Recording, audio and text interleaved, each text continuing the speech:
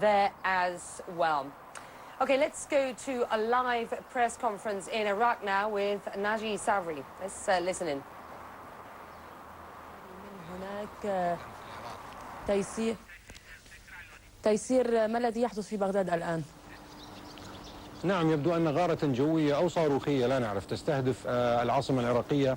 في هذه اللحظات انطلقت المقاومات الأرضية باتجاه الأهداف القادمة إلى العاصمة العراقية. نسمع الآن عددا من الانفجارات في مناطق قد تكون في محيط العاصمة العراقية، لكن بعضها قريب من وسط العاصمة الحقيقة، ونحن بانتظار ما ستسفر عنه الغارة. وقيادة وقائدا، ولذلك people and leadership and government and leader, and therefore the aggressing colonial powers, the American and British, they fell in the trap of their deceit that was built on desperate wishes, and they built a campaign of aggression on our people, and now they're being defeated on all battlefields. They are defeated on all fronts and are retreating in the face of the strong strikes that are carried out by the people of Iraq, the civilians and the military alike. In all fronts, the village people, the tribesmen, the civilians, the members of the party, the units of the armed forces, those painful strikes and destructive strikes that changed those desperate dreams of those invaders and spread fear in their ranks, and hundreds of them fell killed and many were captured, and the soldiers, the American and British, fled scared running away from our troops. And this bravery, this Arab Iraqi Islamic bravery spread fear and confusion in the leadership of those aggressors, and now you see that leadership is contradicting itself in their statements and in their announcements, and the statements of that leadership is subject of laughter in the world based on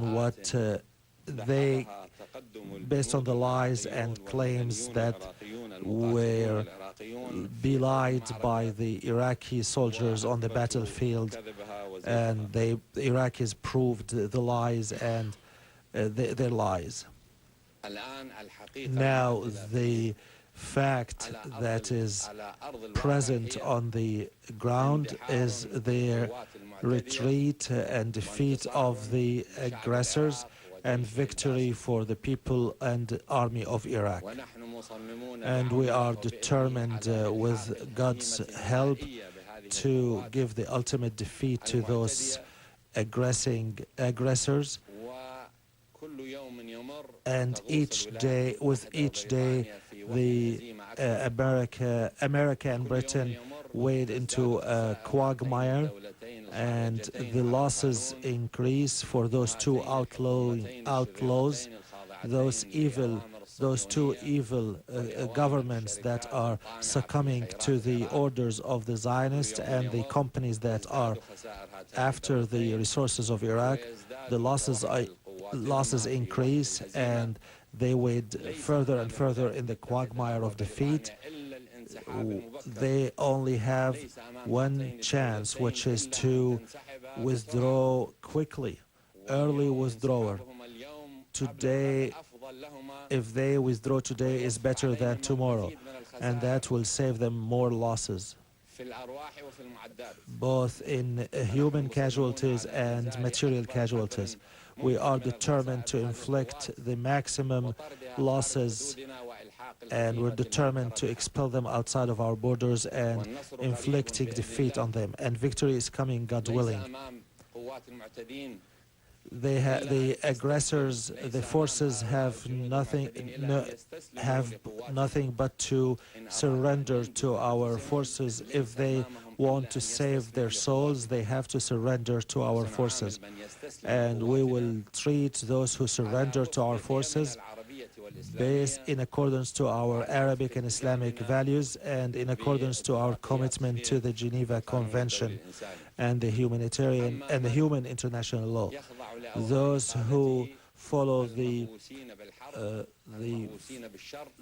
evil whispers of their leadership, they have no future and they have no hope to rescue themselves from the incinerator that we're fixing for those aggressors on all fronts.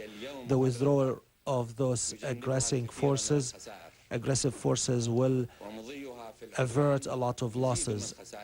If they go further in the aggression, they will increase their losses, and the rift between them and the Arabs and Muslims will be bigger, and they will increase in the hatred and the feelings of hatred between them and the Muslims and Arabs and all the people of the world, and their interests will be harmed, and they will have a lot of losses on the level of interest, on their interest. So there are some who say that the Americans and British are making up for their losses on the battlefield, on the front, by attacking civilians and civilian installations and facilities more. They are destroying, and you hear about those cowardly strikes on civilian quarters all over Iraq. But those cowardly acts will not give them but more rebuke and more losses,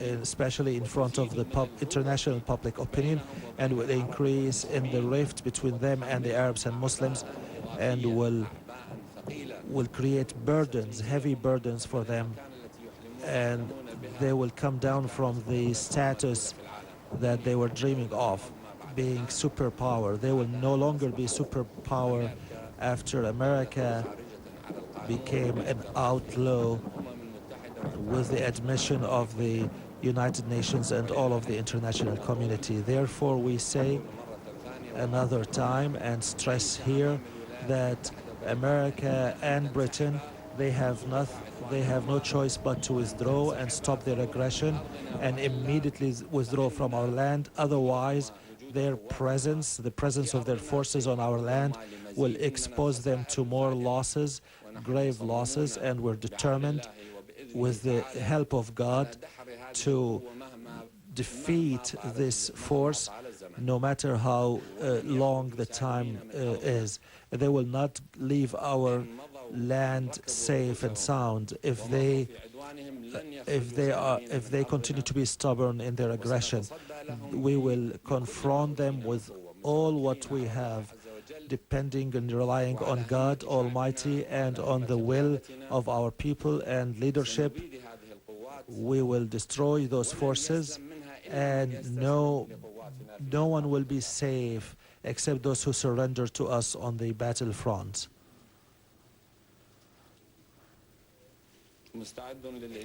I'm ready to answer any of your questions. Yes. Mr. Minister, the American administrator have increased their tone against Syria. What is your position, and where do you put the position of the Arabs in the confrontation between Iraq and the aggression? Syria responded to those claims and accusations. The Arab position, the popular position, is excellent. The Arab people all over the Arab world, with no exception, is very angry over this aggression and is demanding the Arab government to give the people the chance to participate in defeating this aggression, and demanding from the Arab government to take all measures to give the needed support to Iraq in confronting this aggression. The popular position is excellent in the Arab world, but the official position, we hope that this official position comes close to the popular position, and the legitimacy of the official position is gained when it is closer to the popular position. Their meetings, their resolutions that stated or demanded giving support and solidarity to Iraq and to refrain from participation in the aggression against Iraq. There are people who are participating in stabbing Iraq from in the back, and they will be getting the judgment from their people after they tarnished the reputation of their country with humility. Those before history and the Arab nation, they are to be held accountable for this betrayal, and what is being requested by the populace in the Arab world is a position by the governments to support Iraq. You know that Iraq has never let down any Arab country from the position of Iraq. Any country that had suffered from anything in the past, Iraq had come forward and helped. They did not wait for a resolution from the United Nations or the Arab League or a justification from here or justification from there to support our brethren in the Arab countries. Therefore, the Arab people are waiting for their governments to return some of that debt to Iraq. Iraq that was present in all the battles of the Arab world against the Zionist aggressor, ready with money and men and weapons, and Iraq was present against all the calamities that inflicted the Arab world. Yes.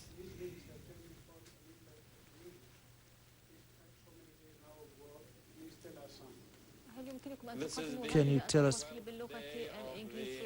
tell us something in English? 12 days have passed on the war that is being waged against Iraq by the British and Americans, and as you know, the invaders, the British and the American invaders, they led themselves into this quagmire. They wished something for Iraq as invaders, as colonial powers. They wanted to divide Iraq, to divide the public opinion in Iraq. Those wishes of the invaders, the British and the American, fell on deaf ears. So the British worked hard to apply this golden rule of the British colonization in Iraq during more than 30 years when they ruled Iraq before 1948. And in that period, the British failed in applying this rule. This was the desire of British colonialists. They left this legacy to their American friends or allies who believed into this illusion and came to Iraq and planned their colonial war campaign against Iraq in accordance with this illusion. And so they fell into a trap of their own, made by their own hands. They faced unified people, one body, a single body. The leader, the leadership, the government, and the people are unified body in this country, unified entity. fighting entity, fighting against their war, colonial war against our country. And I replied to a question by the gentleman from Monte Carlo Radio about the Arab official position. I said the Arab popular position is excellent, and the degree of the legitimacy of the Arab official position, governmental position, is how much this position gets closer to the Arab popular position. Now, yes? Could the Americans are talking about fighting around Najaf and Nasiriyah today?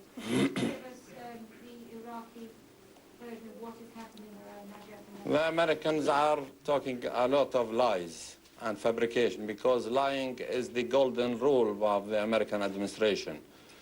You can ask about the military details to the spokesman who will appear today in front of you, but you have to put a question mark along any statement said by these liars. They have been lying to their people, they have been lying to the world public opinion, and now they fell victim to their lies. Yes. Naam. Yes, are you trying any initiatives on the diplomatic front? The non-aligned movement is moving now to hold a session for the General Assembly. The Arab group is moving also to hold a session to the General Assembly. First, to go to the Security Council, asking for a resolution to stop this aggression and immediately, and to withdraw all invading forces outside the Iraqi borders. We are part of the Arab group, and we are part of an aligned group. نعم. نعم. يعني هل ما زال العراق يثق في يعني ربما نزاعة مجلس الأمن الدولي، خصوصا وأن مجلس الأمن لم يتخذ أي قرار خلال هذا العدوان على العراق؟ مجلس الأمن كبلته دولتان خارجتان على القانون، هما بريطانيا والولايات المتحدة، ودفعتاه إلى إصدار قرار هزيل was shackled by two countries, America and Britain, and it was pushed to issue a resolution, a weak resolution that brings about irony, while the Zionist American British aggressive forces throw the fire against people, on Iraqi people. Security Council is talking about food. Who is going to receive the food? Are they the children that were killed in the Shu'la, the children that were killed by those cruel and brutal aggressors that are coming out of the caves of the Middle Ages? First, the aggression has to stop.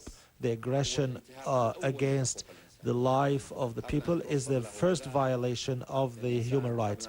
Before you give the human being food, give him security and safety, and take away the shadow of death that is over that human being. These crimes are the worst of crimes against humanity. We are working through those systems, the Arab group and the non-aligned movement and the Islamic Organization Conference. We hope that the United Nations engages its authority, and we wish that the Security Council goes back to exercise their jurisdiction as was mentioned in the Charter, and that the Secretary General stops to be a rubber rope pulled as a string by Negroponte in violation of laws and Charter of the United Nations.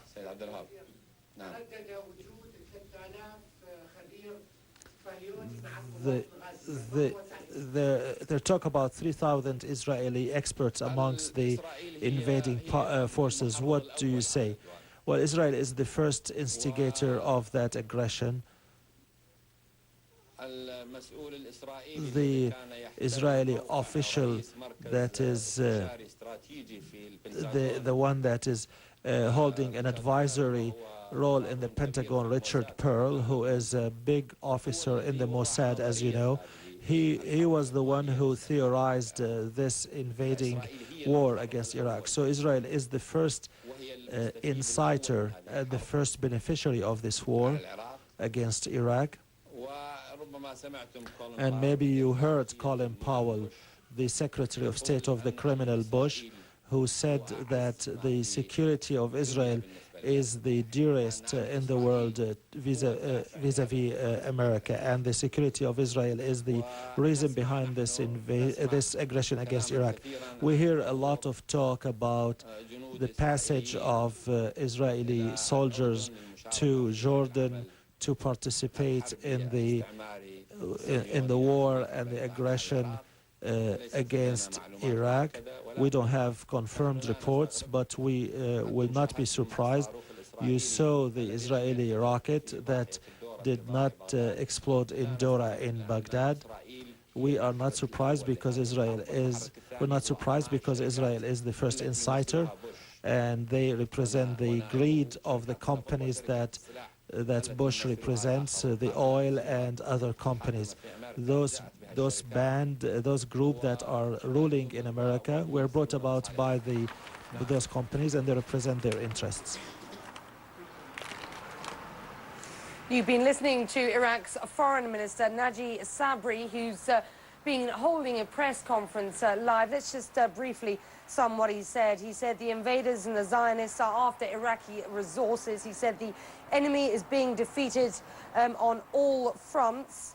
So far as the Arab world is concerned, he said the Arab position is as one. There are no exceptions, and the Arab world is extremely angry about the aggression towards Baghdad. He said that those he called invaders, which of course are the coalition troops that he's referring to, are destroying civilian structures to make up for their losses, referring to the Baghdad marketplace, for example.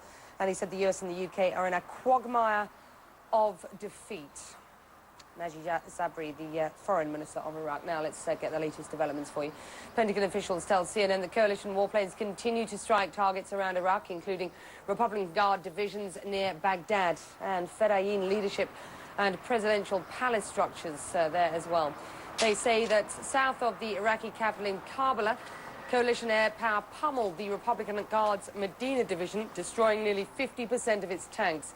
They say scores of Republican Guard soldiers there surrendered, and that Baghdad is sending more Guard forces to that region. US military officials say that elsewhere in central Iraq, coalition troops engaged a significant number of Iraqi paramilitaries near Negev, killing more than 100 of them and taking about 50 prisoners. Well, the Pentagon also tells CNN that US special forces have discovered, quote, an expansive set of tunnels under a so-called terrorist training camp in the northeastern Iraqi town of Kurma. And in western Iraq, coalition commanders say US-led forces on Sunday struck a gathering of paramilitary soldiers. The commanders say they'd been taking shelter at an unused prison in an Iraqi town. British military officials confirmed they're using a new air-launched cruise missile rushed into service for the war. The Storm Shadow is equipped with a stealth design. Let's join Steve Pennington now for more on the military strategy being put into use in Iraq. We're joined from Qatar by Colonel Steve Pennington at US Central Command. Thank you for joining us. Let's just start with the latest news and the latest pictures out of Baghdad, where it appears once again on these live pictures that the coalition forces are bombarding that city. Bring us up to date. Well, I'd say what we're doing is trying to disconnect Saddam Hussein and the leadership from his military power that's both in the south and the center. And then secondly, at the same time, attempt to reassure by precision bombing the Iraqi people that we're not attacking the people themselves, it's the leadership we're attacking. Well, let's talk about that, because in fact precision bombing has resulted in, it seems at least, the destruction of a marketplace in Baghdad, although I know that the coalition forces are suggesting that that may have been an Iraqi bomb itself, and indeed a shopping centre, for example, overnight Baghdad time. What do you say to those accusations? Well, I would think that what we'd have to do is actually be able to go downtown, which we can't do right now, to determine whether it was the result of an errant bomb, and there certainly will be some in a wartime, or secondly, if it was a result of perchance an Iraqi SAM falling back into downtown Baghdad. They've shot a number of them, and that well could be the answer also. But until we have a chance to go downtown Baghdad, I don't think we can tell you for certain that it was not a U.S. bomb. We did not intend to hit either of those places, but there's a possibility we could have. Give us a sense of where the military strategy stands as your troops move towards within 100 kilometers of Iraq's biggest city, where they are facing significant resistance from Iraqi forces who are, to all intents and purposes, trying now, it seems, to lure them into urban areas. Those troops are going to find it difficult, aren't they, if that's the fight as they move towards Baghdad? Well, we're doing three things simultaneously. One is attacking the forces that are in the field from the air, and so you've seen quite a bit of air operations, bombing operations against forces in the field, the Medina and the Baghdad divisions that are south of Baghdad. And then secondly, we also have continued raids by the ground forces as they go in and make contact with Iraqi forces. And then the final piece that's continuing throughout this is an information campaign that talks to not just the Iraqi soldiers, but particularly to the people, to tell them that the coalition that is coming forth is not coming to conquer Iraq, it's coming to remove Saddam Hussein and to set in place structures that will be very beneficial to the Iraqi people. Colonel Steve Pennington, I want to go back to the pictures, the live pictures out of Baghdad, where there is significant amount of smoke at present. You bombed Baghdad overnight. It seems the bombing is continuing, as you suggest, at present. How frustrated are the coalition forces that, despite trying to extinguish the facility of the information ministry a number of times now, it's still there, it's still evidently up and running, and Iraqi TV is still on the air? Well, as you know, the internet age has made things a lot simpler for people than in the old days when you only had a TV. We now have satellites, we have cable, and we have broadcast TV. So I think at the end of the day, it's going to take us a little bit longer to put those things out of service and keep them out of service. But we will be able to accomplish that, and we will, in fact, be able to spread the message that we've talked about earlier, that we're attempting to bring rule of order to Iraq and to improve the life of the people of Iraq. Let's just stick with this information ministry story, because it is an interesting one. There are those who suggest that coalition forces would have been sensible to have targeted command, control and communications facilities, particularly those of the satellite and TV services, earlier in this campaign. Was it, and I put this to you, was it that you assumed the strategy would, the war would be over much quicker than you have now anticipated, and that you would be using those TV facilities yourselves to spread the coalition message? Well, I don't think the latter is true. We all along thought this would be a campaign that took a while. Secondly, we had to peel back the onion to be able to get inside of Baghdad without horrendous losses to the air forces. And thirdly, we intended all along to do this with as little destruction as possible. So I believe the recent attacks on the Ministry of Information have in essence left the building standing. However, we've tried to take away the capability to move information in and out of that building. But again, just as you are aware of in your own life, as you have multiple choices for receiving TV, we also believe the same is true in Baghdad. It'll take a while to work this problem. Okay, we're going to have to leave it there. Thank you very much indeed for joining us, Steve Pennington, there in Qatar. And let me just tell you that in a half hour's time, we've got the daily main Central Command briefing today being held by Brigadier General Vincent Brooks. We'll be covering that live. Tom Mintier, of course, is in Doha, Qatar, where he's stationed, and he'll bring us up to date on what we heard and some analysis on that later. So that's in a half hour's time. You're watching CNN. Stay with us.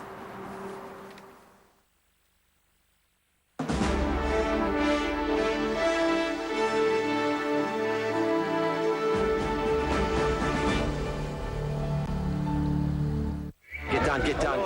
CNN covers the Middle East like no other network. There's another aircraft flying overhead. The Israeli cabinet in emergency session. The country was ready to confront the aggression. CNN special correspondents are on the ground and on the web, bringing you the news as it happens. Brent? CNN, Baghdad. When the world wants news from the Middle East in Arabic, CNNArabic.com. Be the first to know in Arabic. CNN. No one gets you closer. Strong explosion. More journalists on the ground. Literally right on the front line. Getting the story where it happens. This is actual time of the cavalry. CNN, an experienced team. Now rounding up prisoners. Bringing you fast, balanced, and accurate information. It is being invaded and attacked. Here is the only place that they're safe. There is resistance to U.S. and British Be the first to know. Stay with CNN.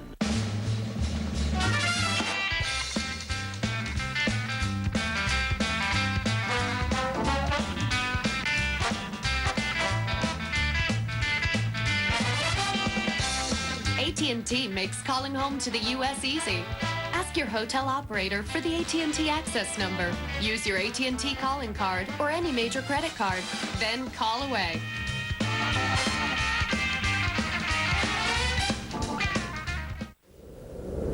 Now, you don't have to follow the news. The news follows you. CNN. Be the first to know. CNN's experienced team of journalists from the ground, in the air, on the seas, reporting from the front lines. That's fast, balanced, and accurate. Be the first to know. Stay with CNN. This is CNN.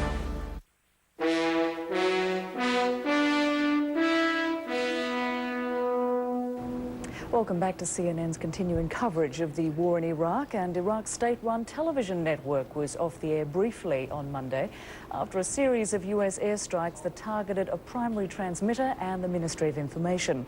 Well, the signal was only out to viewers within Iraq and has since been restored. Chris Plant joins us from the Pentagon with an update on that and indeed other US military operations in Iraq. Chris. Hi, Rosemary. In case there was any question as to whether there was going to be an operational pause, we all got the answer to that last night. Severe bombing continued of Republican Guard divisions around Baghdad, and a number of targets in downtown Baghdad were hit also. The Information Ministry was bombed. The intelligence headquarters, where it's believed that the Fedayeen Saddam have their headquarters and are operating their forces around the country, was bombed with heavy bombers last night. Also, the Fedayeen Saddam barracks in Baghdad, also at the top of the target list last night.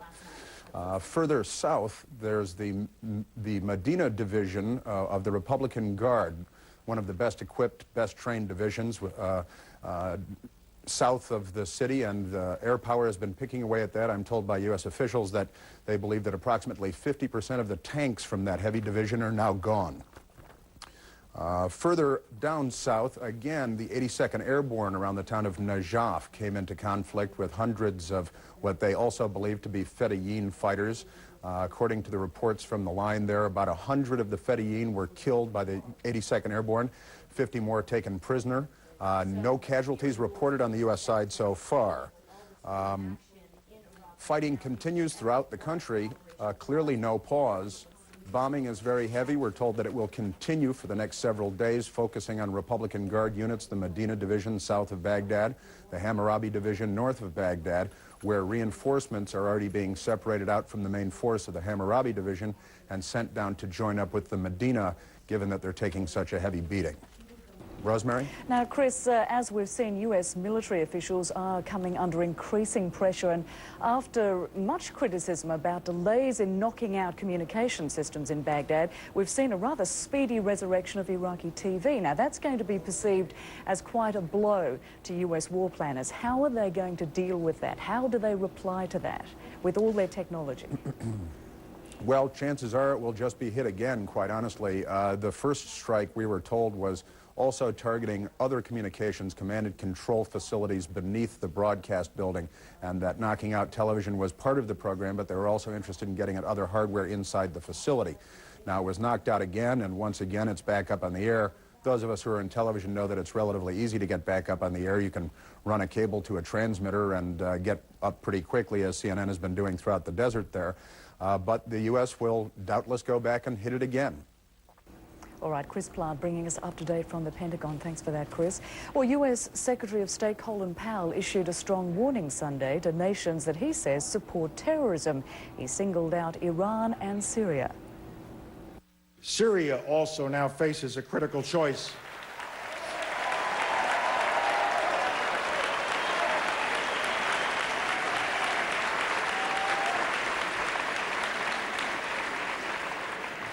Syria can continue direct support for terrorist groups and the dying regime of Saddam Hussein, or it can embark on a different and more hopeful course. Either way, Syria bears the responsibility for its choices and for the consequences.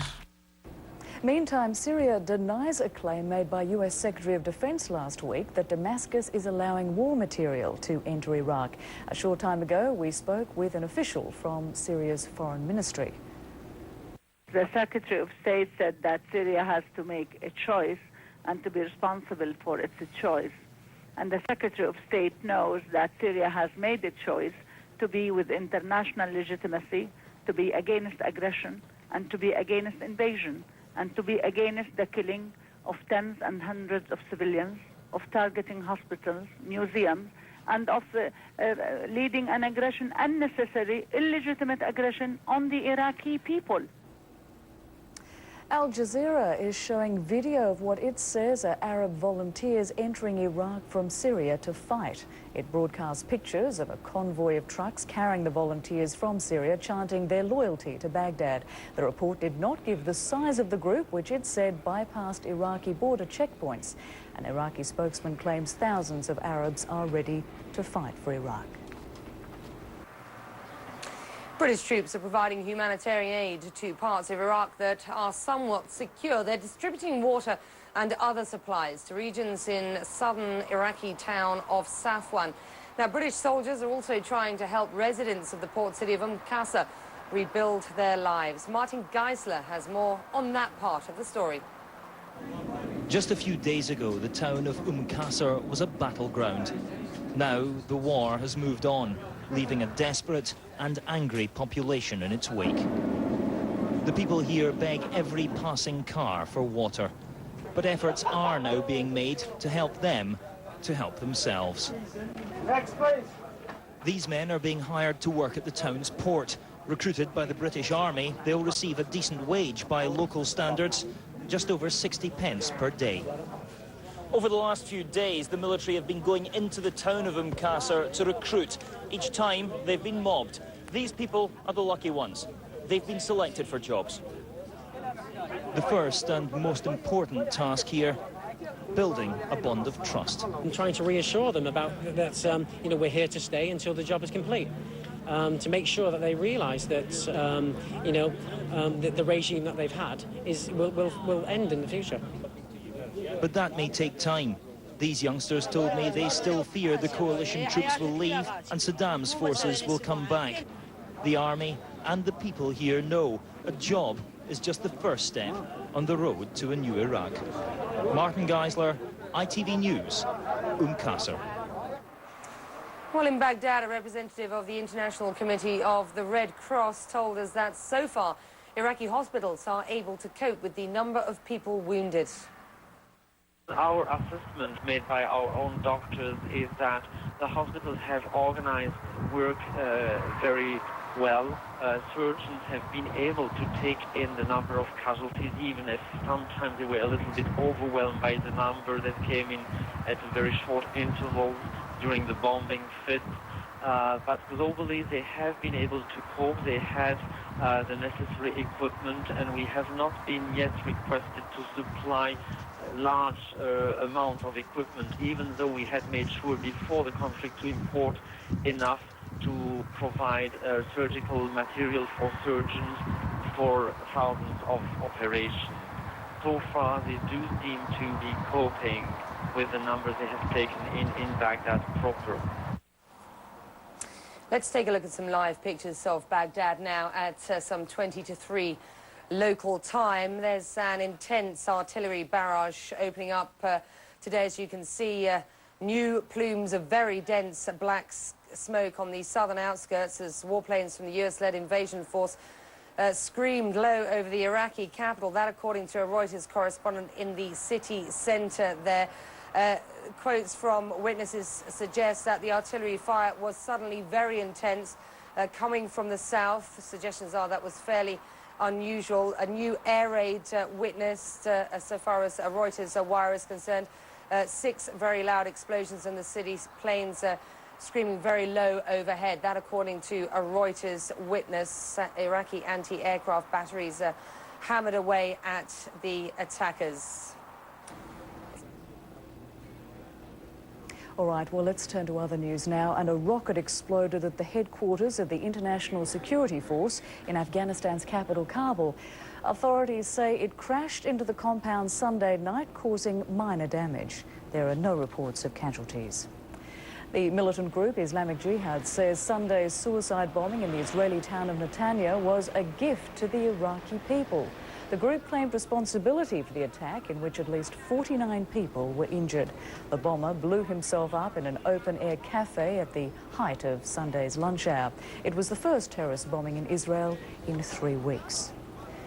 Well, new information just in regarding the mysterious and deadly flu-like disease now known as severe acute respiratory syndrome.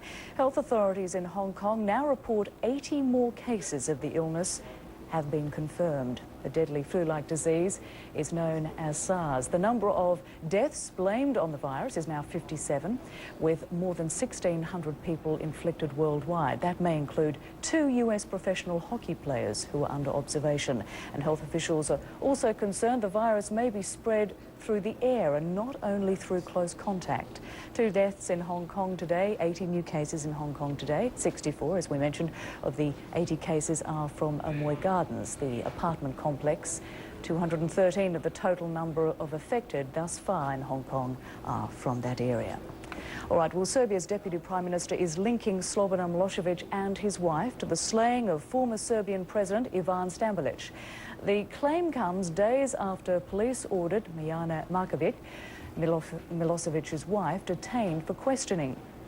Serbian authorities say they have, quote, credible suspicions that Markovic was involved in the assassination of Stambolic in 2000. They're threatening to issue an international arrest warrant unless she returns immediately from Russia. So far, no one has been charged with the crime. Milosevic, the ousted Yugoslav president, is on trial at the UN War Crimes Tribunal. And the latest developments are straight ahead. Stay with us.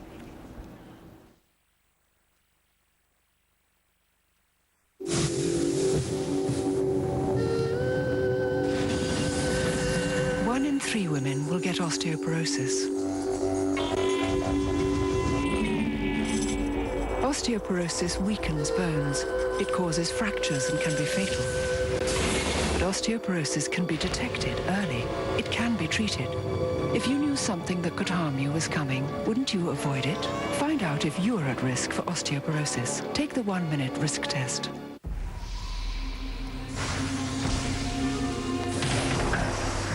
A Grand Slam in the UK.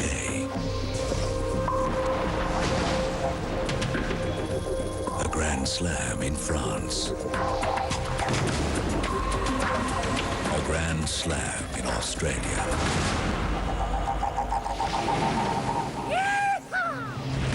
Another Grand Slam brought to you by Kia.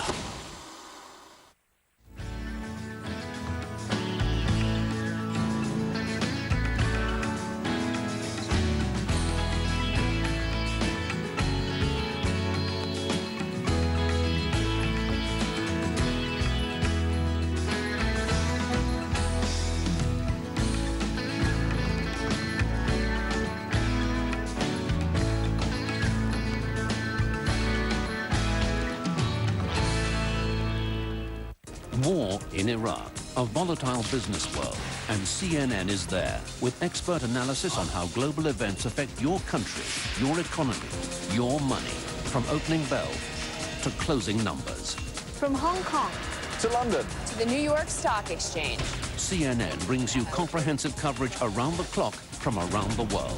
when money is made and lost, be the first to know. Stay with CNN.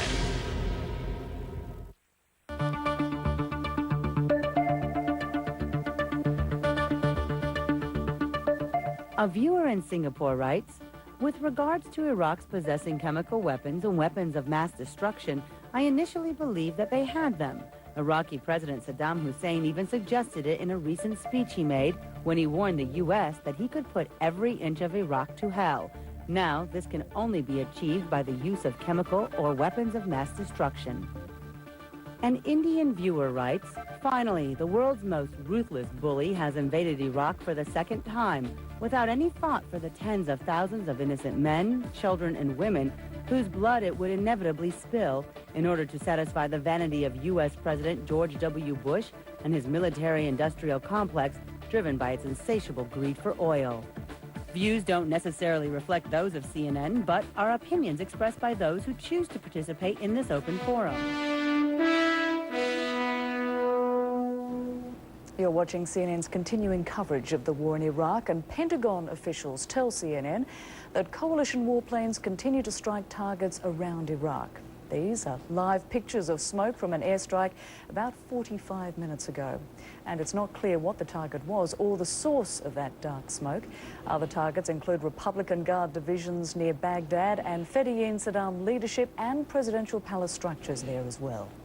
They say that south of the Iraqi capital in Kabbalah, coalition air power struck the Republican Guard's Medina division, destroying nearly 50% of its tanks. They say scores of Republican Guard soldiers there surrendered and that Baghdad is sending more Guard forces to that region. US military officials say that elsewhere in central Iraq, coalition troops engaged a significant number of Iraqi paramilitaries near Najaf, killing more than 100 of them and taking about 50 prisoners. The Pentagon also tells CNN that US Special Forces discovered an expansive set of tunnels under a so-called terrorist training camp near the northeastern Iraqi town of Kerma. And European markets are halfway through their trading day. Charles Hodson joins us now with the details on all that action. Charles. Hi, Rosemary. Well, European stock markets continue to slump as war jitters prevail. Let's have a look at the current levels. Right now, the London FTSE, the top 100 shares in London, are off by about 2%. The Acute DAX is doing a lot worse, though, off by about 4%. The Paris CAC around 3 2/3% off at the moment. Zurich SMI losses there more than 3%. Cathay Pacific has become the latest airline to announce flight cuts as demand for travel drops. The Hong Kong airline is halting flights to 8 destinations in Asia. Hong Kong is at the heart of a deadly disease outbreak. The virus known as SARS, which causes a severe respiratory illness, is combining with the war in Iraq to keep many travellers at home. Cathay stock fell in Hong Kong, and shares of Qantas, Singapore Airlines and Japan Airlines also dropped on Monday. Oil prices are pushing higher after edging down slightly on Friday.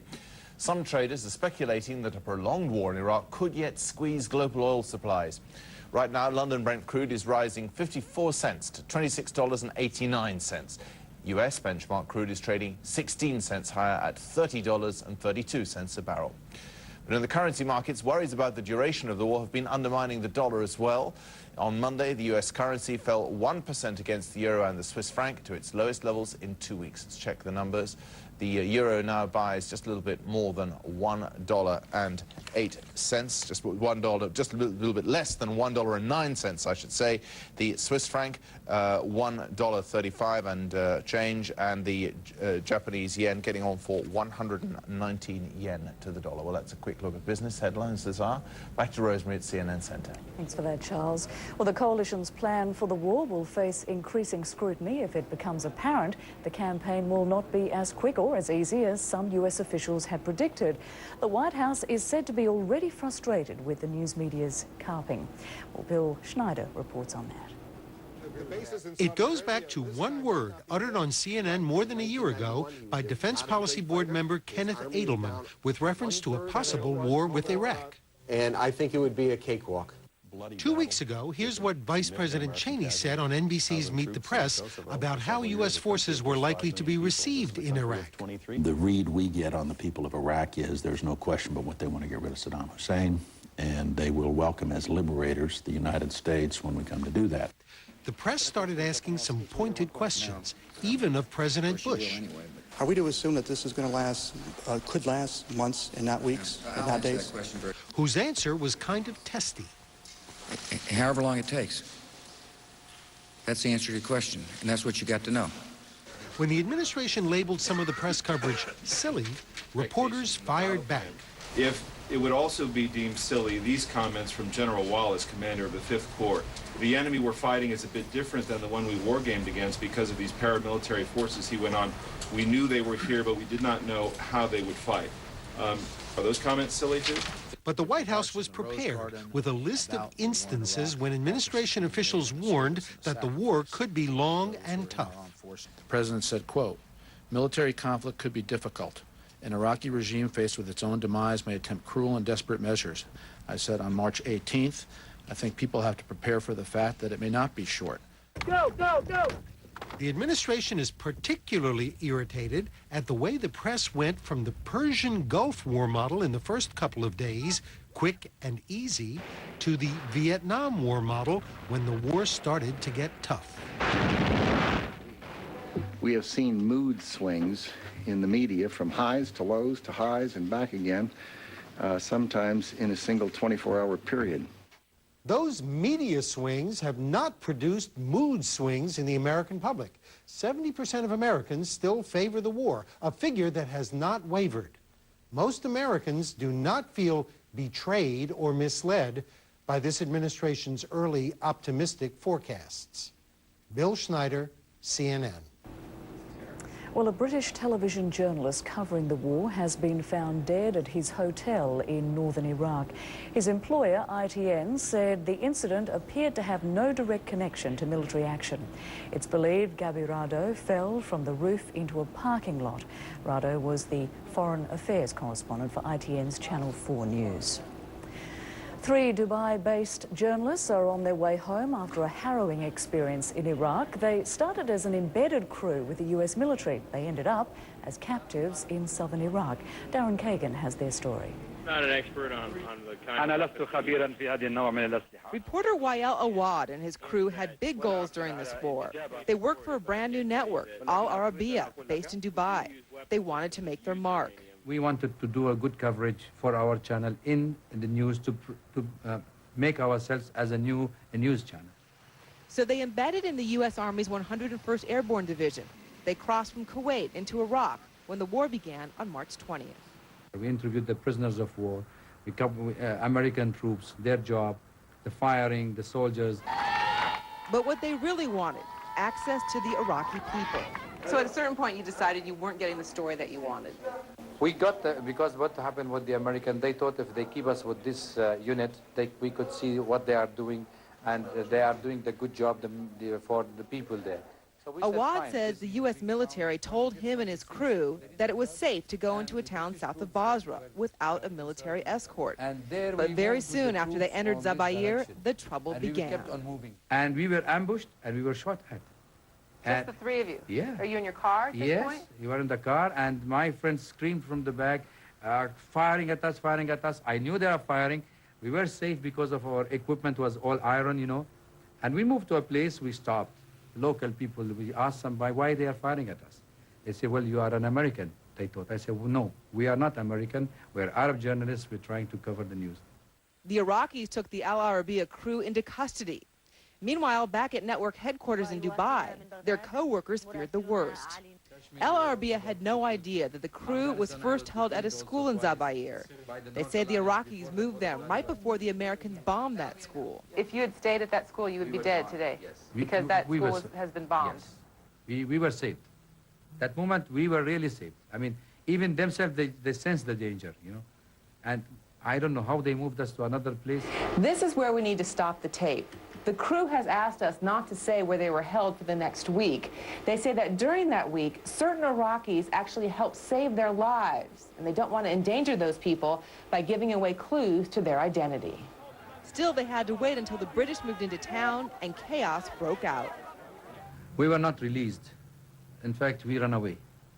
All the way to a British checkpoint and eventually back across the Kuwaiti border. They were greeted by the Kuwaiti information minister and phoned home.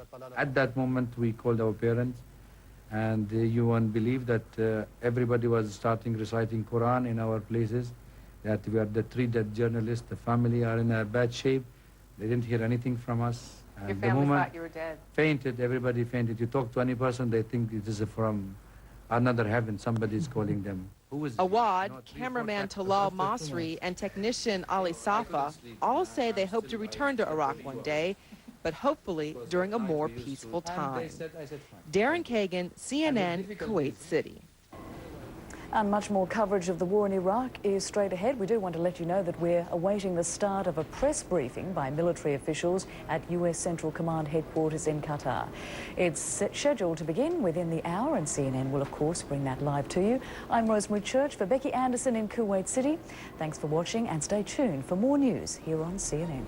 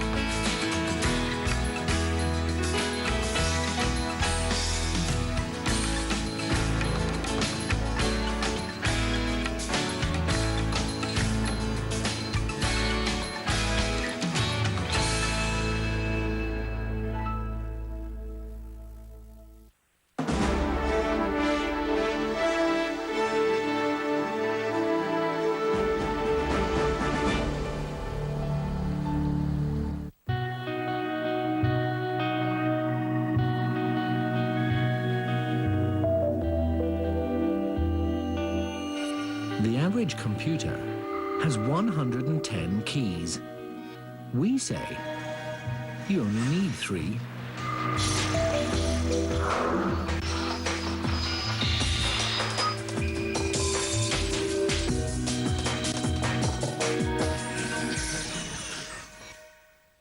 Christian Amanpour, one of CNN's team of experienced journalists, bringing you the news from southern Iraq. Since in the town, British officers now admit that the Iraqis are trying to fight this battle on their own terms, trying to draw the British into urban warfare, knowing that they cannot defeat superior force in the open desert. Christian Amanpour. We continue to monitor this situation. Experience you can trust, only on CNN. This is CNN. Coalition ground forces gather south of Baghdad as firefights break out with Iraqi government troops.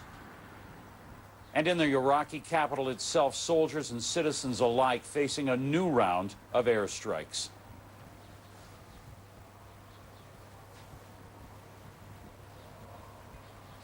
Hello, this is CNN's continuous coverage of the war in Iraq. I'm Jim Clancy in Kuwait City. And I'm Rosemary Church at the CNN Centre. Also this hour, we're waiting for a briefing by US military officials based in Doha, Qatar, and we'll have coverage of that once it's underway sometime in the next few minutes. Iraq's foreign minister says other Arab governments must listen to the anti-war sentiments of their people or suffer what he termed the consequences. Naji Sabri's comments follow another night of fierce Allied airstrikes on Baghdad. Reem Brahimi joins us from her monitoring post in neighboring Jordan with the latest on events in Baghdad. Reem? Jim, indeed, the foreign minister predicting defeat for the U.S. and Britain, saying that Iraq would be victorious in this battle, also saying that nobody would be safe in Iraq unless they surrender. Let's listen to how he put it. We are determined, with God's help, to give the ultimate defeat to those aggressors. And with each day, the America and Britain wade into a quagmire, and the losses increase for those two outlaws. The minister also predicting there would be more martyrdom operations, or people willing to sacrifice their lives in Iraq to defeat what he called the enemy, and saying that the Arab countries, the Arab governments, should listen to their people. Not only that, but should allow them to come into Iraq and fight the United States invasion, as he called it. And this, of course, very much striking a chord in with the Arab public sentiment, Arab public opinion, as you know, Jim, and the entire region has been very overwhelmingly pro-Iraq. And you can see some of the newspapers here, the magazines I have. This is a Lebanese magazine called Thoughts. The question here, has Saddam dragged Bush into a trap, saying that this war is the mother of all American losses? And then another magazine, again responding, maybe echoing the questions that there are among a lot of people in the Arab world. Washington and Baghdad, a long war full of surprises. Responding again to this sentiment among the Arab among Arab people, asking the question, where is this quick defeat that was announced by the US and Britain? Jim? Reem, isn't there a sense, though, when you read all of that, when you see the demonstrations on the street, that somehow this is schizophrenic? On one hand, they want the United States to be bloodied, the British to be bloodied in this effort. On the other hand, they want to ensure that Saddam Hussein, who's killed more Muslims and Arabs than any other regime in history, is toppled. Well, that seems to have been changing with the war, Jim. That was pretty much the case. A lot of people, even in the Arab world, had no sympathy for President Saddam Hussein. But he's now emerging with this US-led war as something like a hero, someone who's just saying no to the US and Britain. It's quite classical. We saw it in '91 as well during the previous Gulf War. And this time again, people who were coming out in the streets purely to support the Iraqi people, purely to support people who they thought were their Arab brothers suffering under sanctions, under war now, under bombings. Well, now more and more they're coming out with posters of President Saddam Hussein and saying, well, he's saying no, where our governments are not saying anything, or sometimes saying yes and supporting the war effort. Jim? Reem Brahimi reporting to us there from Jordan as she continues to monitor events in Baghdad and beyond. Reem, thank you for that. We're going to switch over now to Doha, Qatar, and get the latest from U.S. military briefers. Brigadier General Vincent Brooks at Central Command. Remember those who have lost their lives and their families. The coalition attacked regime targets over the last 48 hours in Baghdad and several cities throughout the country. Additionally, there were precision attacks against surface-to-surface missiles and Republican Guard forces. Our efforts are focused on every aspect of the regime. Here are some examples of recent attacks, and they illustrate our approach. First, we attacked the regime directly. This is a strike against an Iraqi intelligence service building in Karbala, and it was attacked 2 nights ago.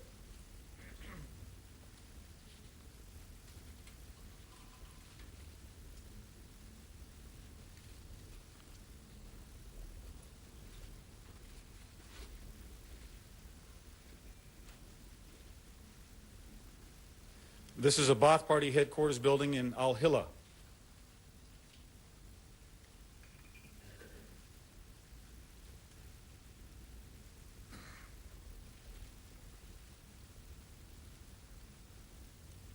This is a military headquarters building in western Iraq.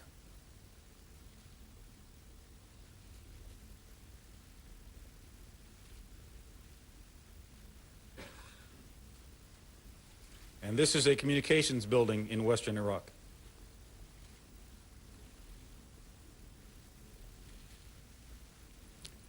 These are all attacks against the regime directly. We attack forces defending the regime. This first image is a tank in a revetment north of Al-Naziriyah.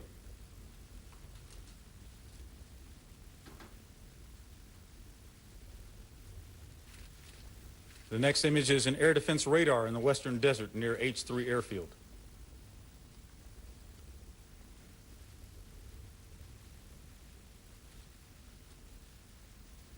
As the next video clips show, we also attack the logistics that make it possible for the Iraqi forces to be sustained, and we prevent them from being sustained. The first image is a fuel truck in a revetment near Acute.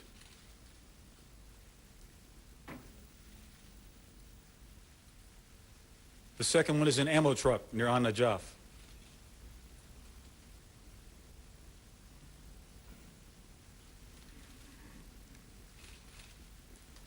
And the final one is an ammo storage area near Baghdad.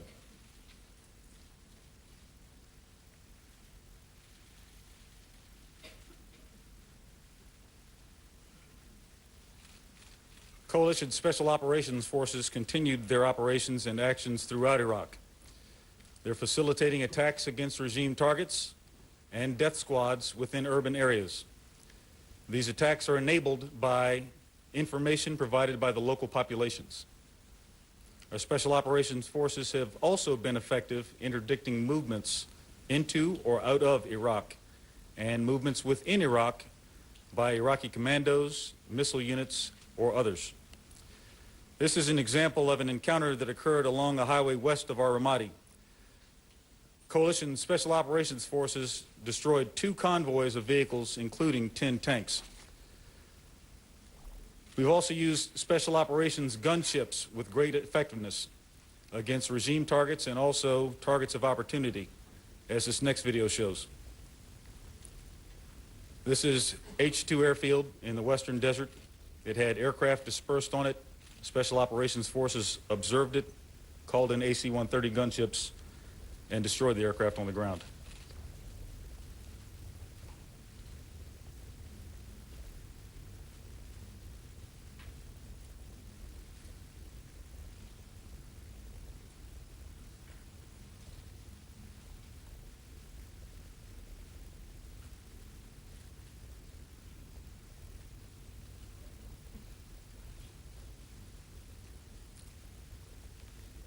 Our land component developed the situation on the ground in several areas, seeking out concentrations of terrorist death squads and paramilitaries to further reduce their effect while also attacking divisions of the Republican Guard.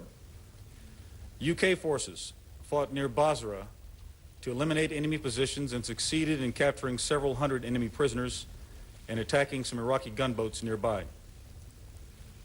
1st Marine Expeditionary Force conducted raids into Al-Fajr, south of Acute, which you see on the map.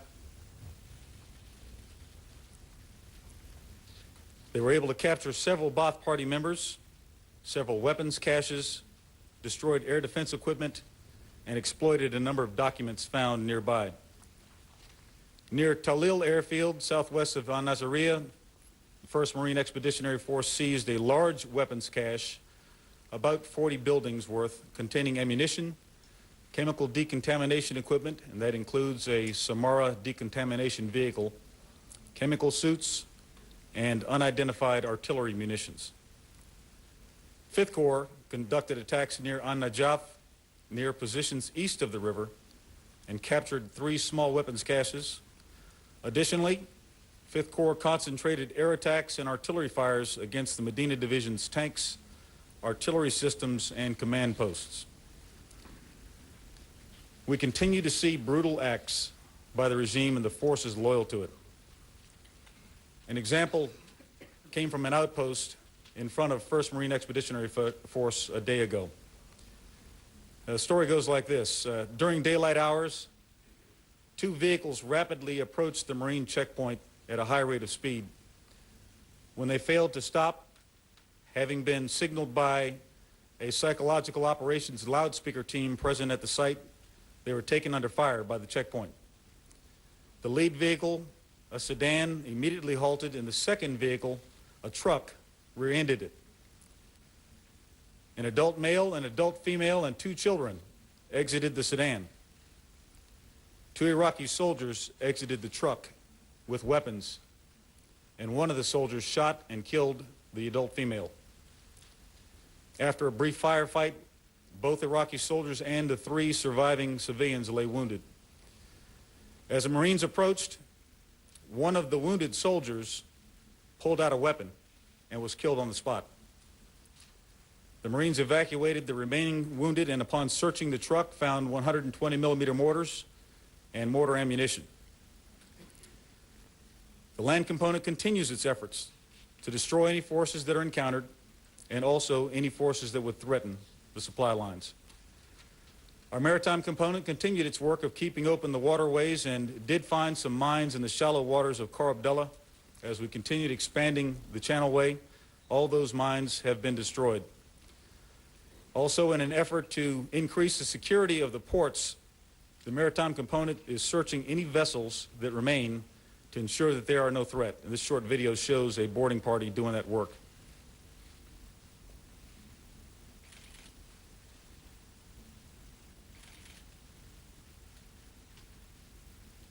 This is a search aboard the deck, and then you'll see them ascend to clear the remains of the boat.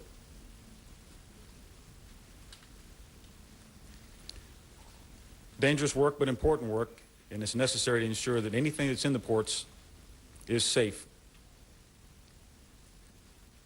The coalition continues to push information to the Iraqi population, and at this point we've now pushed our ground-based communications capability further forward by moving a ground base into Iraq. Up to this point in time, it was in neighboring countries. Our coalition forces also continue efforts to preserve Iraq's future resources, and that remains a very, very good news story. And I have a few things to highlight from our actions in that regard.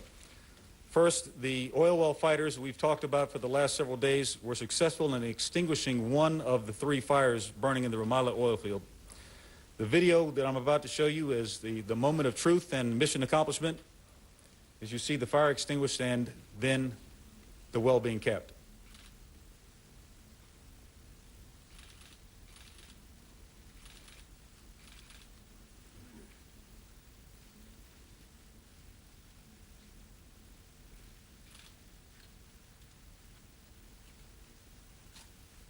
With that one's over.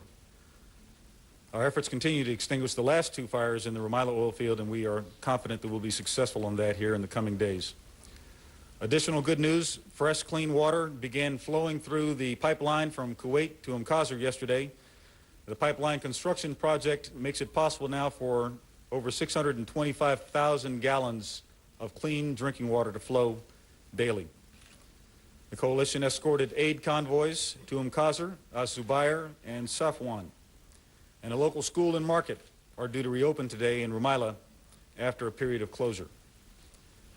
Finally, our civil affairs teams are continuing their assessments amongst the population in the south.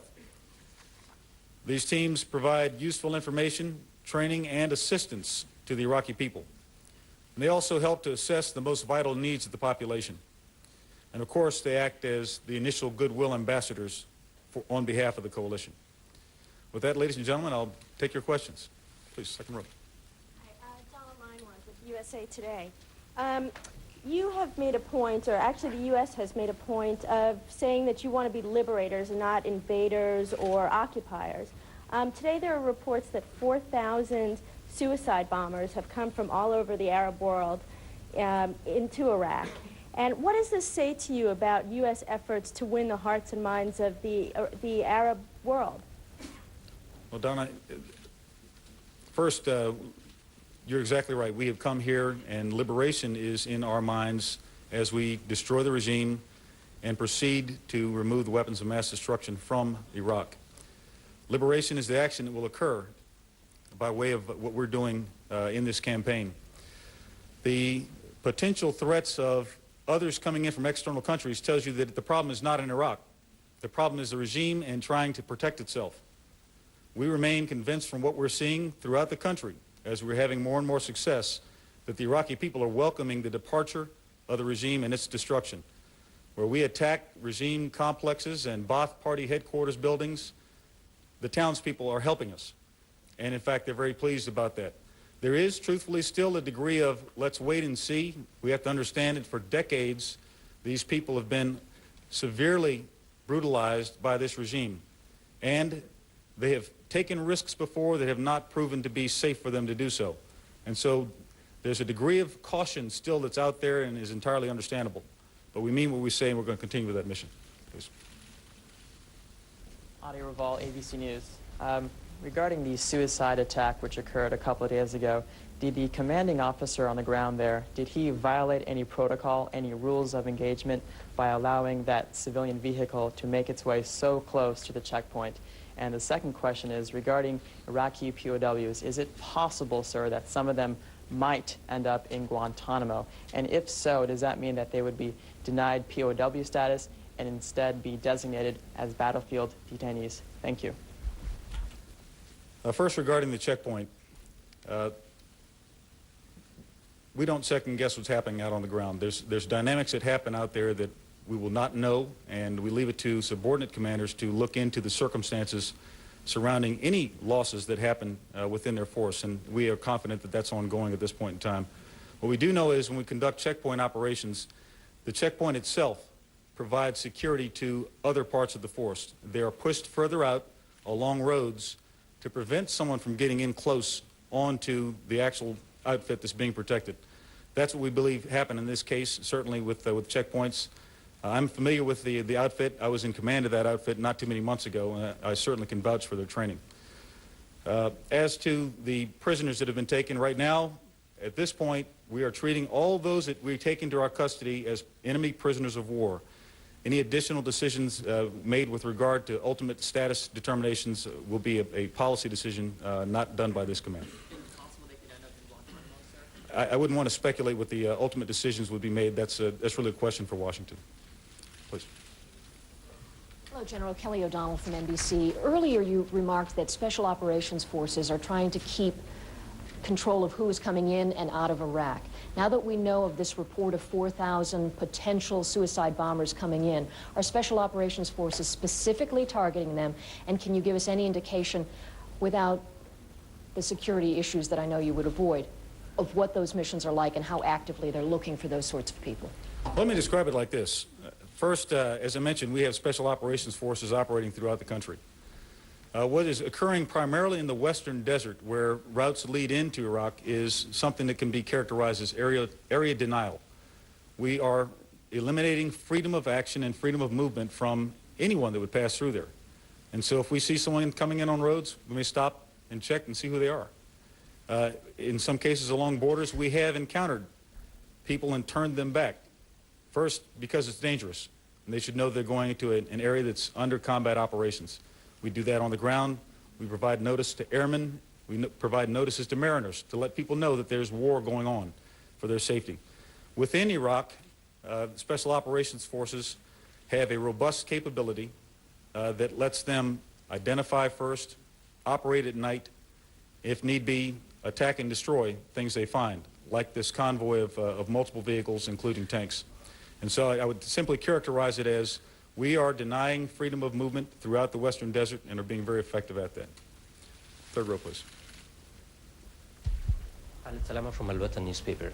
I'm asking whether you've been able to verify whether the aircraft you've taken on the ground was a real one or it was just a decoy, and whether you've been able to identify the type of the aircraft. Thanks. Well, I'm not able to identify the type of aircraft. I'm simply not trained to do so. But I can tell you that our targeteers are very skillful at examining anything that we are deciding to strike in advance or in the post-strike images, what it is we hit. We're comfortable that we hit legitimate targets in this case, but I think that I'm not in a position to say one way or another beyond that. They were indeed in the open. They were in the open, and they were attacked. We want to ensure that there's no capability that would come up, especially from western airfields, to attack coalition forces, and it's better to err on the safe side and destroy it than to do otherwise. Please. With AFP, how will the new security measures, which I assume you're going to put into effect after the car bombing, affect your relations with the Iraqi civilians? Is it possible your forces will treat them with more suspicion in the aftermath of this attack? Well, first let me say that we haven't changed procedures per se. We've already been maintaining security of our forces, and this attack occurred at a security checkpoint.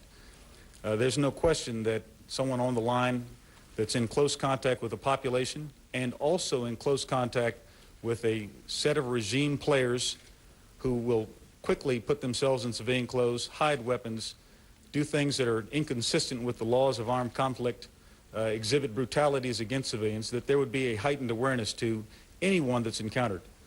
That we can count on. As to how we will encounter Iraqi civilians, I think we still will make determinations on the ground whether a threat is posed or not. In some cases, like the example I gave you, there may be a threat and a non-threat in the same action coming towards you. Very, very difficult to sort that out. Our forces are disciplined, though. They're alert, and they are primarily focused on protecting civilian populations, not destroying them. We'll continue with that. Please, Tom. A two-part question concerning the media. It's our understanding that the domestic version of Iraq TV did not come on the air this morning. Was this a result of targeting in the airstrikes last night? And secondly, there was discussion about the Raya phones and some commanders not allowing embedded journalists to use those phones. Have you had any problems with the embedded journalists violating any rules? Well, let me start with the second question. The Raya phones, we talked about that a few days ago and the importance of making sure that we're maintaining operational security. We don't have something we've applied as a blanket across the battlefield, and we continue to look at whether it's necessary or not to do that.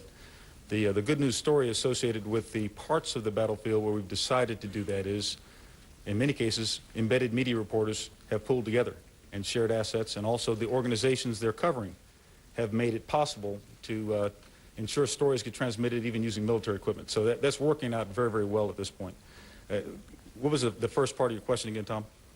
Iraq TV. Right. Understand that report that Iraqi TV domestically did not come on. We certainly have been doing things that would affect the possibility of Iraq TV to be coming on, and we'll continue to do that. We think that the domestic population is not seeing very much of the Iraqi regime at this point in time, and we'll continue our efforts to make sure that's the case. Please, third row. With Phoenix Satellite TV from Hong Kong. We all know that once urban fighting starts in Baghdad, the number of casualties, military and civilians, is most likely to increase.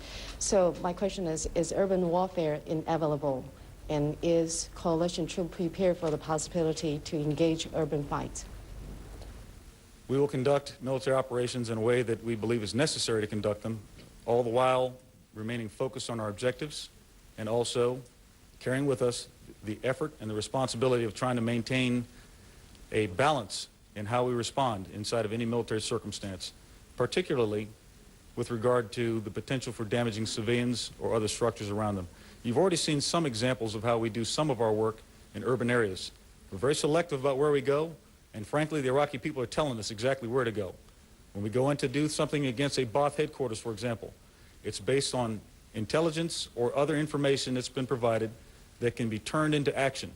And the action is related to that purpose, and in some cases we leave. In other cases we may go in and stay.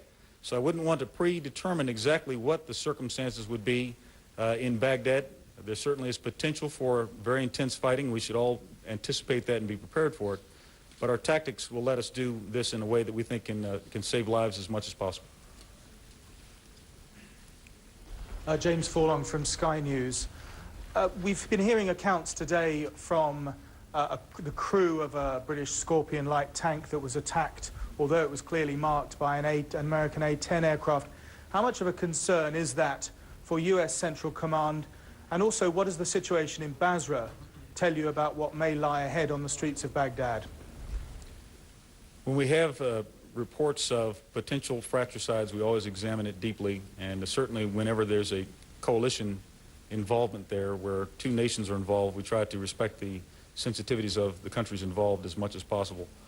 We have a number of things that we're examining right now to make sure that we have not had or that we have had a case of fratricide or blue-on-blue type of actions.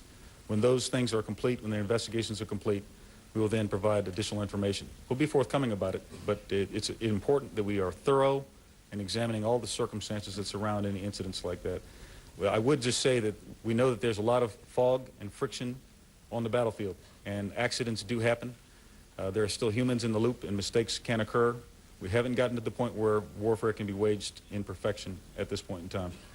The situation in Basra and what it tells us, first, is that the Iraqi people are still, in some cases, under the boot of the regime.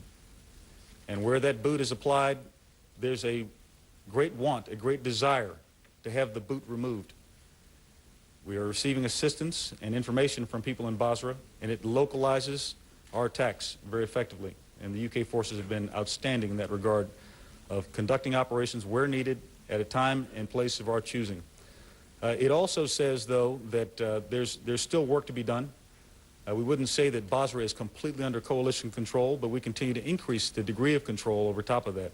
As we do our work, we'll remain in close contact with as many Iraqi leaders, resistance leaders, and others that are out there that can give us additional information and assistance, and they ultimately will be the inheritors of Basra, we believe. Come to the left. Jeff Schaefer, Associated Press Television News. General, what's your current assessment of the Iraqi Air Force, and why do you suppose that they've pretty much been keeping their planes grounded since the war's begun? Jeff, it's as simple as if they fly, they die. It's as simple as that. If they come up, we'll destroy them, and as you see, if we find them, we'll destroy them. We've destroyed aircraft in cemeteries or near cemeteries. We've destroyed aircraft outside of protected areas. We've destroyed aircraft on the ground at H2. We think that they know not to come up and fly against us, and certainly we're prepared to respond to that if they choose to. Mohammed Al-Mizal, Gulf News. General Tommy Franks have told us early last week, that there have been contacts between the U.S. military and what he described as commanders of some of Iraqi units. The last 10 days, we haven't been heard about this anymore. Have they failed the contacts, or where do they stand now? Can you tell us, please? Contacts continue on a variety of levels. I won't be too specific about where they're occurring or who we have contact with. I would tell you that we have contacts with civilian leaders. We have contacts with military leaders. We have a number of military leaders that have been taken under our control as a result of combat actions or by raids. They're providing useful information in a number of cases that we are then taking action on. So if we find that there's something that can be acted upon, we'll go in and deal with that and try to take advantage of it. As General Franks mentioned, we do our work in a way that in some cases is sequential, in some cases it's simultaneous. And what we're seeking is a broad effect on this regime where we can operate in a variety of areas with a variety of effects at a time and place of our choosing. And that's working very well. Please. Jonathan Marcus, BBC. Two questions. I mean, one of the great benefits of briefings like this should be able to give us a little bit of the overview and perhaps share with us some of the intelligence picture. In that regard, could you tell us something about the level of attrition, level of damage that you think you're doing to the Republican Guard in several days now of airstrikes? And could you also, given the points you raised about the decontamination vehicle and more chemical suits being found, could you say a little bit about what all this evidence about the preparedness for chemical weapons, a chemical weapons environment, tells you about likely Iraqi intentions? The Republican Guard Forces Command is one of our key targets. We know that they're part of the solid defensive structure of the regime. That's what the regime relies on heavily for traditional military work. And so we're targeting them, and we're destroying a number of them. We're taking away their capability to fight, but I'm not going to tell you what the number is at this point in time. It just wouldn't be appropriate to make that assessment. First, because it's not a precise science. In much of that, we use as much intelligence as we can to make a determination of where they stand, what their strength level would be, whether we've created vulnerabilities, whether we have advantages, and that's art at that point, once you get beyond there. And so while I would not be specific about where we see the Republican Guard Forces Command, I can say that there are a number of organizations within the Republican Guard Forces Command that are in serious difficulty at this point in time, and we continue our efforts to put them in greater difficulty and danger. Go back to the second half of your question. I'll pick that up. You say you found a chemical decontamination vehicle, more suits. What does this tell you about the likelihood of the Iraqis having chemical weapons? It's one more tile in the mosaic. we still cannot determine what the regime will do. We've seen a number of things that tell us there are desperate men that will go to any extreme to protect themselves. We've seen that exhibited before this war started, and it's been reaffirmed since this war started. We know that there has been equipment positioned in places to provide protection to Iraqi forces. Protection from what? I don't know. We don't use the chemical weapons. We see this in a variety of different locations. Whether it means there's going to be an intention to use or not, that's for the Iraqi regime to determine. Our efforts will be to prevent that from happening if we can, by identifying the leaders that would make such decisions, by warning military organizations that might pull the trigger, what the cost would be, and reminding again that no one benefits from the use of weapons of mass destruction, by attacking the systems that would deliver it when we find them, and the places where they might be stored, and at the same time seeking additional information of where might they be, who knows, and what can we do about it. So those actions are ongoing. We have to wait and see what's going to happen, but we won't be benign as it goes along. Please. Paul Hunter from Canadian Broadcasting. Back to the effect of the suicide attacks and the threat of another 4,000. Were coalition soldiers told ahead of time to prepare for that type of fighting, and what has been the effect of it becoming a reality on the morale of soldiers? And secondarily, how many times would you say Iraqi civilians have been killed after being targeted by coalition soldiers because there was the threat they might be suicide attackers, or they were driving where they shouldn't be and didn't stop? I think first the degree of sensitivities out there is a heightened awareness. We always knew that there were threats of suicide bombers. We've seen things that have been reported, just like these reports of thousands coming in that want to be suicide bombers. So we certainly know that in a regime that is linked to terrorism, that terroristic practices might be exhibited. Whether we look for that in every case, different story, and that's something that's determined on the ground, but I can certainly say that there's a heightened awareness to it. I would not want to characterize what the morale is. I think the morale inside of a military organization comes from a whole lot of things. First is the ability to bond with one another and know that you have a common goal and that you're taking care of each other as well as you can. They have losses that occurred because of that attack in that specific outfit, but that unit would not want to stop because of that attack. I know this to be true. I think as we see additional threats on the battlefield, as it relates to civilians, we will still encounter them in the right way that we want to. That is, in a way that does not brutalize, that tries to protect as much as possible.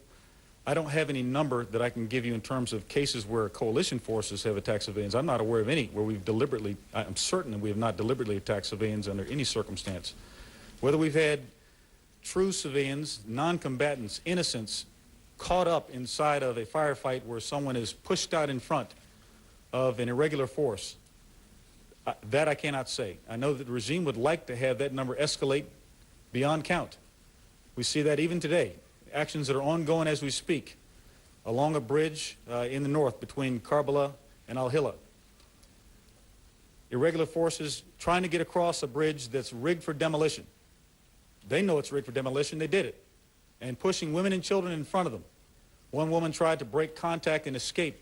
And as she ran, she was shot in the back and thrown into the river. So the encounters with civilians out there are certain. We know they're going on. We're not targeting them. No one's killing more Iraqis right now than the regime. Please, you had a question. There were elements of the Nebuchadnezzar division of the Republican Guard reportedly discovered in some of the towns and the fighting out there. Could you explain the significance of that and explain the significance of why we are seeing so much fighting in these little towns to what appear to be the northernmost reaches of where the coalition fighting force is located? Okay. First, the initial report is that some of the people we've taken into our custody as a result of recent operations say they're from the Nebuchadnezzar division. So we're not certain, indeed, that they are. It's possible. If it is true, then it may reinforce some of the movements that were in and around some of the defensive positions that we've seen. It may be reinforcements. It may be replacing losses as a result of the actions that we've inflicted upon the Republican Guard forces. As to why they're where they are, I think it's really military terrain. When you can anchor onto something that might provide you an advantage, terrain-wise, you may choose to defend there. We have awareness of where they are. It doesn't protect them. And I think that they may seek to draw us into places where we would be perceived as not ready to fight. We're able to fight anywhere on this battlefield. That's already been shown, and it will continue to be shown. Second row, please. It's often said about the U.S. military that they own the night. Have you seen any evidence that the Iraqis have obtained their own night vision goggles and are fighting back? We have reports that there have been some night vision devices provided to different parts of the regime. I have not gotten any reports that any have been found at this point. So it's all speculative at this point. Even if that's the case, we would still own the night. Yeah, Nick's Vice for National Public Radio. I was wondering, sir, if you could tell us if landmines are being used by American forces along the road leading to Baghdad, and if the answer is yes, what does that say in military terms about strategies? Is it a hunkering down of any kind? What we're seeing actually is landmines that have been left by the regime forces. We found those in a few areas. We have had some wounded as a result of landmines. Any landmines that we would use are retrievable. They're under our control at any given time. They're used for temporary protective purposes, and then they're recovered, and they go with us. That is not the case of what we're seeing on the behalf of the regime. They're left out there. Anyone can run into them. Military forces, the civilians who are trying to escape their brutality inside of towns, that's what we're seeing on the battlefield at this point. I don't know specifically what's happening down inside of tactical units. We do have some landmines that are available to us, like the Claymore anti-personnel mine. That's a put in place and remove type of mine. We take it with us. We use it for protection. So yes, we do have them, but in terms of the specific tactical actions, I don't know where they're being used or where they're not. Please. General Cammie McCormick, CBS News. Could you tell us what's happening just south of Baghdad in Hindia? Are Republican Guard units being engaged? Is there street fighting going on there? I don't have any reports of any street fighting going on involving coalition forces. I don't know whether the Iraqis are fighting in the streets at this point. We are in contact with forces just south of Baghdad, and we know where they are. They're in contact. I don't want to characterize too much because it's an ongoing action, and some of your embeds are doing a great job of reporting what's going on right now from the soldier's eye view. We're going to continue to work against the Republican Guard forces that are defending Baghdad. Our efforts are going to go to the regime. We've made that clear. Where the regime is, we're coming. Where the regime is, we're coming. Please, in the third row. Hi, General Ann Bernard from the Boston Globe. I know the action is still ongoing, but is this the first clash between Republican Guards and U.S. forces on the ground that's going on right now? My second question is about the Fedayeen. At the beginning of the war, the estimates of their numbers ranged from 10,000 to 100,000. What's the latest intelligence that you have about how many there are? And since they've been characterized as dead-enders and sort of informed that their only future is as prisoners of war, or I'm sorry, as possible defendants in war crimes trials, what is their incentive to surrender? And why wouldn't we end up in a situation where each one of those individuals would fight for his life until the last minute? Well, certainly the Republican Guard has met coalition forces before. We've been attacking them in a variety of ways for a number of days. So this is not the first contact that they have experienced from us, nor will it be the last. As to the desperation of regime members who know that they have no future, first they can be certain of it. We will be happy to guarantee that they have no future.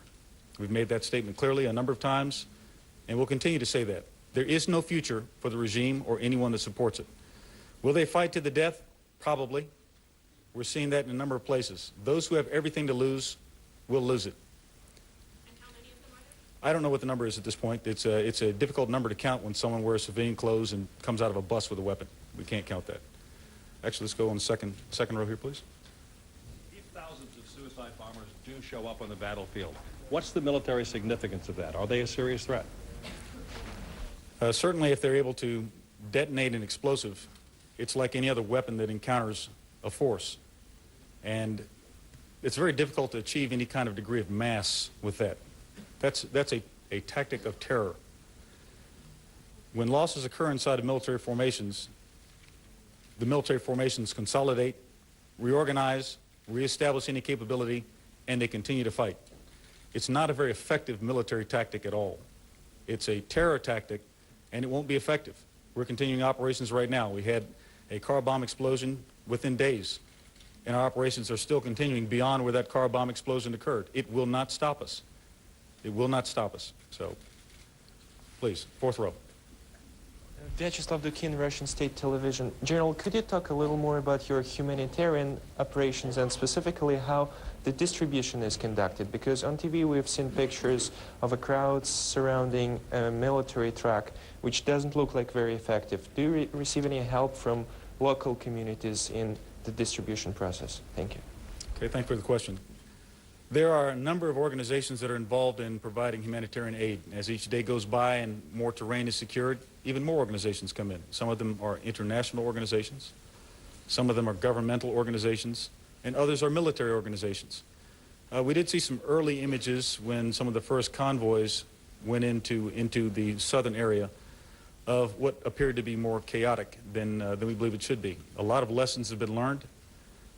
The actual organizations involved, we don't need to characterize who they were or what their roles were in that, but we certainly know how to distribute supplies in an organized way. We've seen some recent images of very controlled distribution points that have lines, that have a means of causing people to move down into a single row to receive what stocks they need and to proceed on. It's very orderly, and it's going very well right now. I think what we saw coming off of the Sir Galahad was a very orderly distribution. Water distribution, there will be 12 points that are built up. It'll be controlled distribution. So we don't want to create chaos in what we're doing, and we won't. We'll do the best we can to prevent that, maintain control, and also do it in a way that people realize that life is going on. Things are going to be okay. In the back, please. News. General, going back to the friendly fire incident in which a British soldier was killed, his colleagues have said, I found it inconceivable that the pilot of the A-10 was unable to identify the British armour, and he is said to have made not just one but two passes over the column. In fact, they described his actions as being that of a cowboy. What do you say to the family of the dead soldier, and what action will be taken against this pilot? I should first address the family of this dead soldier and any others who have lost their lives, and we regret their loss at any time under any circumstance. In this particular case, because there may be a blue-on-blue incident involved, we have to investigate it and let it go its full course. So I can't say anything else about the circumstances surrounding it at this point. Off on the far side, please. Could I ask you, there was a statement from the Irish Times, a statement issued the other night from CENTCOM about an Iraqi stock of missiles and launchers in Baghdad, 300 feet from people's homes, which was attacked by your people. Is this going to be a continuing problem that you are going to have Iraqi missiles located in civilian areas, and is this going to affect your strategy, given that you have declared your desire to avoid civilian casualties as much as possible? Thank you. It's a continuing, in fact, a growing problem.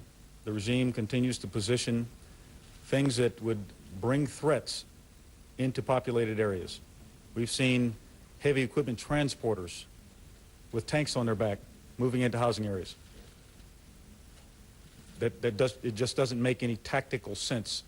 We're seeing more and more of that. We've seen oil fires. Many of you have seen the skies of Baghdad beginning to turn black. Those are oil fires that were deliberately constructed, and the oil trenches have been set on fire. All these things are threatening the Iraqi population. They have no tactical significance whatsoever. Will it change our approach? I think it causes us to always redouble our efforts, as we already have, of looking at targets very selectively, finding the best way to attack those targets to eliminate them as a threat, and at the same time doing all we can to prevent or to at least minimize the potential effect on civilians, non-combatants, and other structures that we don't want to hit. We'll continue our efforts in that regard. Second row, please. General Pete Smolowitz from Knight Ridder. Can you comment on where you think the Iraqis are getting their night goggles from? And also, with some of the chemical suits that have been found and the gas masks, is there anything like an expiration date that would prove how long they've had it and eliminate the possibility that perhaps they've had it since the Iran-Iraq War or even since the first Gulf War? Well, again, I don't think we have any reports of having actually found any night vision equipment. We have reports that there may be some that have been pushed in, and there may be some in their possession. But I'm not aware of any reports that some have been found, and so I couldn't say where they're coming in or who's providing in what country. The chemical suits are items that are under what we call exploitation at this point. We try to gather up any materials, documents, suits, anything else we happen to take in our possession and find out everything we can about them. At this point, I don't have any additional information on that because the exploitation is ongoing, and perhaps we'll have some information to share when we have more to say. Let me go all in the back. Channel 9 Australia. Sir, over the past few days, you and all the other briefers have said you're on plan and that you expected this level of resistance. Do you concede that expectation wasn't conveyed to or absorbed by the commanders in the field, political leaders and members of the public, because they certainly seem to be surprised? Well, I don't concede that at all. I would say that we had a broad understanding of the types of threats that might exist in this conflict. All of those are considered. As to when they arrive on the battlefield, when they become exhibited, that's always the unknown. That's the variable. Can tactical surprise occur at a given point in time where suddenly a capability that we knew existed suddenly show up and we didn't expect it at that time and that place? Sure. That's the nature of the dynamics of battle out there. But that doesn't mean we didn't know that there was the potential for it or that we hadn't given some consideration on how we would deal with that. So I think that that's really the dynamic of what you're seeing. There will be tactical surprises that happen on the battlefield. We're going to deliver a whole lot of them. And there may be some that come our way as well. But the key to a force that can adapt itself to the realities of the battlefield is knowing what could happen and being able to deal with it when it does happen. And ideally, to cause the circumstances to be advantageous to us before they happen. That's the way we do our work, and we'll continue to do it that way. We go in the fourth row, 1, 2, 3, 4, 5 row. Kevin Diaz from the Minneapolis Star-Tribune. What's the latest on the missiles in the civilian areas in Baghdad? And have you heard these reports, I think they're coming out of the United Kingdom, that there were shards or pieces of metal with identification numbers on them? Have you heard those reports? Is there any validity to those reports at all? Well, that is an ongoing investigation still. I think we're starting to come to a high degree of closure on it. We are still accounting for every weapon system that we've released into the Baghdad area. And once we've gotten to closure on that, I think we will be able to say, one way or another, what role we may have played or not inside of this. As to shards of equipment, given the amount of munitions that we have delivered precisely inside of Baghdad, it would not be difficult to go to one of those locations and pick up debris. So I would not want to speculate what that might mean. We do indeed account for our weapon systems. We have a number of methods to do that. We're deliberate and precise in our targeting process from the start, and we follow through after the attack to make certain that we hit what we wanted to hit and that we know as well as we can if there was any other additional influence. We go inside here.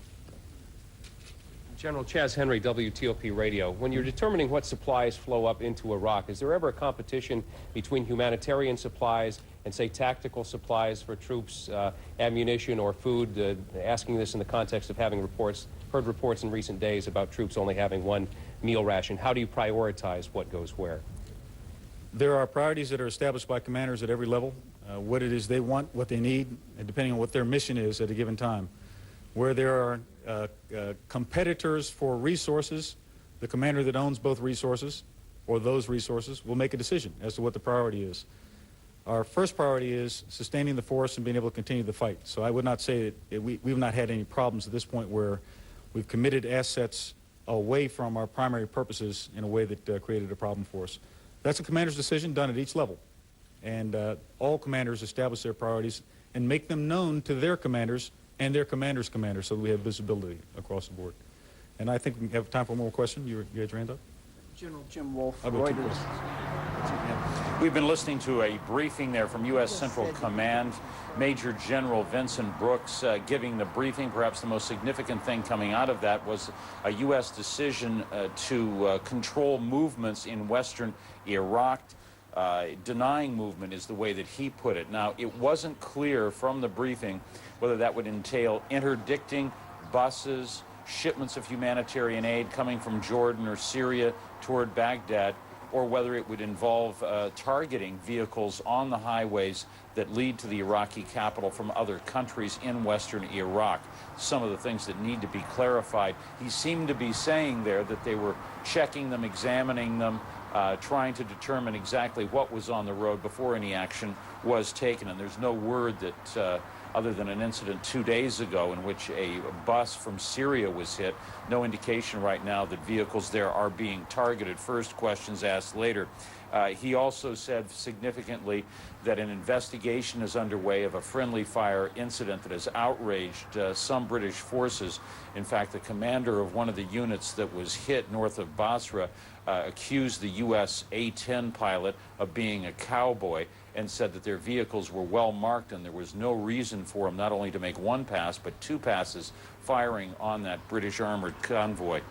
He also said that they were inflicting damage on the Republican Guard, but a lot of the reports coming to us that the Nebuchadnezzar division of the Republican Guard is in.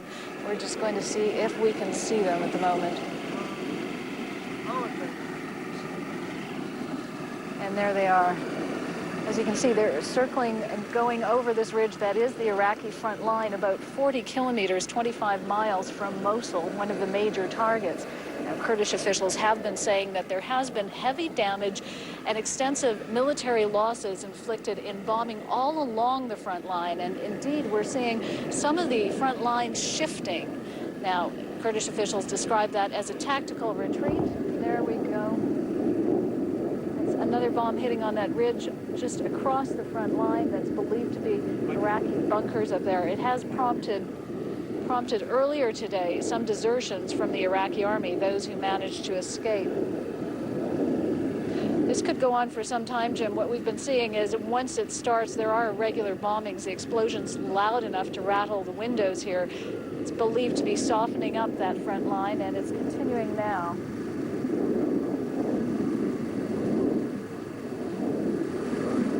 Now, Kurdish...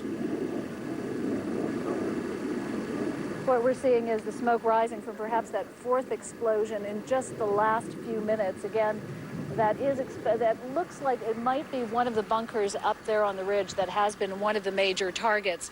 The bombing hasn't been carpet bombing by any means, but it has been quite regular over the past few days, leading Kurdish officials to say that it has actually... Sorry, Jim, we're just listening for those planes again, which are getting louder, indicating that they will be coming into view.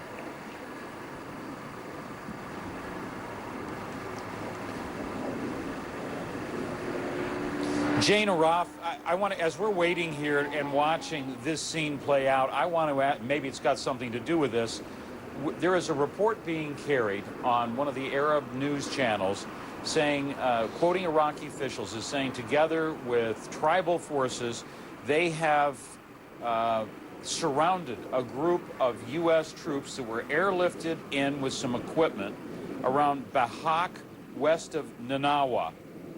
And I don't know where those towns are. Are they anywhere close to you? We know this is an Al Jazeera report. We're still trying to confirm it. It actually is Nineveh, Jim, which you'll know as the ancient Assyrian capital, and it's right near Mosul. It's just on the outskirts of Mosul. Again, we haven't been able to confirm that, but it is quite close. Mosul is about 40 kilometers, about 28 miles from here, and Nineveh is the province as well as the area. It could be, we don't know exactly where that incident reported by Al Jazeera is said to be, so it could either be the province of Nineveh or it could be the site of Nineveh itself. There is a military compound. Like most things in Iraq, Iraq has placed military assets quite close to some of these archaeological sites, and there has been fighting there in the past. So it could very well be just on the outskirts of Mosul. Jim? No wonder I didn't recognize that town. It isn't spelled anything like that. All right. Jane Araf, continuing to watch there. Continuing to watch that. You know, you talked about some defections of Iraqi troops. Any word on what those soldiers had to say about their situation, about how they might have perceived the situation? what they've essentially been saying, the clear message from all of them, a lot of them are afraid to talk, but some of them have started to. And Jim, these are really young guys. The group of soldiers who defected early this morning to a Kurdish checkpoint near here were 20 and 21. And as you know, in the Iraqi army, you don't really have a lot of choice as to whether you want to go to fight or where you get sent. Now, these are guys who managed to, young Iraqi soldiers who managed to sneak away and get across to the front lines. Luckier than most, because they're telling the stories, all of them, who have defected in the last few days, of execution squads, Iraqi execution squads that are looking for Iraqi soldiers. In fact, Kurdish officials this afternoon told reporters that there have been reports of soldiers being shot in the back as they've tried to defect by these execution squads sent out to the military. Now, Kurdish officials say about 1,000 Iraqi soldiers have defected so far. Not huge numbers by any means, but an indication that there are likely quite a lot more out there, and an indication, too, that it's just not so easy to defect. Jim? Jane Araf, there near Kalak in northern Iraq.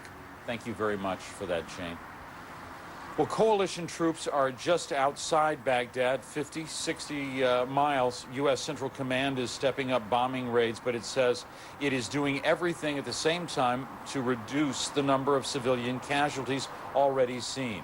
Iraqi television reports 12 straight days of bombing raids and shelling has left at least 420 civilians dead, about 4,000 others wounded. There is no way to verify those numbers independently. It's not known how many civilians were killed by coalition. Nasiriyah, if I asked you, some of you in the photographers of the media present, to go to the Nasiriyah, through the highway from Baghdad, through the south to Diwaniyah and Nasiriyah, you might find that you will just go through and find the Nasiriyah, and you'll find the mercenaries about 40 kilometers south of Nasiriyah.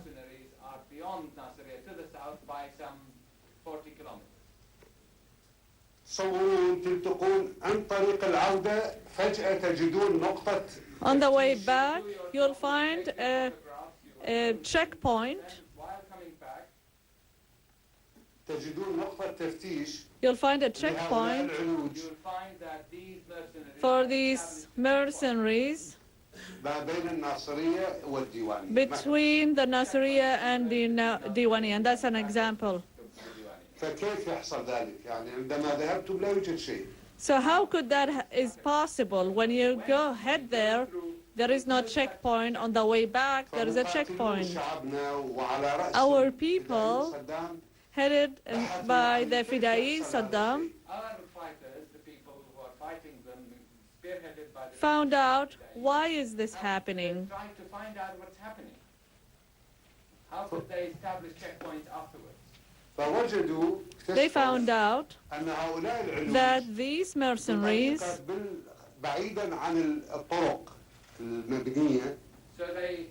are stationed away from the main road. Away from the established roads. They would establish some refuge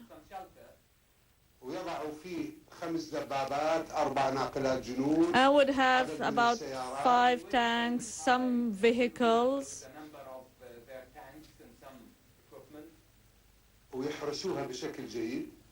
and would guard it, and they just sleep there. They just live there.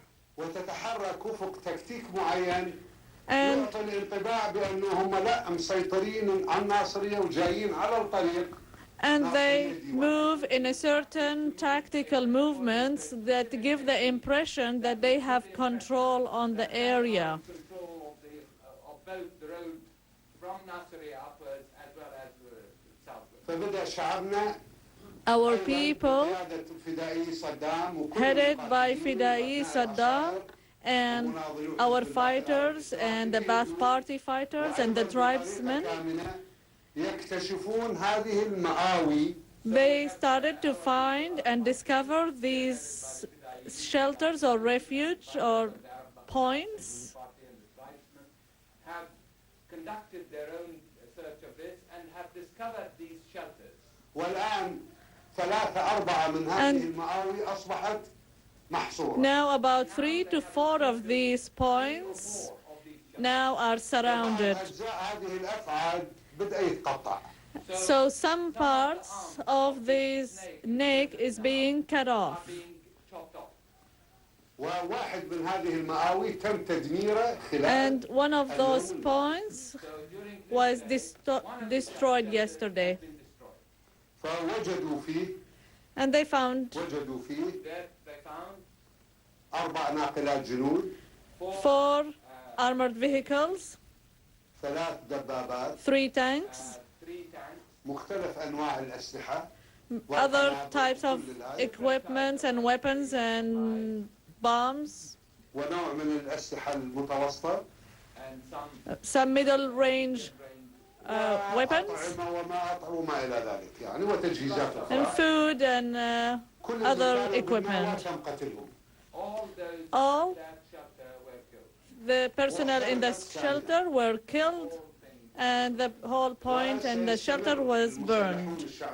And our fighters, headed by Fidai's, Saddam, and Ba'ath Party fighters, will continue in destroying these points. شيء مفرح انه الان This is pleasing. العلوج الاستعمار الان صار واضح في حتى خطوطه الثانويه. It's a source of happiness now that we say that the tactics that's been used by These tactics that they are using is now exposed and being dealt with. هؤلاء الأوغاد These villains, قيادتهم إن كان with their leadership, stupid Bush, and their leadership, particularly President Bush, أو رئيس وزراء بريطانيا or Prime Minister of Britain, اللي أصبح يعني يعيش هستيريا غريبة who is now suffering from hysteria. who's living hysterically, actually. I believe that his downfall is close. معطين تعليماتهم هؤلاء الأوغاد عصابة الأوغاد Those الدوليين villains, those international villains, gave their orders بقتل المدنيين to kill civilians, Iraqi civilians. وأنا قلت لكم يوم أمس And I mentioned yesterday أن هؤلاء عنصريون that those are racist. They are لأنه racist. فعلا يقتلوهم لأنهم عراقيون. They kill them because they are Iraqis. عراقيون يقاومون. They are Iraqis who are resisting our occupation in all means they can. The Fidaiyin, the martyrs, ambush, pursuit, Through direct confrontation, by all means possible. إحدى الزميلات يوم أمس سألتني ألا يحدث One of ذلك our colleagues mentioned yesterday Asked me yesterday, a lady, whether that was going to confuse. if this is لأنه إحنا gonna نشجع confuse الاستشهاديين the issues فممكن because we are الاستشهاد encouraging the martyrs, then they could be in any, coming from all kind of civilians. وبالتالي هؤلاء العلوم Therefore, أوغاد الاستعمار those mercenaries, those villains, those colonialists أصبحوا يطلقون النار على كل واحد مدني now are shooting civilians using the excuse that they could be wanting to do a martyrdom mission. I tell you now, this is not true. وهو فعلا غير صحيح. And it's not true. يعني المقاومة الوطنية في فرنسا For example, the French resistance against the Nazis كانت عادلة. was justified. أما قتل الجيوش الغزو للمدنيين On the other hand, killing وجريمة عنصرية. of civilians by armies is a war crime. ولذلك هؤلاء الغزاة علوج الاستعمار الأمريكي Those والبريطاني aggressors, the invaders, the mercenaries, American and British mercenaries, وهؤلاء ينبغي أن يقتلوا. those should be killed. أما هم يجوا يعتدوا على المدنيين الأبرياء When they go and attack civilians, this is because they are invaders and racist. لأن المنطق معناه إذا لم نقاومهم Reason says that if we do not resist them, then what they want is just to surrender. All right, we've been listening to a press briefing there with Mohammed Saeed al-Sahaf, Iraq's information minister, hurling more harsh language from the front lines of the propaganda war between London, Baghdad, and Washington. Clearly, he is trying to press home the point that the coalition is not, in fact, in charge of large areas of Iraq, as they claim. He says coalition forces are now 30 kilometers outside the city of Nasiriyah, although those bridges at Nasiriyah apparently had been used. And there are reports that we have from the field from alongside and within Nasiriyah. He says that Iraqi irregulars, the Fedayeen Saddam, will not allow the Allies any chance to rest. He says they will be pursued everywhere. He asserted Iraqi forces killed 43 British or U.S. troops over the weekend and seized what he just said was a large amount of equipment. He said Bush was stupid, Blair was hysterical, and it's interesting to note the decorum, the translator there translating villains as he talks about them. Actually, the word that he's using is bastards. The strategy of the civilians, of the Iraqis, and it's coming into play more and more, and you see both sides talking about it, the whole question of civilian shields. He says that the Allies, the coalition, are killing civilians in the process with the excuse that they could be suicide bombers. On the other hand, we have heard repeatedly from the U.S. and British military briefers that Iraqi regular and irregular forces are using civilians as human shields as they try to make advances toward U.S. or British troops on the battlefield, using civilians as human shields. Smoke still rising along the Baghdad skyline as that briefing was going on. And our own Rula Amin has been monitoring the situation throughout the afternoon. More airstrikes there. She joins us now from the Jordanian border with more on what's going on inside Iraq. Rula? Jim, inside Iraq, the bombing continues and it's intensifying by the day. Today you can see from the pictures that are sent out of Baghdad, huge plumes of white and black smoke rising in the skyline there. We just had reports from Al Jazeera, the Arab satellite channels. They showed pictures of damage. They say it was done to one of the neighborhoods in Baghdad called Al Amin, and that 2 children were killed there. We still cannot verify all these reports, but that's what Al Jazeera is reporting. Overnight, there was also heavy bombardment. The U.S. and Britain used what they call a historic bombing package, which means that they used B-1, B-2, B-52 long-range bombs. A U.S. official says the fight is on with Republican Guards forces around Baghdad as coalition airstrikes continue to target the Iraqi capital. And as similar bombing runs take place in the north, Kurdish fighters report Iraqi defections.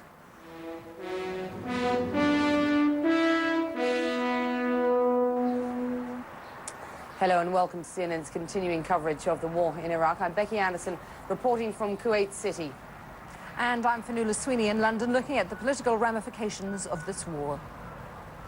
Let's get the latest developments first. Coalition forces are battling Iraqi Republican Guard units on the southern approaches to Baghdad. as US-led air raids continue against the capital and throughout Iraq. The most recent air attacks are being called some of the heaviest yet. According to Reuters, Iraqi state television is denying reports that members of Iraqi President Saddam Hussein's family are trying to leave Iraq or may have already gone abroad. Well, 2 Iraqi missiles have targeted the US 101st Airborne Division in south-central Iraq. CNN correspondent Carl Penhall says they were fired at a helicopter base near Najaf. One missile was intercepted, the other hit ground but caused no damage or injuries. No signs the missiles were part of a chemical attack. Well, British Marines say they're now in control of the western part of Basra, where they've been fighting Iraqi paramilitaries for days. The Syrian government says it's supporting the Iraqi people because they're facing, quote, an illegal and an unjustified invasion. US officials say Syria has compromised the coalition's mission by allowing war material to enter Iraq, and they say Syria will bear responsibility for its choices and for the consequences. US Secretary of State Colin Powell travels to Turkey on Wednesday. The Turkish Prime Minister Abdullah Gül says he doesn't know if Powell will request more help for US-led forces in Iraq. Well, coalition forces continue their bombardment of Baghdad. The US military says the air assault is targeting fighters around the city. The Republican Guard and paramilitary forces on the outskirts of the city. I'm joined now by our correspondent, Reem Brahimi, live from Amman in neighboring Jordan. An awful lot of bombing overnight. Reem. Absolutely, very heavy bombing indeed. And again, the usual targets, if you will, the Republican Guard, as you mentioned, but also the intelligence complex in Kerada in central Baghdad and presidential palaces. Now, of course, another one of those targets has been Iraqi TV. It was knocked on off air for a few hours yesterday, but when it came back on air, it showed pictures of President Saddam Hussein and his 2 sons, Hussein and Uday Saddam Hussein, as well as the defense minister and the minister of military industrialization. Now, that as if to say, as if to respond to all these rumors, if you will, or noises being made that the president's sons had left the country. Now, people in Baghdad are now waking up again to a lot of smoke every day in the capital, fires here and there. But it seems, from what I know, I've spoken to a few people who've just arrived from Baghdad, Becky, and a lot of them say the same thing. They say people now are getting used to it. They're getting into this mode, into this rhythm, where as soon as the bombing stops in the morning, they go out, go about their business, try and do what shopping they can. Interestingly, in the different neighborhoods, the barber shop still opens after the bombing stops, as well as 2 or 3 convenience stores. And as far as food is concerned, there may not be much food left in these supermarkets in Baghdad, but peasants are now bringing in food from the countryside and selling it to people in Baghdad before going away before night falls. Becky? Give us some sense of how the Arab media are reporting the latest part of this story. Well, you know, Becky, it's quite interesting. The Arab media has been following this, as you know, very, very closely. One of the things that was reported, of course, was this incident in Najaf in which 7 people were killed at a checkpoint by US forces. And that's been reported, although not as much as you would have expected it, given that it's the kind of event that would really trigger a lot of emotions in the region. Another interesting headline, or small headline here in the Hayat newspaper, which is one of the Saudi-owned papers here, they talk about President Mubarak saying that the war is going to yield hundreds of bin Ladens. One of the main concerns of many of the leaders in the regions, basically that this war could, in effect, trigger or open a recruitment office for people like bin Laden and his group. There's also something else I'd like to show you, Becky, to show you what the political ideas that are floating around and how many people see this. The cartoon in Sharq al-Awsat, which is one of the daily Saudi newspapers, the most prominent Saudi newspaper.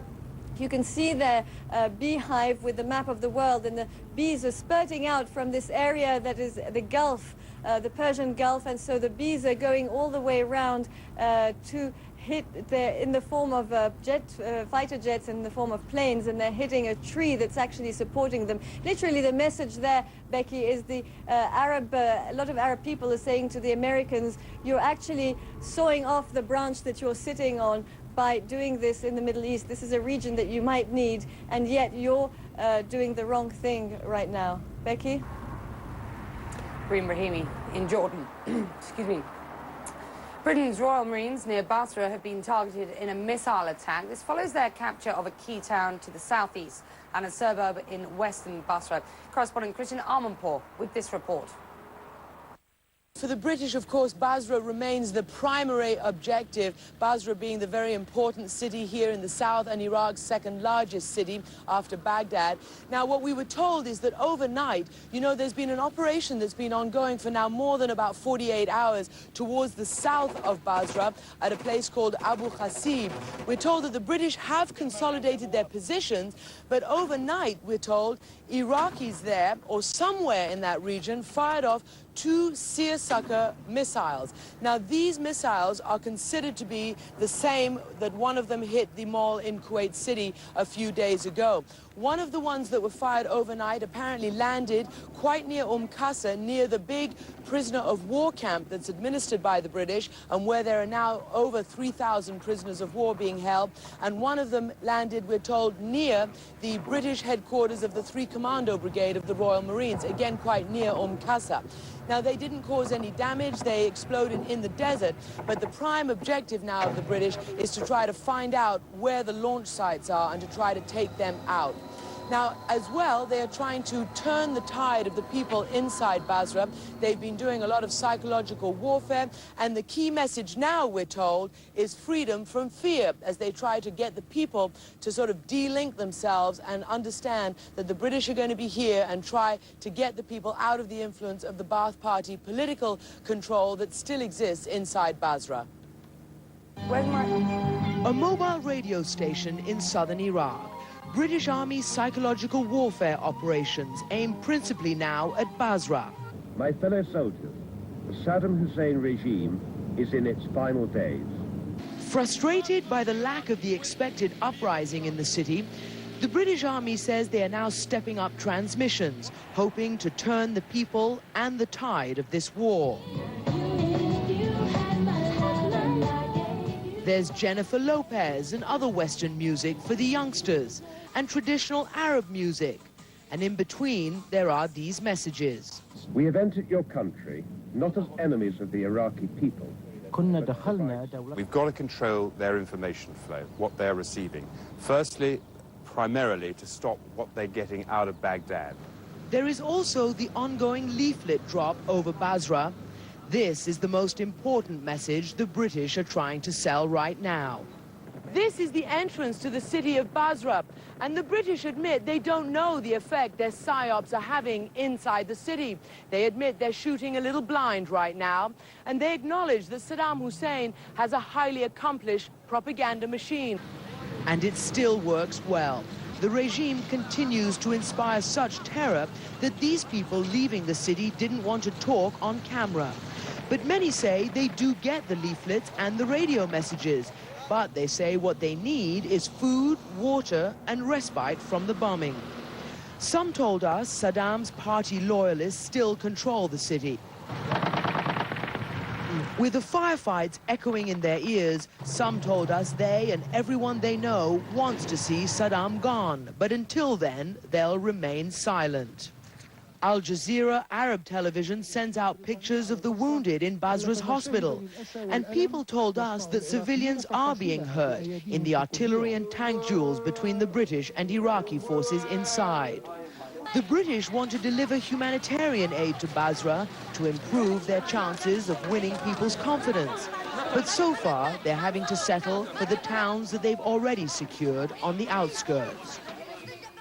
Now, for instance, one of those towns is Al-Zubair, which is just south of Basra, and now the British are getting more confident there. They're putting more foot patrols in, and this is the pattern they're establishing. Secure the place, put foot patrols in, take off the helmets, put on the soft hats, and show that you're a friendly force coming here for liberation and not conquest. And as I say, they're hopefully going to, they hope to be able to extend that to Basra at some time.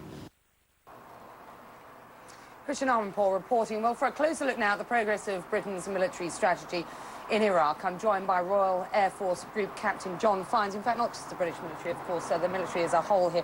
Give us some sense of the strategy or the intense air cover fire at present? Yeah, we're continuing primarily to attack the Republican Guard units around Baghdad, but also where required to help both the US forces and the British forces where they're meeting resistance anywhere. So it's flexible and responsive as required and precision. Precision weapons. Just how precise are precision weapons? And the downside, of course, of precision weapons are that they sometimes go astray, and we've seen that.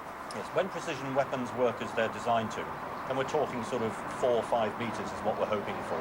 But precision doesn't mean risk-free. There will always be the odd weapon that doesn't work correctly. There'll always be the odd target that's very close to civilian buildings, and therefore there's a risk of damage. We do everything we can, though, to minimise the risk to civilian casualties. And look at the scale of this campaign, just how much we've done. I think actually we're doing a good job, although every single civilian casualty is deeply regretted. Has Baghdad been a problem so far as the precision bombing is concerned? Obviously, there have been the odd errors, the odd bomb not going where it's intended, but that's inevitable. We can't do anything about that except try our hardest. But again, I come back to even that very first night when people saw those incredible pictures, only 3 Iraqi dead declared by Saddam himself. That's precision. Let's talk about suicide bombers and the concerns that the coalition forces have with those who are prepared to carry out such an act. We've seen possibly 3 incidents now. An incident on Saturday when a suicide bomber did drive towards a checkpoint and blew himself up and killed coalition forces. 2 incidents since then in the last 24 hours. Women and children killed by a coalition soldier when he fired on a truck approaching him, assuming that this was a force that was coming towards him. That wasn't right. We've also seen potentially reports now of a second incident, an unarmed Iraqi who drove towards a point and was shot and killed. Just how concerned are you about suicide bombers and about the way that the coalition forces will act with anybody who might be a suicide bomber? Obviously, the coalition is very concerned about suicide bombers and the implications. I mean, it comes under the same heading as sending civilians or people dressed as civilians with weapons. But we've been expecting this. It isn't a surprise. And we've been trained very highly. And certainly from the British Army point of view, we've had years and years of experience of it.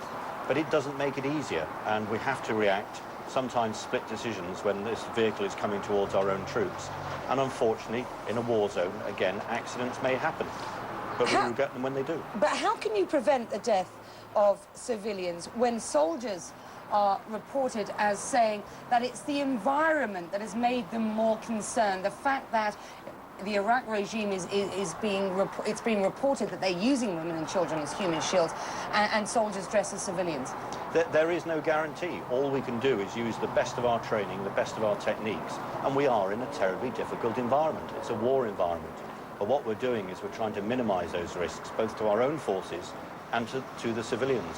But unfortunately, while Saddam uses these amazing tactics, then we're going to have to respond, but we'll do our best. Let's talk about the southern city of Basra. There's been a serious fight going on there now for some time. How long do you believe it will take to secure the southern city of Basra? We're not willing to discuss timelines. I've mentioned before on this programme that what we're going to do is take the action in our own timescale. There's several phases to this. It's persuading the locals that they can trust us. It's using the softly approach to try and persuade them that they're safe, that they can come out. But within Basra itself is this element, mainly of militia, non-formed units, who are still scaring the locals. They'll see what we're doing. They'll see we can act when required. How big is that force, John, briefly? We haven't got exact figures, but it's getting smaller all the time. John Fiennes, Group Captain, RAF and spokesman for the RAF. Thank you very much indeed for joining us. US Marines are now patrolling parts of the southern Iraqi city of Nasiriyah. They're looking for remaining pockets of Iraqi resistance in an area that's been the most dangerous so far for the invasion force. Meantime, they're trying to gain the trust of the people. CNN's Alessio Vinci is embedded with the 1st Battalion of the 2nd Marine Division, and he gave us this report. A week ago, this area of Nasiriyah was a firing zone, the so-called ambush alley where several Marines lost their lives in a fierce battle. Today, it is under the control of U.S. troops who have begun foot patrols. Basically, what we're trying to do is, also win the hearts and the minds of the people. We're not here to totally, what the Marines are known for with force, brute force, and take everything out.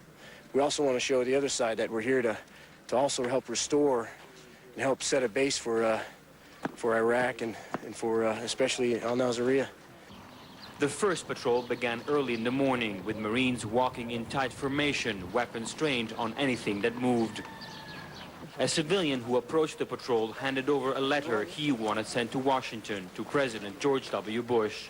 It says, I'd like to have an appointment to meet you, sir. And this is a very important matter that it's going to make all the people here happy. Others had less ambitious requests. They asked for water, food. The Marines say water and electricity will soon be restored, and food from nearby warehouses will be distributed. This section of the city at this time of the day is largely deserted, and the few people who do come out in the streets appear to be largely sympathetic to U.S. Marines here. Many civilians say they need the presence of U.S. troops. Some are in particular need of medical attention. 3-month-old Zahara was treated for mild diarrhea and an eye infection. A man identified as an Iraqi combatant told Marines he was wounded 2 days ago when his group of 15 came under helicopter gunship attack. He says he is the only survivor. Obviously, we're trying to look at the overall picture, trying to be as humane as possible, because that's our goal. We want these people to know that we're here to help them. But it makes it difficult when the Iraqi military does the deceit they do in the civilian attire and civilian equipment. People confirm that pockets of paramilitary combatants remain in town and threaten civilians. He's here in town? But not see him, because he's dressed like to me. I can't see him. He's dressed like to me, and he come tonight. He can't kill me and my family. So in this one little corner of Iraq, people seem to feel safe enough to speak freely, but not too freely.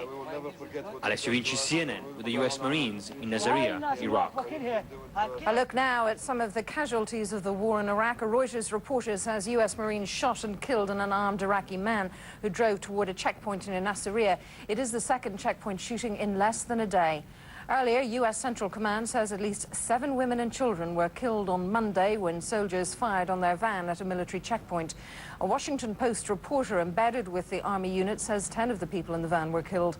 Coalition officials say the driver ignored repeated warnings to stop. The incident came 2 days after a suicide bombing at a nearby checkpoint left 4 U.S. soldiers dead. While U.S. Central Command says the soldiers who opened fire on the van exercised, quote, considerable restraint in light of recent events, the Washington Post journalist reports that a warning shot was ordered to be fired, but never was.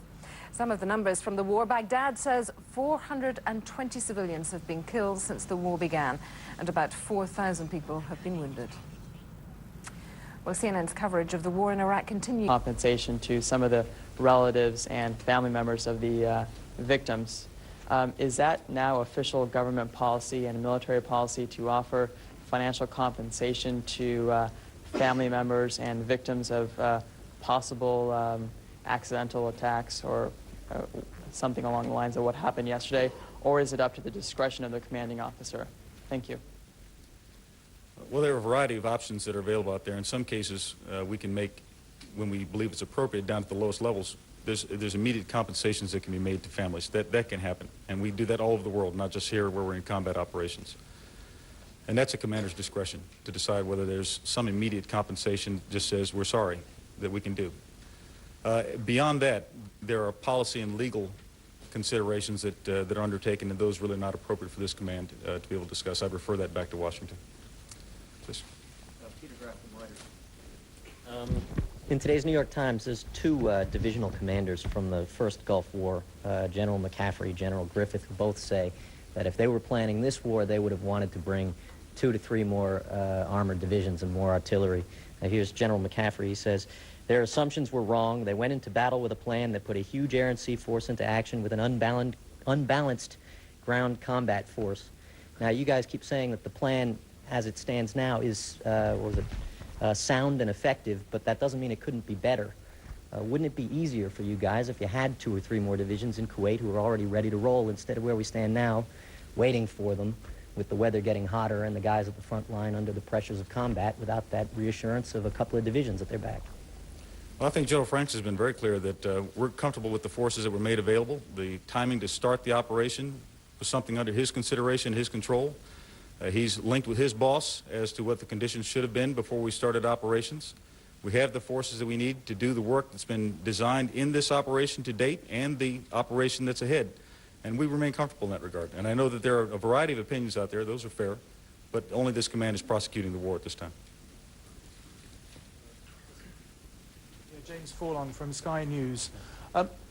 Do you accept, given the footage that we saw today of the Hearts and Minds operations going on, the immense damage to that incurs when incidents such as this checkpoint shooting take place?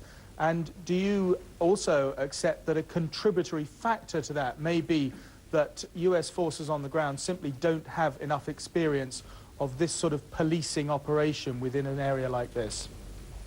Well, I don't accept the second part. I think we have considerable experience on that, and throughout the coalition there's experience. Many of the forces that are out there have conducted operation throughout the Balkans and other areas over the last several years, so we're not at all unfamiliar with the types of threats that would come in what seems to be a benign environment but really is not. In this case, we know it's not a benign environment. We know it's a very threatening environment, and we also know that we're dealing with a regime that will push civilians out in front, that will push babies out in front, that will shoot women in the back on bridges. We know that we're dealing with that, and so I think that there's an awareness of it. There is certainly a challenge when one looks at those types of events in isolation compared to a single point of successful winning hearts and minds as you described. That's not the whole scope of the picture, and we should always consider that there's much more work happening throughout a variety of areas than these isolated incidents that occur out there that are under investigation. And that's the best way for us to determine it. The first part of your question, would you please repeat that?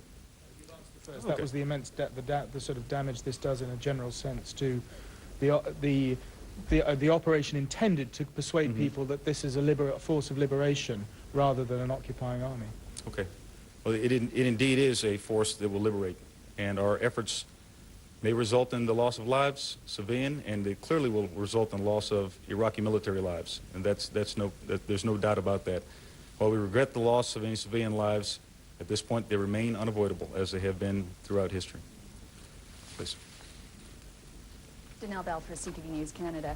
You were saying about this information that you're getting from the locals, help from the locals leading you to back party interests, that you've got senior military from the Republican Guard. Is any of that information coming in leading you to sites of weapons of mass destruction or even indicating that weapons of mass destruction exist in Iraq? Information comes in and we use it in a variety of ways. There have been some cases where we've captured leaders that had information about a particular ammunition storage depot.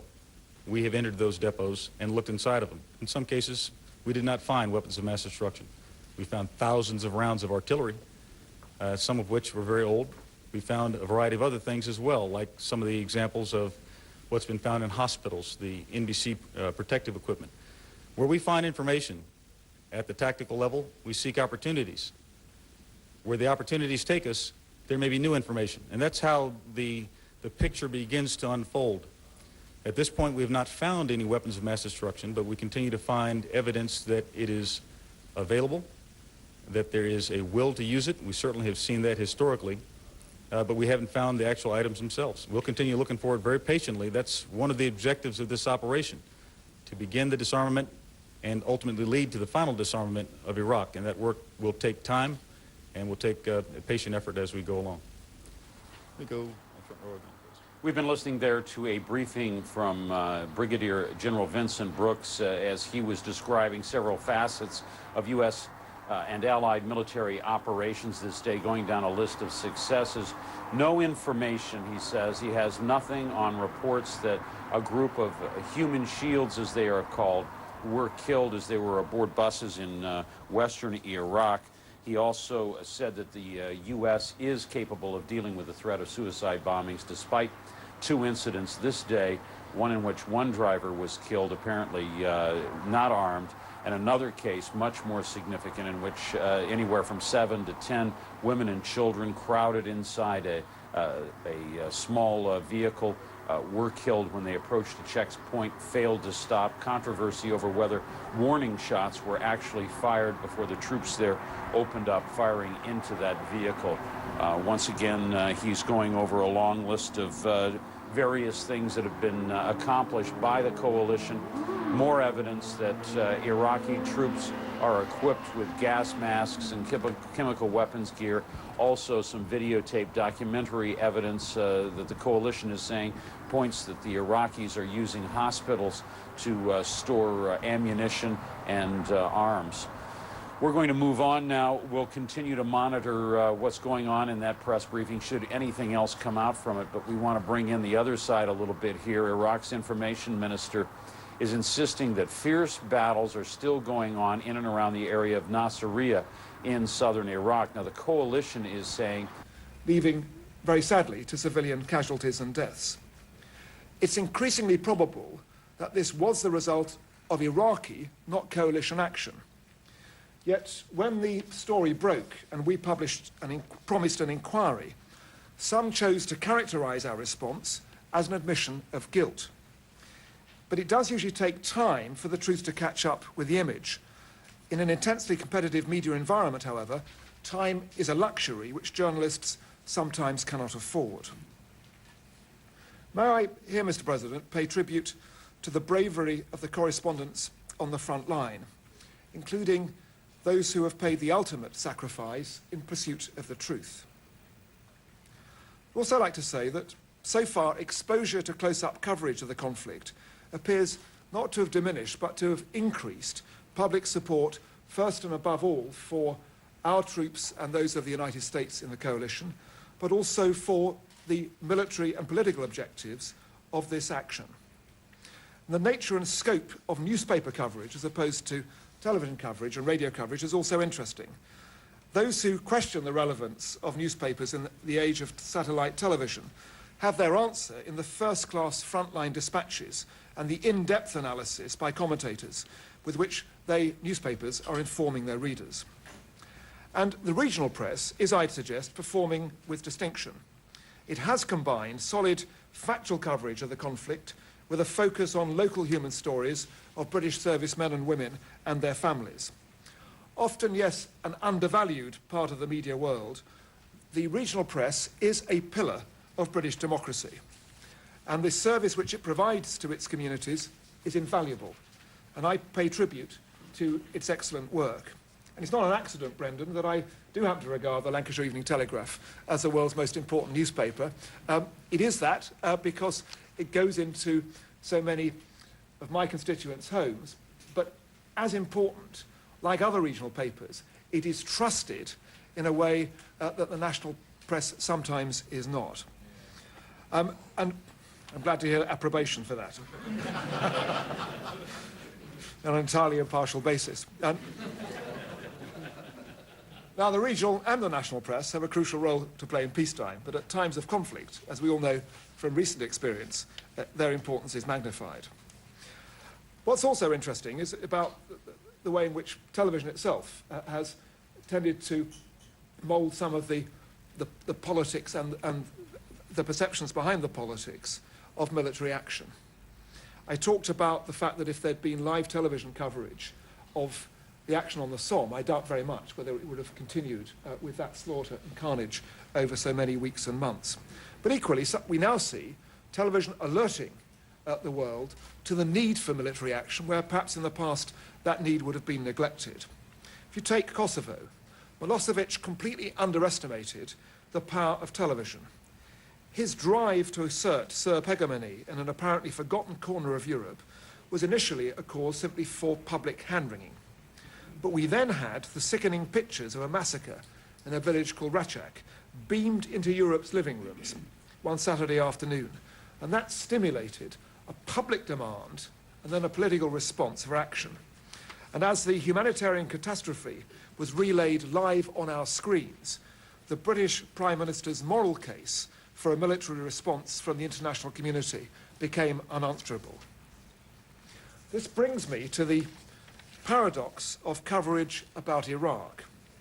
For over 2 decades, Saddam Hussein has caused an humanitarian crisis in Iraq and a crisis which at least equals Milosevic's worst excesses. But unlike Milosevic, Saddam Hussein has conducted his reign of terror off camera. So, unlike Kosovo, Iraq has not pricked the world's consciences through our television screens. Saddam has indeed waged a war, but it's been a hidden one against the Iraqi people. There were no television pictures to go with the Amnesty International report of October 2000, which showed that dozens of Iraqi women had been executed on charges of prostitution. According to Amnesty's witnesses, the killings were carried out by members of a militia created by Saddam's elder son, Uday. They beheaded the women with swords in front of their homes. Imagine if that had been subject to the same kind of television coverage that in the end Milosevic's atrocities had been subject to in Kosovo. We wouldn't have waited for many more months. The world would have united about the need to deal with that brutality for that cause. But there have been other terrible things that have been going on which we've not seen in Iraq. A series of decrees have established branding, amputation and mutilation among the penalties for so-called criminal offences. In one recent incident, a courageous individual who criticised the regime had his tongue cut out and was left to bleed to death. There are no television cameras in Saddam's torture chambers or in the darkest corners of Baghdad, but the suffering and the oppression are real. And until his long reign of terror is ended, Saddam Hussein will remain a scar on the conscience of the world and a standing affront to the ideals which underpin the foreign policies of the United Kingdom, the United States, our European allies, and the principles of the United Nations too. The removal of Saddam Hussein's regime has become necessary to eradicate the threat from his programs to develop weapons of mass destruction. But beyond that, all those who believe in the values of democracy, human rights and the rule of law should welcome the fact that the Iraqi regime's days will end. There may be more setbacks for coalition troops. You can't say exactly how long this action will take. And as the regime enters its final stages, we will encounter fierce resistance from those elements of the regime's apparatus of terror whose fate is tied to their tyrannical ruler. But we will rid the world of a brutal dictator, and in doing so, we will ensure that the long-suffering Iraqi people will emerge from the shadow of dictatorship into the light of freedom. Today, all right, we've been listening there as Jack Straw was talking to the Newspaper Society in London, making a couple of points. He says the news reports, the video coming out of Iraq is all remarkable, but it may fail to give people the big picture. At the same time, he says he believes that it underscores what is going on inside of Iraq, the use of human shields, the crimes committed, in his words, against the Iraqi people. He says it does make a compelling case for exactly the military action that London and Washington have chosen to take. He's going to be talking a little bit later about the situation as vis-a-vis the future of Iraq and what it means for Iraqis. We're going to return to that perhaps in a few moments. But for now, let's take a look at the latest developments. Day 13 of the war, finding Iraqi Republican Guard units once again under attack from coalition ground forces south of Baghdad.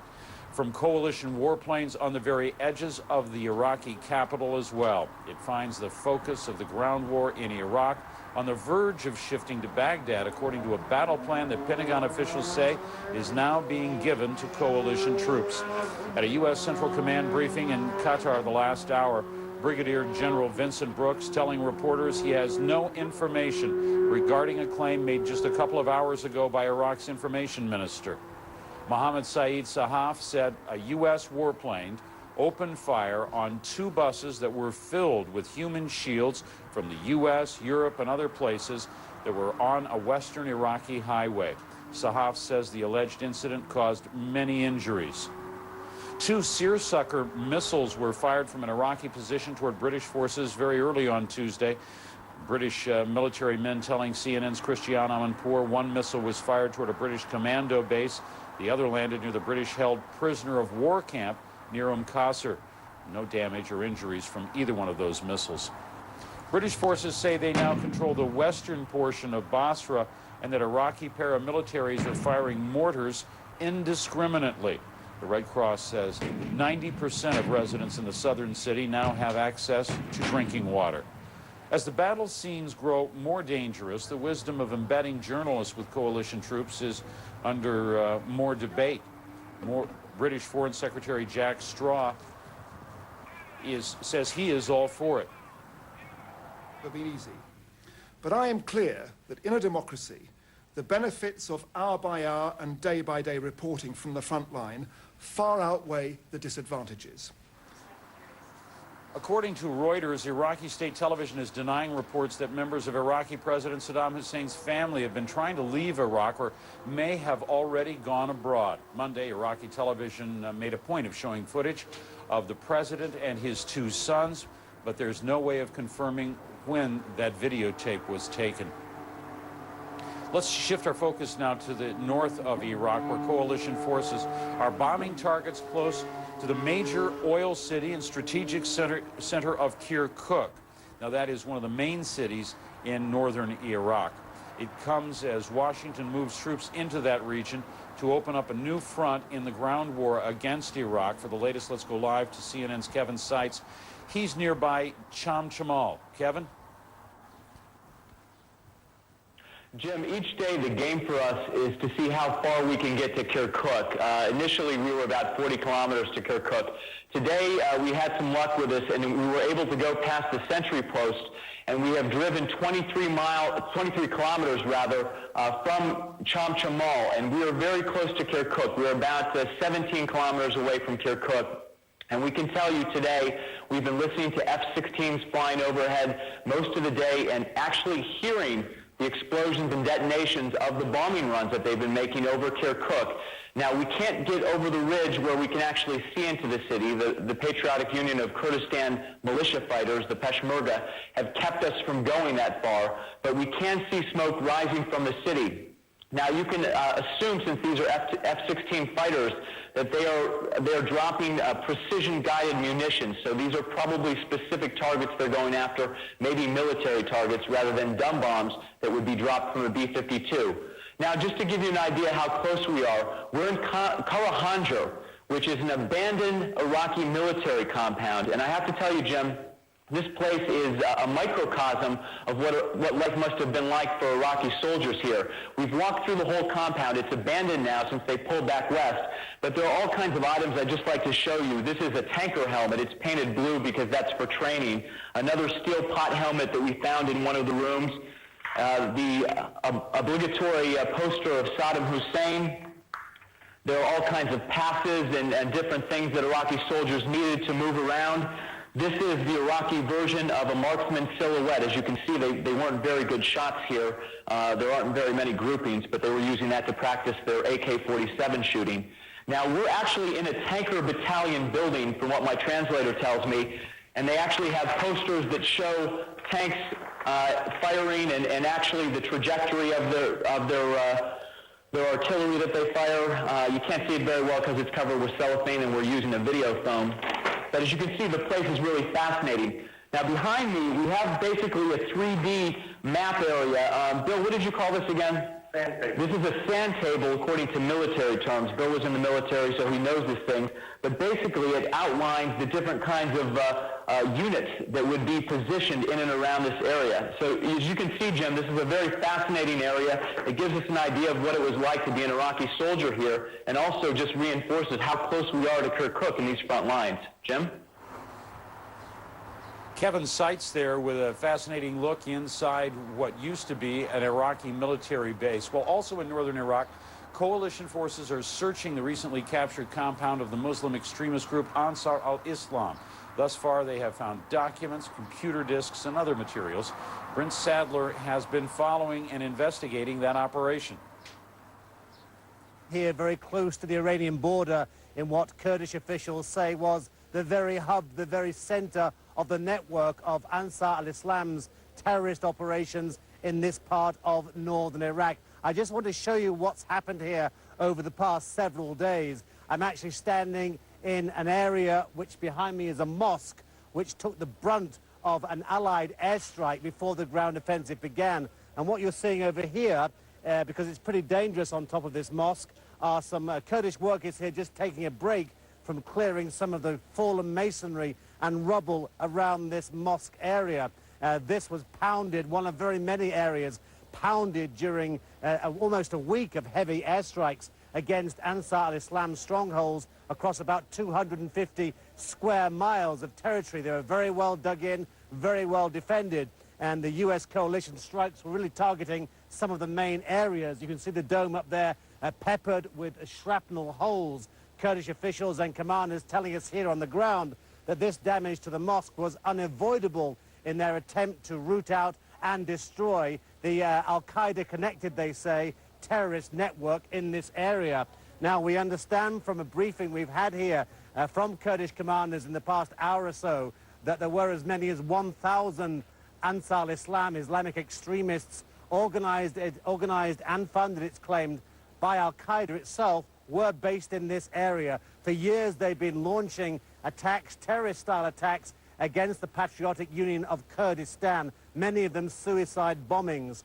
Now, although many of them, hundreds according to US and Kurdish forces, were killed, many, we don't know the number, escaped across the border to Iran. We've seen in the last couple of hours special force unit commanders who took part in the battle, breaking their usual cover to heap praise on the way the Kurds joined battle with Ansar al-Islam and defeated their enemy. This is what they had to say.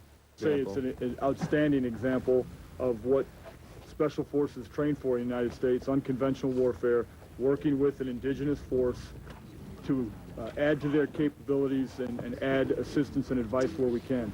This, to put this in perspective, this was a division scale attack against about a brigade minus size force on well-entrenched, difficult terrain.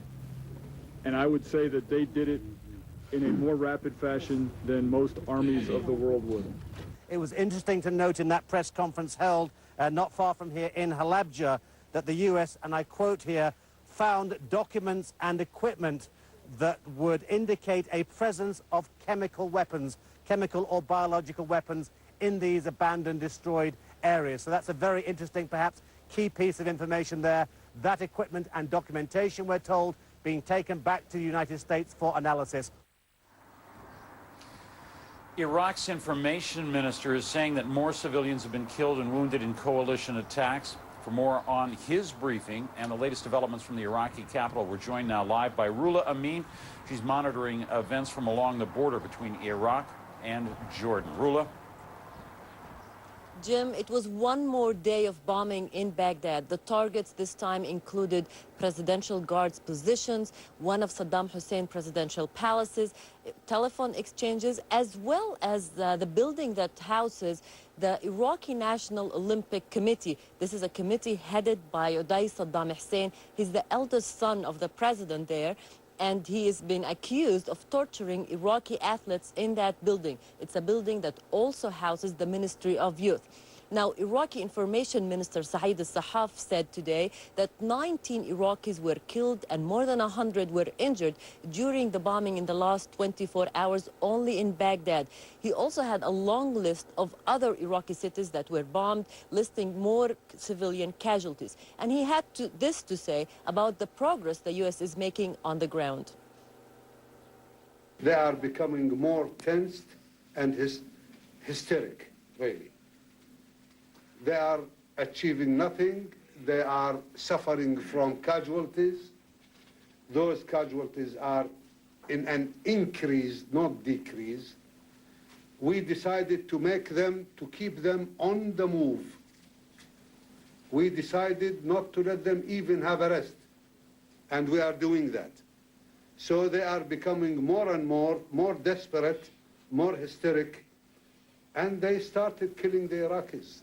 Because inside, really, their real fact, they are racist. Iraqi officials seem to be dismissing the fact that the U.S. troops are so close to Baghdad now that they can target it with their own artillery.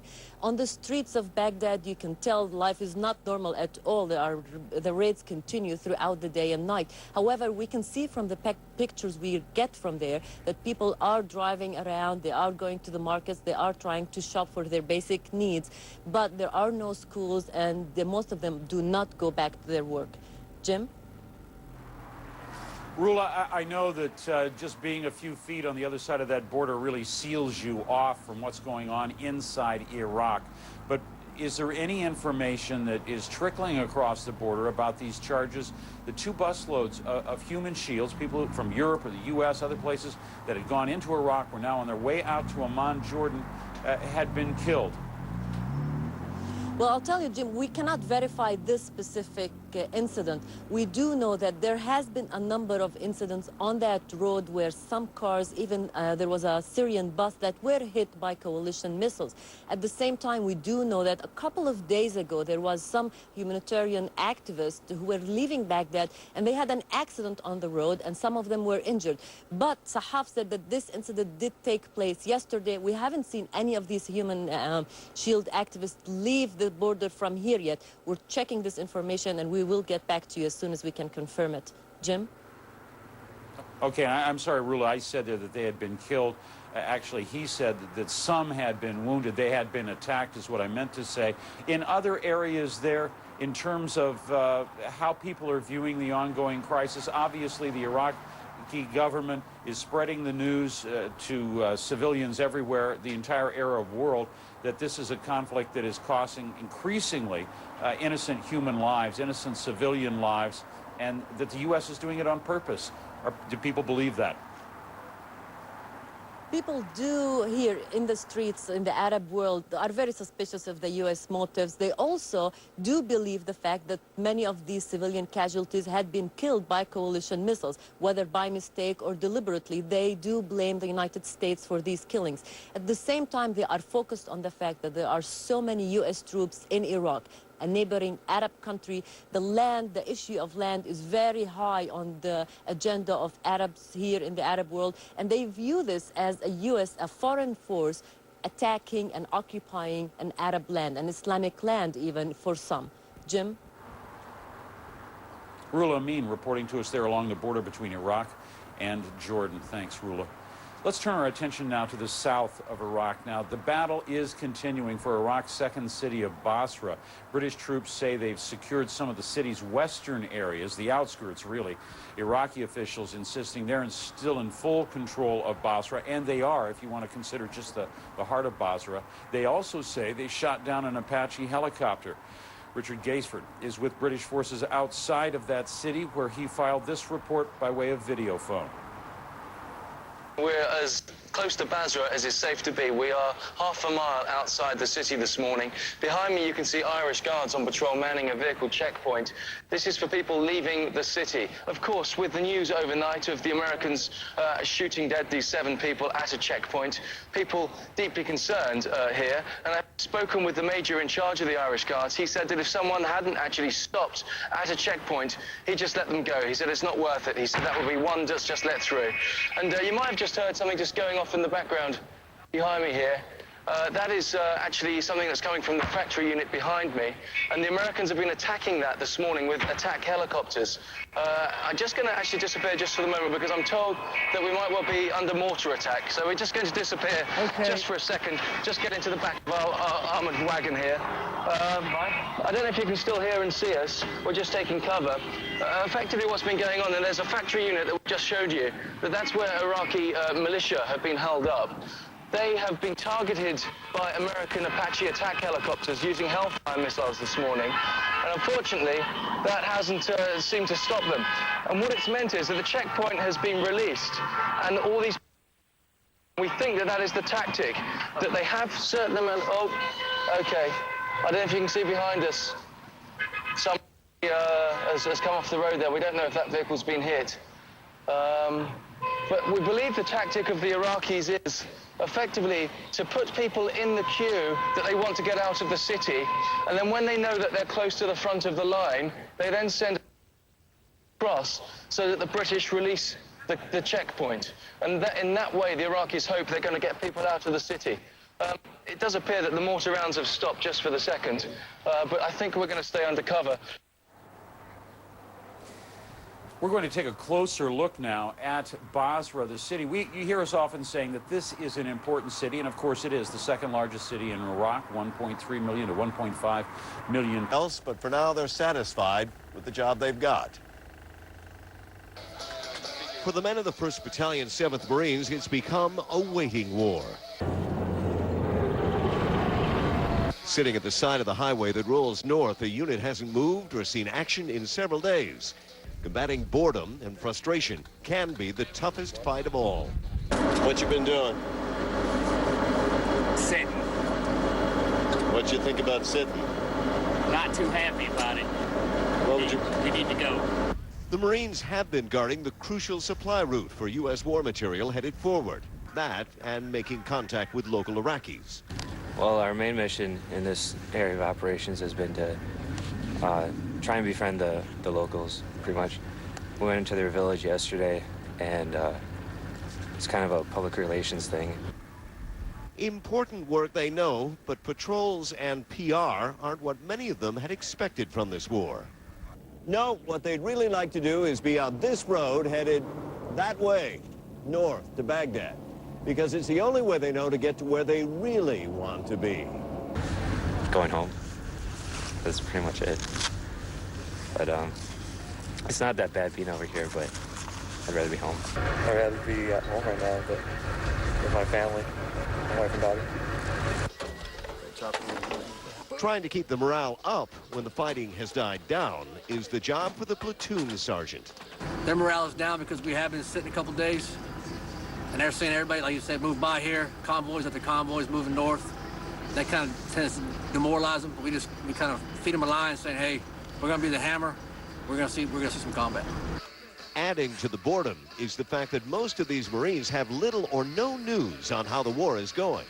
As far as I know, we're just waiting for a word. I don't really know anything that's going on. Last I heard, everything's going pretty well. I don't get not much information really trickles down this far. Waiting is nothing new for anyone in the military. The Marines know it. They also know what happens when the waiting ends. Meanwhile, Jim, as a result of those reports we've heard about the Army running short of supplies, perhaps even maybe having to stand by in a pause situation, not the case for the U.S. Marines. They say that they are pushing forward. In fact, evidence of that is just on the highway beside us here. We have been watching nonstop, almost convoy after convoy, moving forward with every kind of material that is known to be used for a military operation. That's food, fuel, and ammunition and everything else. In the distance, you might see a huge line there of fuel trucks moving in, so there's no indication here that they are having problems, at least from the Marines' point of view. Jim? All right, Martin Savage up there along what we can call the front lines, I think, at this point. Martin, as always, thank you for that. We're going to take you live now, show you some live pictures that are coming in from Abu Dhabi television. This is Baghdad, and they are tracking what is believed to be a U.S. warplane somewhere over the capital. Now, this is something you don't see every day. The air defenses of Baghdad are still considered to be potent. The U.S. had talked about degrading those. They believe that some of the command and control, some of the radar had been knocked out. But only yesterday we heard of planes actually making low-level, or what were termed low-level, passes on their way to targets.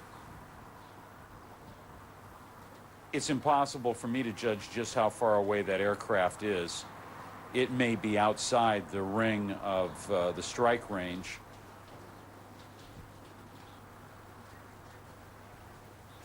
All right.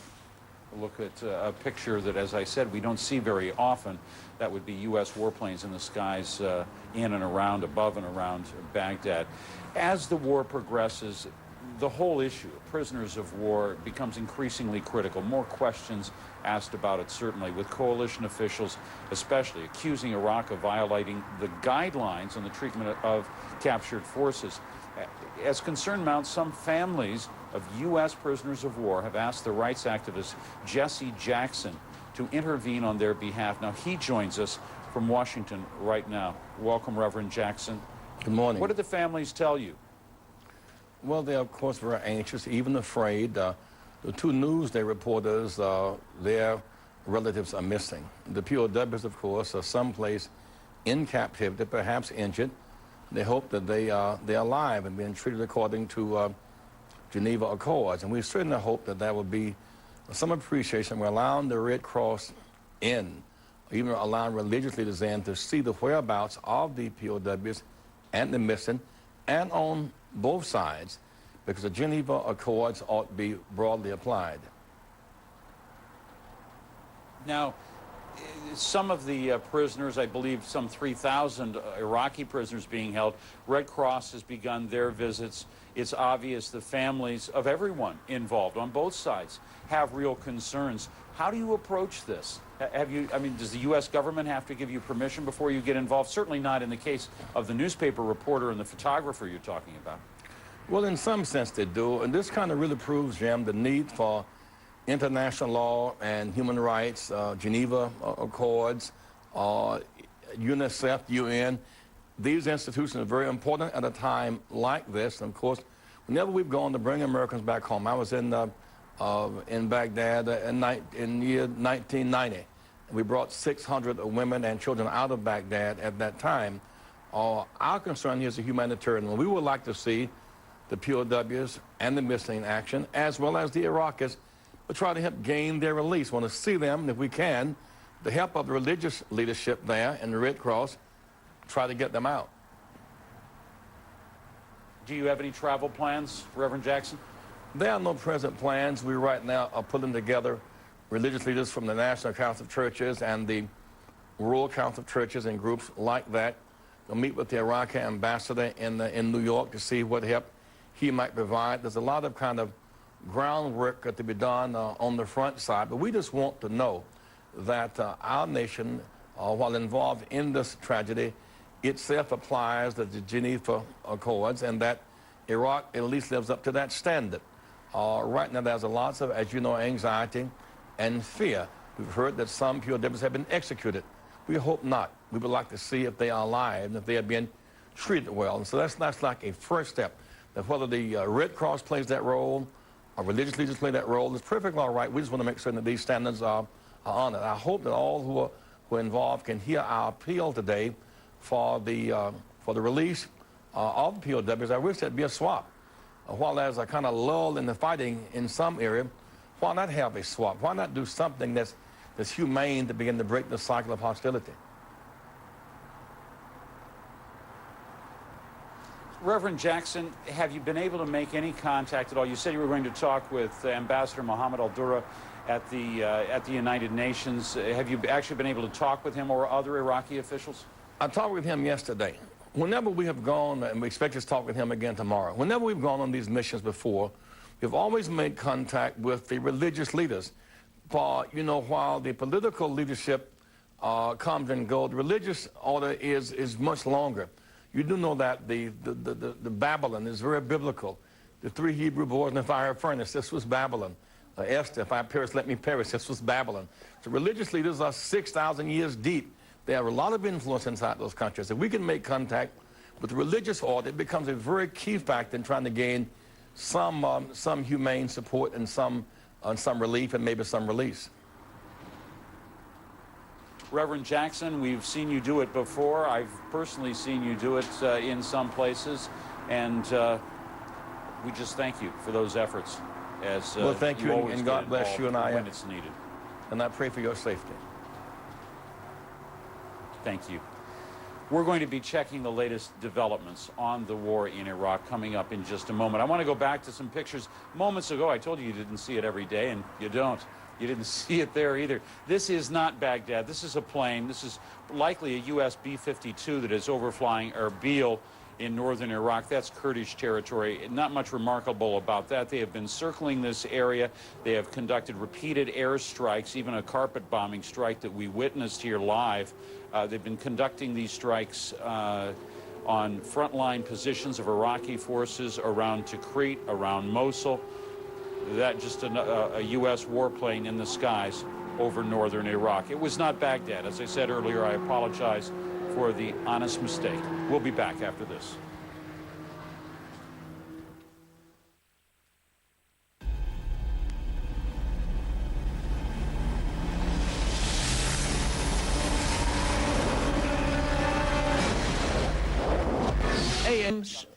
Shelter or some depot. We are warning against that, and we lay the responsibility on those countries not to support such claims.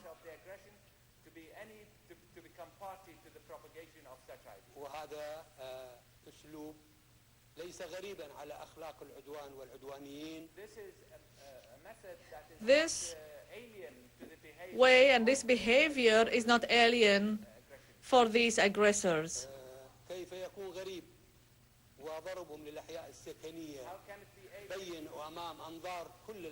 They have attacked residential areas, so such behavior is not unexpected from them.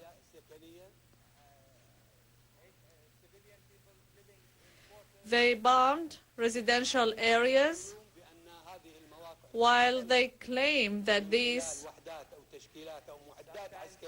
areas or locations are being used by military forces. Then they claim that the Iraqis are bombarding and hitting their own residential areas. We did not hit those areas, it is Iraqi artillery. وعندما يشتد الخناق عليهم ويتكرر السؤال إلى حد تكذيبهم يقولون بأننا نجري تحقيق. And whenever they are confronted with evidence, they say we are still investigating the issue.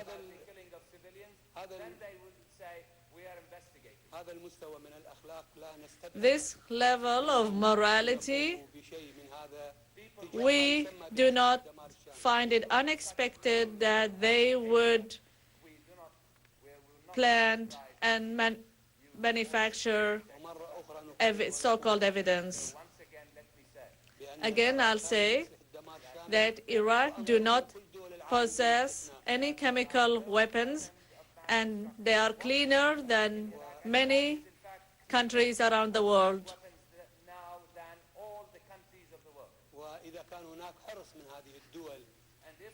And if these countries, and I not even mentioning the aggressors, because they are criminals,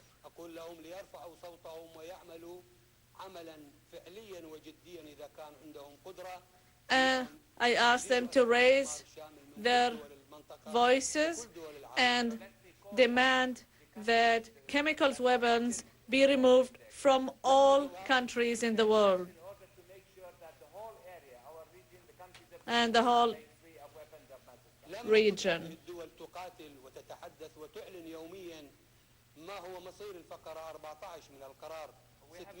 We did not hear these countries discussing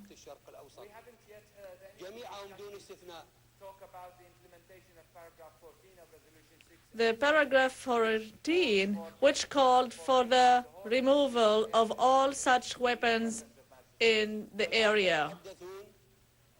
Today they are talking about some Arab country sending some weapons and night binoculars to us. As sending materials or being used as a pathway for materials to reach Iraq. And they're saying that this is against international law. and therefore which allows them to use cluster bombs and all kind of destructive weapons. In Iraq, they came thousands of miles to do so.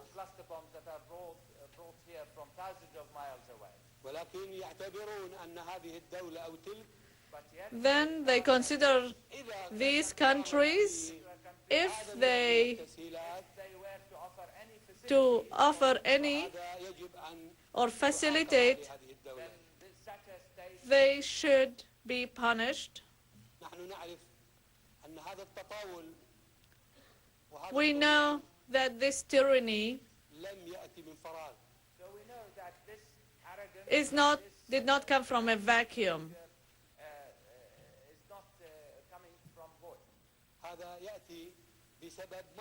It is because of a stand of some Arab governments who are providing information for the aggressors and are opening their land, their borders, for the passage of weapons and ammunitions.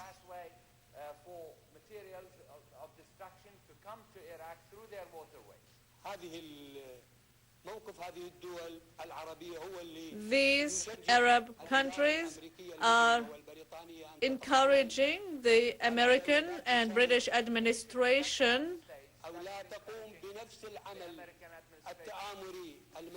and they are doing the same conspiratorial act as these aggressors.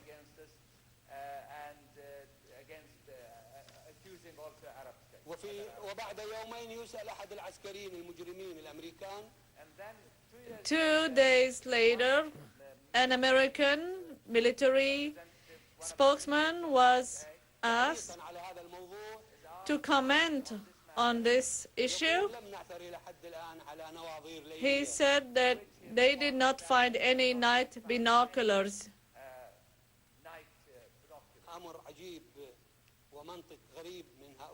Strange logic.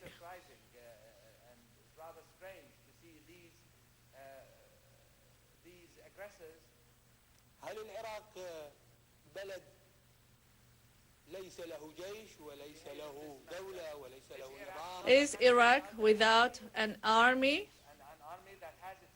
that is equipped? So if they find a night binocular, they consider it that it's being supplied through some country, then this would be in violation, or this would have come from that country or that country or another?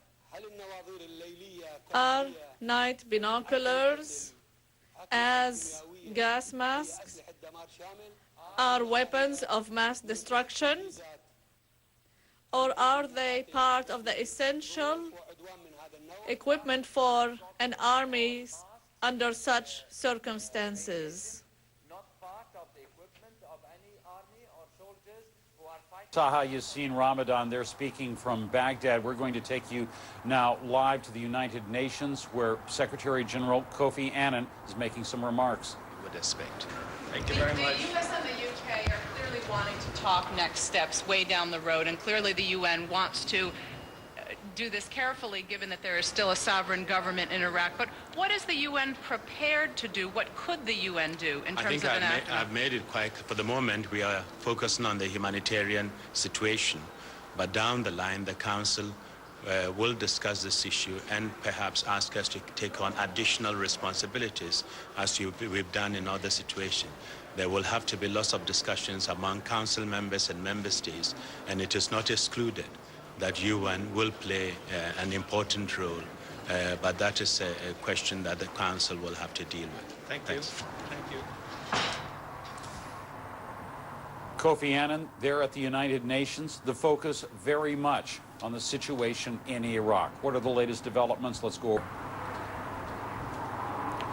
Ramstein Air Base, of course, Ramstein Air Base, of course, the largest U.S. base there, and let me correct myself, they are U.S. casualties. They're said to be U.S. casualties in this that are being returned. They would be processed here before they were repatriated. It is important to note that although Germany did not support the U.S. by any stretch of the imagination at the UN Security Council in its effort to pass a second resolution authorizing the use of military force in Iraq, Germany did not close its air bases, leaves them open to U.S. flights in ongoing operations. This perhaps one of the saddest operations for the U.S. troops there and for the families at home in the United States. It was only about 12 hours ago that U.S. officials gave an off-the-record, well, off-camera we should say, but on-the-record briefing to journalists. Obviously, you've got some wounded coming off here as well. Ramstein, there's a huge medical facility that has been used by the U.S. military in Wiesbaden, nearby. These are obviously some of the wounded, more likely, as we say, walking wounded, precisely because they are walking off the plane. But the blue outfits that they're wearing clearly differentiate them from the others who are there waiting for them.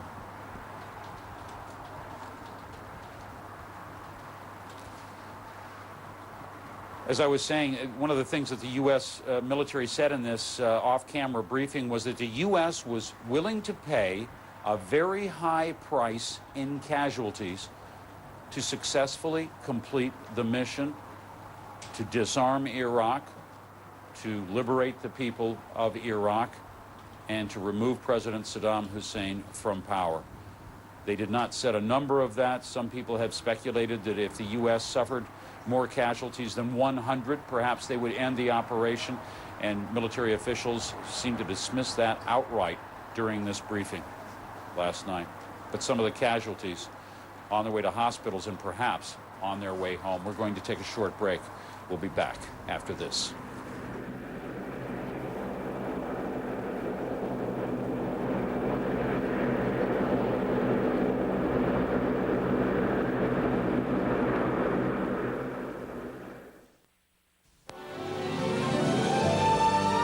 As proud hosts, God is testing us. He's testing our belief and our message. God is giving us the chance to apply what we say to our deed. He will have His mercy on us. And God is guarding us. God is great. Yes, my brothers. Ages and ages. The religious men, with all their fatwas, today they all concur that the invaders and the aggressors what they are doing is an aggression on religion and self and on the Islamic nation.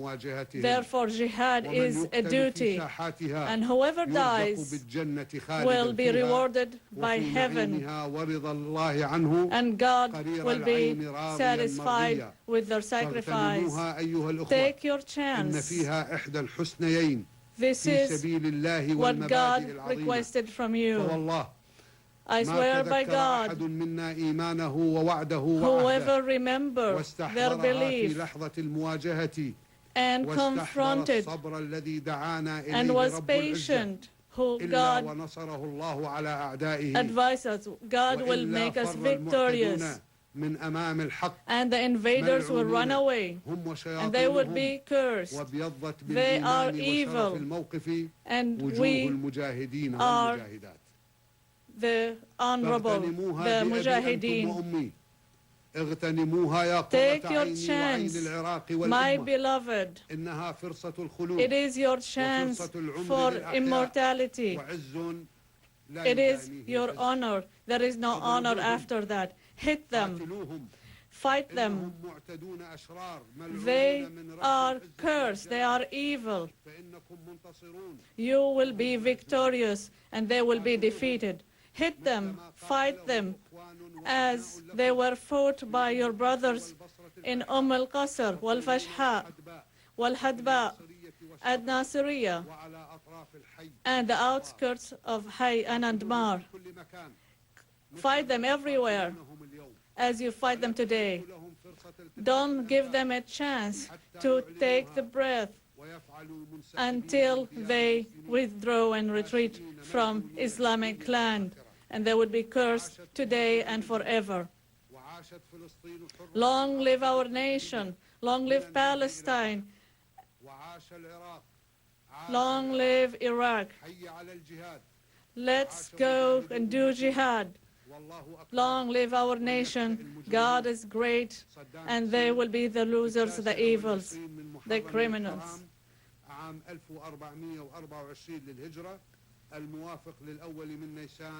April 1st, 2003.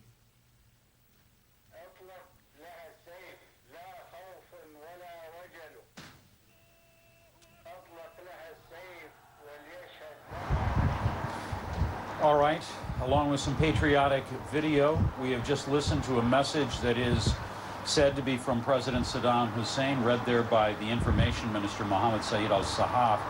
In it, he had a lot to say. Most of it was exhorting the Iraqi people to rise up and resist the invaders, the U.S. and British forces and others who have come with this coalition to change the leadership in Iraq, to disarm Iraq, and to change the future of the Iraqi people. The president there clearly trying to rally all of his forces, all of his citizenry. Joining me now is CNN's chief international correspondent, Christiane Amanpour. Christiane, your impressions? You know, again, it's a lot of, as you said, exhorting the people and the resistors who are putting up much stronger resistance than either the US or the UK led all of us to believe before this war, and who are now admitting that they are facing stiffer resistance on the battlefield. And he was talking again a lot about jihad, a lot about mujahideen, talking about fight them until they withdraw from this Islamic land. So it's a lot of words that are not only to sort of rally the people, whoever wrote those words, but also to appeal to the Arab and the Muslim public about this is an Islamic land, the invaders are in our land, and you've got to do everything possible to, as he said, kick them hard until they withdraw. On the other hand, what does this do to dispel, if you will, all of the rumors, all of the reports swirling around? Saddam Hussein was carried out on a stretcher at the beginning of this. Saddam Hussein may be dead. Saddam Hussein is wounded. You know, it's so hard for us to play sort of analyst and to know, is he alive, is he dead, was it pre-recorded, was it not? But in any event, there he was a statement, and whatever it is, you know, by keeping the image out there, by keeping the words out there, it presumably has the same effect for the people. Well, we shall see about that. Let me check the latest developments here first, and then we're going to come back to you, Christiane, and talk a little bit about Basra. We want to really just get a take here, what's been going on in the much wider battlefield of the day. These are some of the latest developments. Iraqi television has been reporting that President Saddam Hussein would make that address. Of course, that would mean a lot of people were going to tune in at the time to see what he had to say, and in doing so, perhaps dispel some of the rumors, some of the doubts that he might have been wounded. You saw that just a moment ago. In Basra, in the south, the second largest city in Iraq, was lit up in the past hour by flares. Those flares could have indicated an impending attack on the city. It is unclear. We are told that there were artillery rounds at the same time that had been coming in. How many, we did not hear. A large contingent of British troops is outside the city. There was no immediate sound of gunfire. Last hour, we spoke with Scott Nelson, a correspondent with the Boston Globe. He described to us a firefight he witnessed. He was nearby. He saw the aftermath. It took place between Iraqi soldiers and U.S. troops. Based on intelligence they received that the Republican Guard units were moving and massing in certain areas, the battalion I'm with, and in fact the regiment that they're part of, moved east today, due east rather than north toward Baghdad. and they crossed what is known around here as the Saddam Canal. It's a major canal that essentially runs down the middle of the Fertile Crescent between the Tigris and Euphrates rivers. And at one of the major bridges, the checkpoints over the canal, they got into about a 45-minute firefight with the Iraqi soldiers who were guarding that today.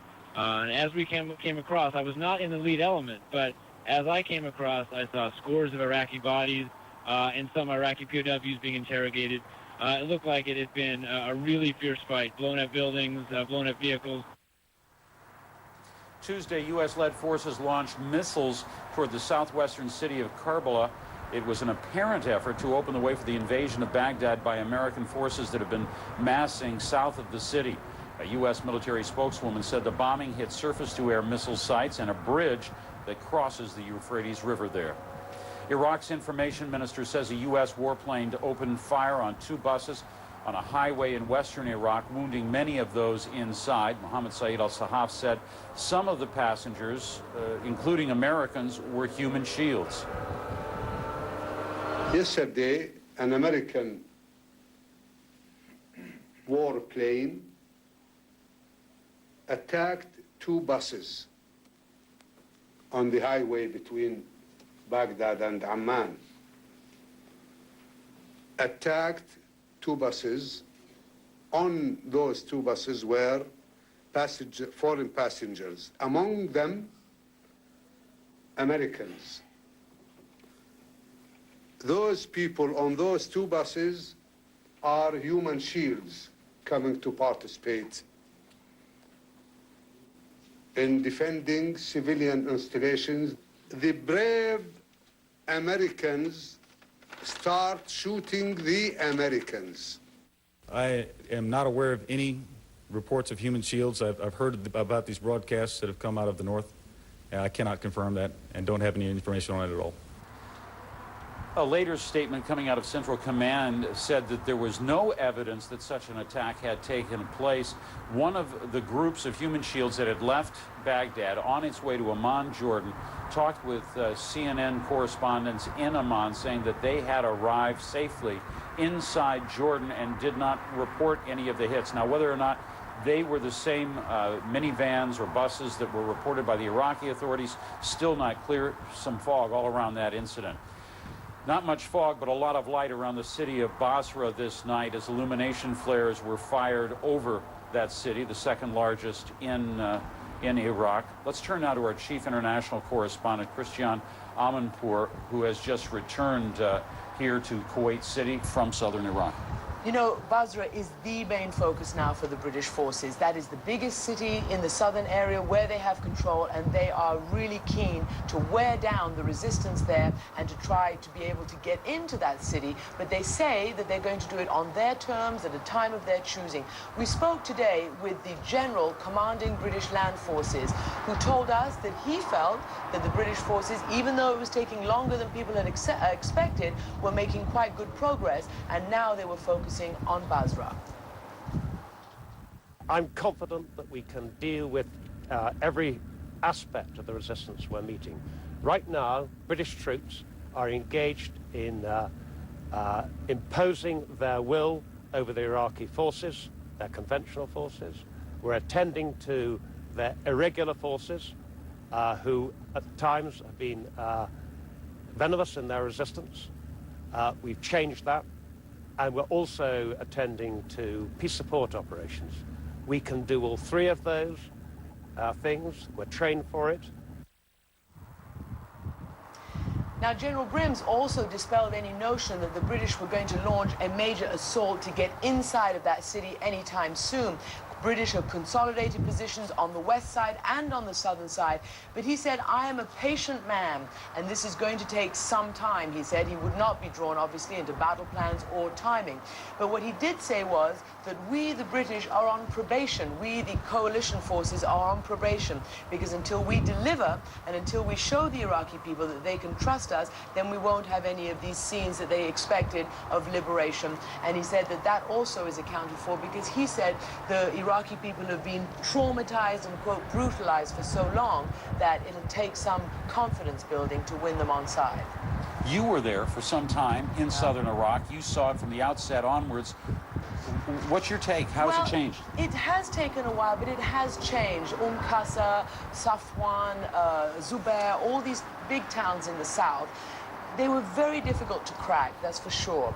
But now we go down there are more smiles, there are more waves, there are more people coming up to the British troops asking, are you going to stay? Is this for real? And of course, the principal thing they want right now is humanitarian relief, water, food, that kind of stuff, shelter.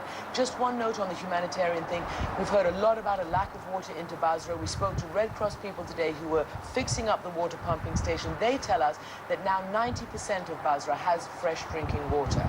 All right, that's way up, because 40% before, and that wasn't even all fresh drinking water. Exactly, and this is a major part of their Hearts and Mind campaign, as well as the ongoing radio broadcasts, the ongoing leaflet drops, and their major effort is to try to separate the people from the continuing political control of Saddam Hussein and his Ba'ath Party. Christiane Amanpour, thanks for being with us. We want to look back now, if we can, at what was said just a few moments ago out of Baghdad. Iraq's vice president said he suspects the coalition forces were going to plant weapons of mass destruction in Iraq, but it was the president's comments that came, just about 15 minutes ago. Those comments really an exhortation to the people of Iraq, calling on them to fight. Let's look at some of what he had to say. لم يجمع علماء الدين في الأمة على اختلاف اجتهاداتهم ونحوهم ومللهم مثل ما أجمعوا Today, they all concur that the invaders and the aggressors what they are doing is an aggression on religion and self and on the Islamic nation. Therefore, jihad is a duty, and whoever dies will be rewarded by heaven. The U.S. should use its military power to secure its position. On the timeline that we could get it to him, and it wasn't because of a late signing. It might be because we didn't have a ship or something. But I mean, it's been for mechanical reasons, not because of administrative reasons. I can guarantee you that. Every member of the Joint Chiefs of Staff signed up to this plan and the way it was executed from the first day, and they'll be signed up to the last day because we still think it's a good plan. Every member of General Frank's component commanders signed up to this plan as it was changed over time and as it finally came down to be the one we went to war with. And they all stood up and they gave a thumbs up to the plan. So there may be others that have other ideas of how we should have done it. And you know, God bless them. That's a great sport here inside the Beltway. And I suppose when I retire, I'll probably have my comments too. Gee, they ought to have more air power. I wish the Secretary would say we ought to be more air power centric, perhaps, but I've never heard him say that. No, he hasn't said it, and I'm not going to speak for the Secretary, but that's not the kind of comments that he's been making in this whole process. So it's been interesting, but it's not very useful to this discussion.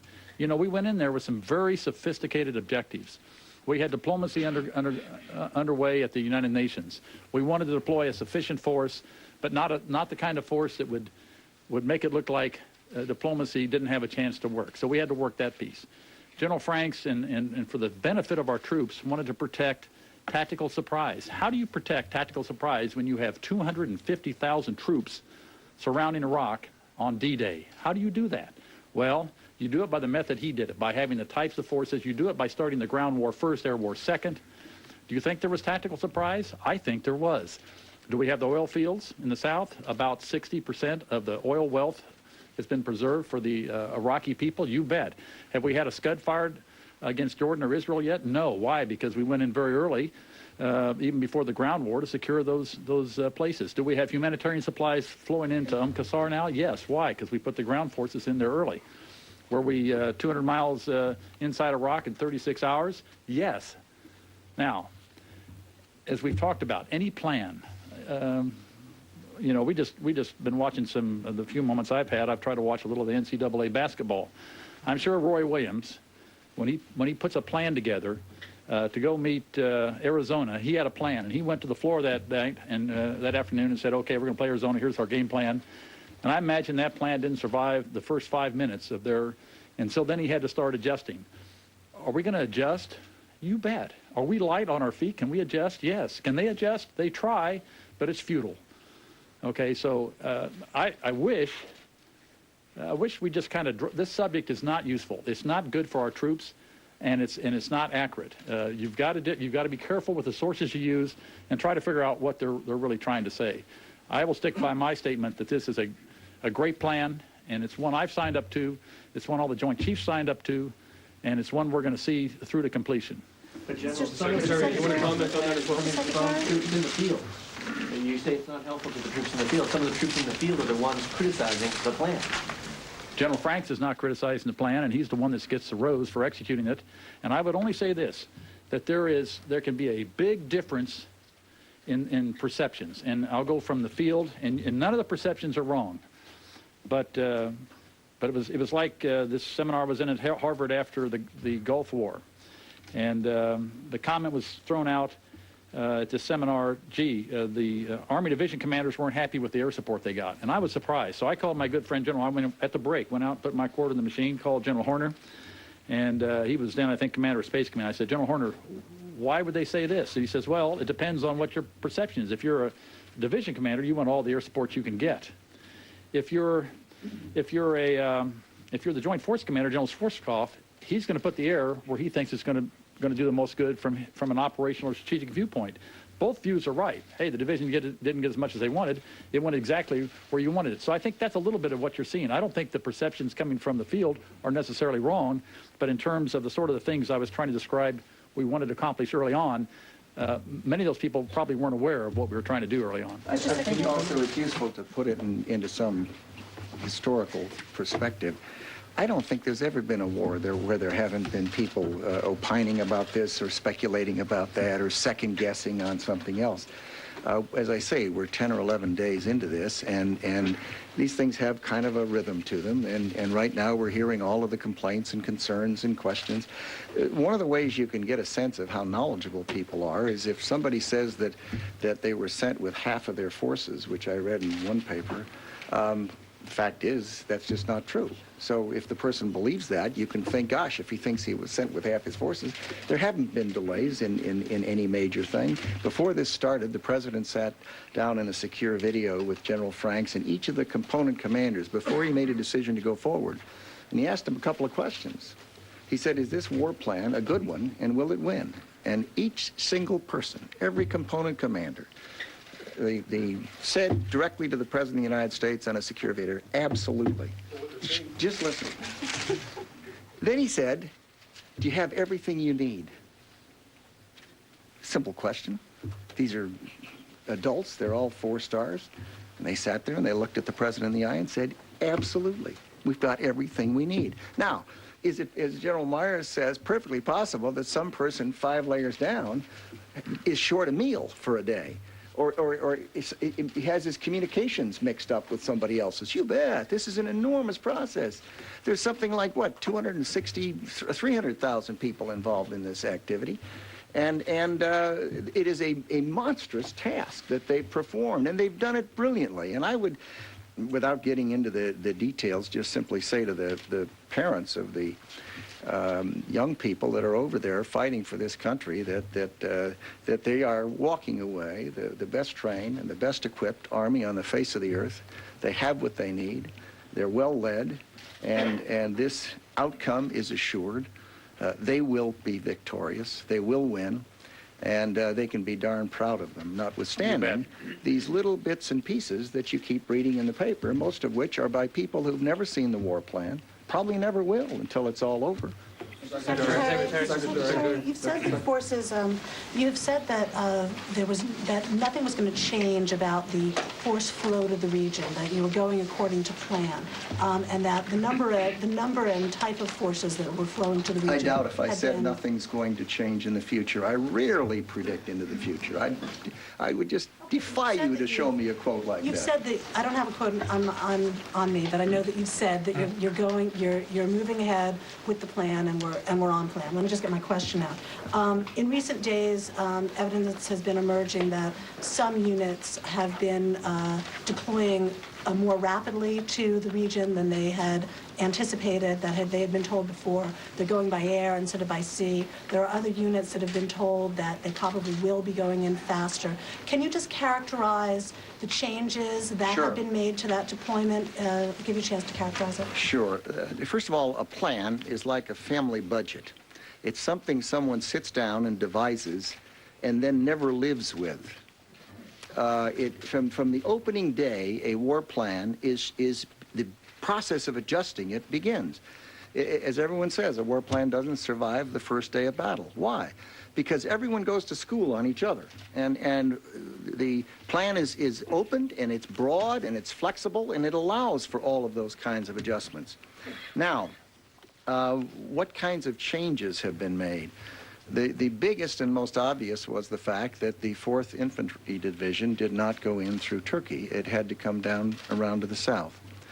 A second big change that was made is that there was a very good piece of intelligence, and thanks to the skill of Tom Franks and his folks, they were able to target a leadership compound before the ground war or air war had begun. And that was a target of opportunity, and it was seized, and it was successful, and it was an excellent piece of work. A third thing that affects everything is it's not knowable exactly how long a port will take to unload this ship or that ship. And so what happens is they begin the flow of forces, and to the extent that they find that the port is freed up, they may accelerate and bring in additional ships. To the extent they find that those ships are unloading earlier, they may accelerate the flow of people into the area. And that's bound to go on. It's going to keep continuing to change various timetables as we figure out how things are moving and how they can manage the flow of forces. But the essential flow of the forces was designed by General Franks and by John Handy at the Transcom.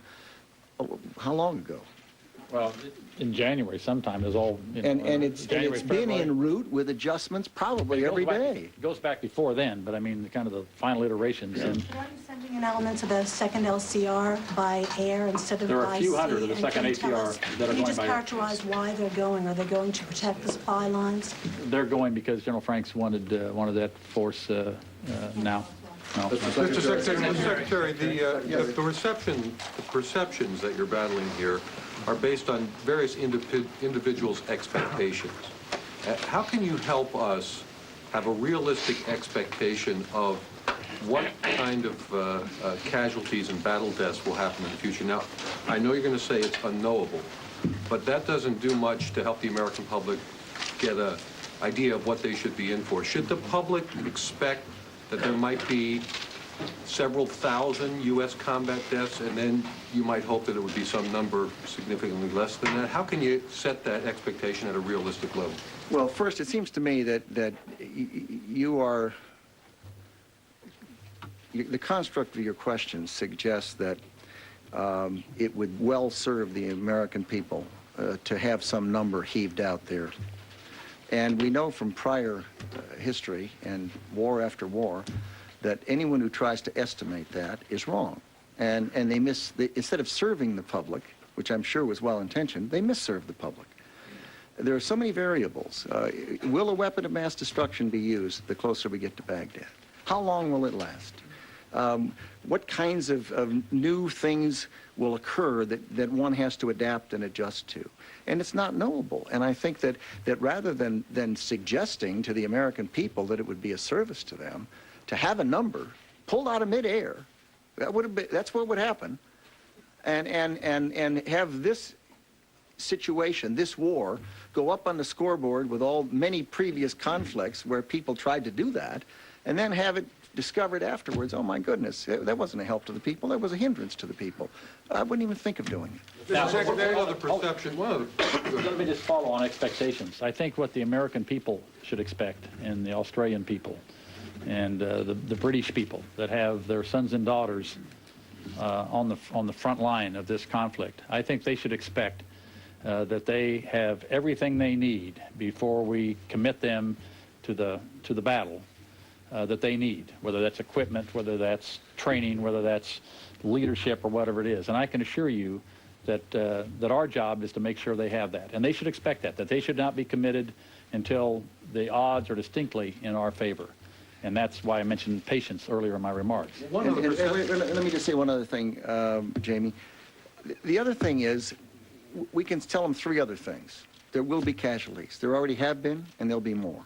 I mean, let there be no doubt about it. They'll receive the best medical care that's possible. I was out at Walter Reed seeing, gosh, I think 8 or 10 who were out there very recently, Sunday, and they're getting wonderful care, God bless them. And last, that the American people will be told the truth as soon as it's possible to notify the next of kin about a individual who's killed or wounded. Then the American people will be told directly what the casualties are. And that, it seems to me, is a service, yes. Yeah, last week you all told us that the Republican Guard were dug in. You've been pounding them now for several days. Have you managed to pry them into movement, either to take on American forces or to retreat to Baghdad? We haven't seen a retreat. We've seen dispersals. I think we showed some pictures of them dispersing into neighborhoods and things like that. We've seen reinforcements, and we continue to work away with them, at them both from the ground and from the air. But still they're basically in defensive positions? For the most part, I think is a fair way to characterize them, although there is some movement. They have moved some of the units around trying to reinforce. But some of them have been degraded to pretty low percentages of combat capability, below 50%.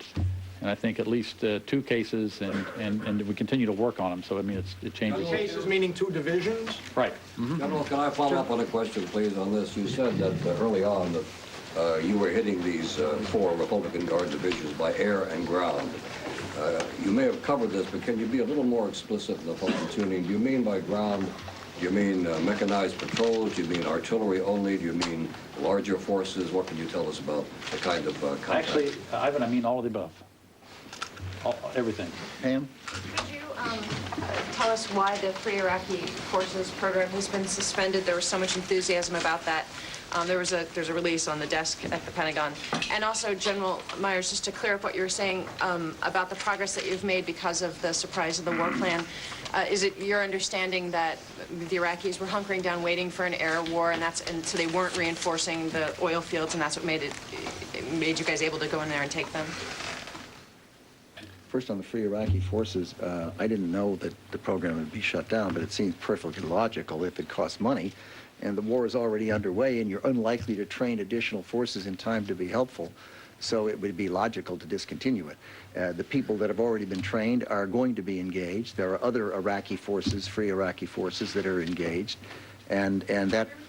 Like several hundred people were going to go through there, and as far as I know, there's 40 out there now, and maybe another 40 that are going to be sent out. It's surprising considering the extensive briefings we got and how valuable they were said that they were going to be to the forces for humanitarian aid. And well, there are plenty of people who are anxious to participate and assist in the humanitarian aspects of it.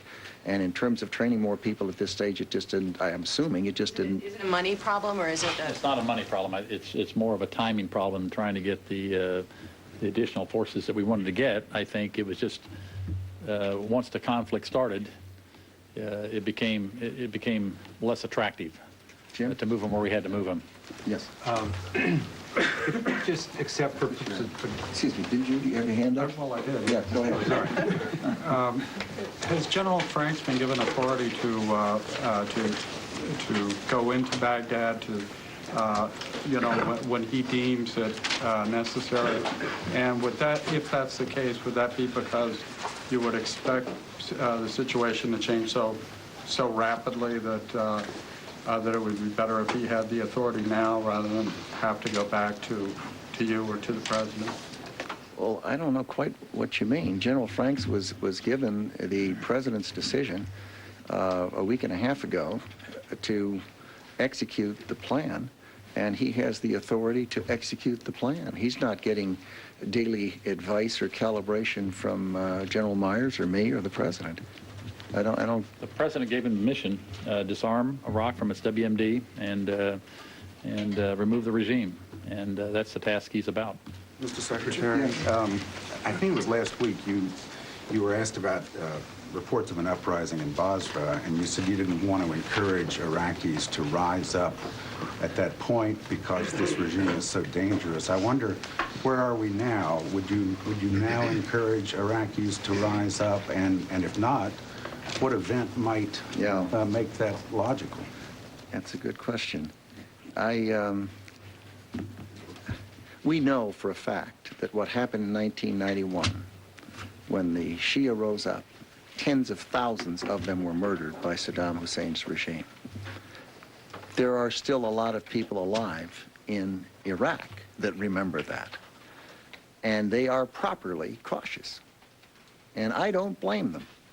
We know there are these execution death squads that are in the city, and they have caches of weapons, and they're killing people that try to escape and try to defect to assist the UK forces that are putting pressure on them. They're advising the UA forces of places they could attack from the air, and our coalition aircraft are doing that. And they're doing a good deal of damage to these death squads.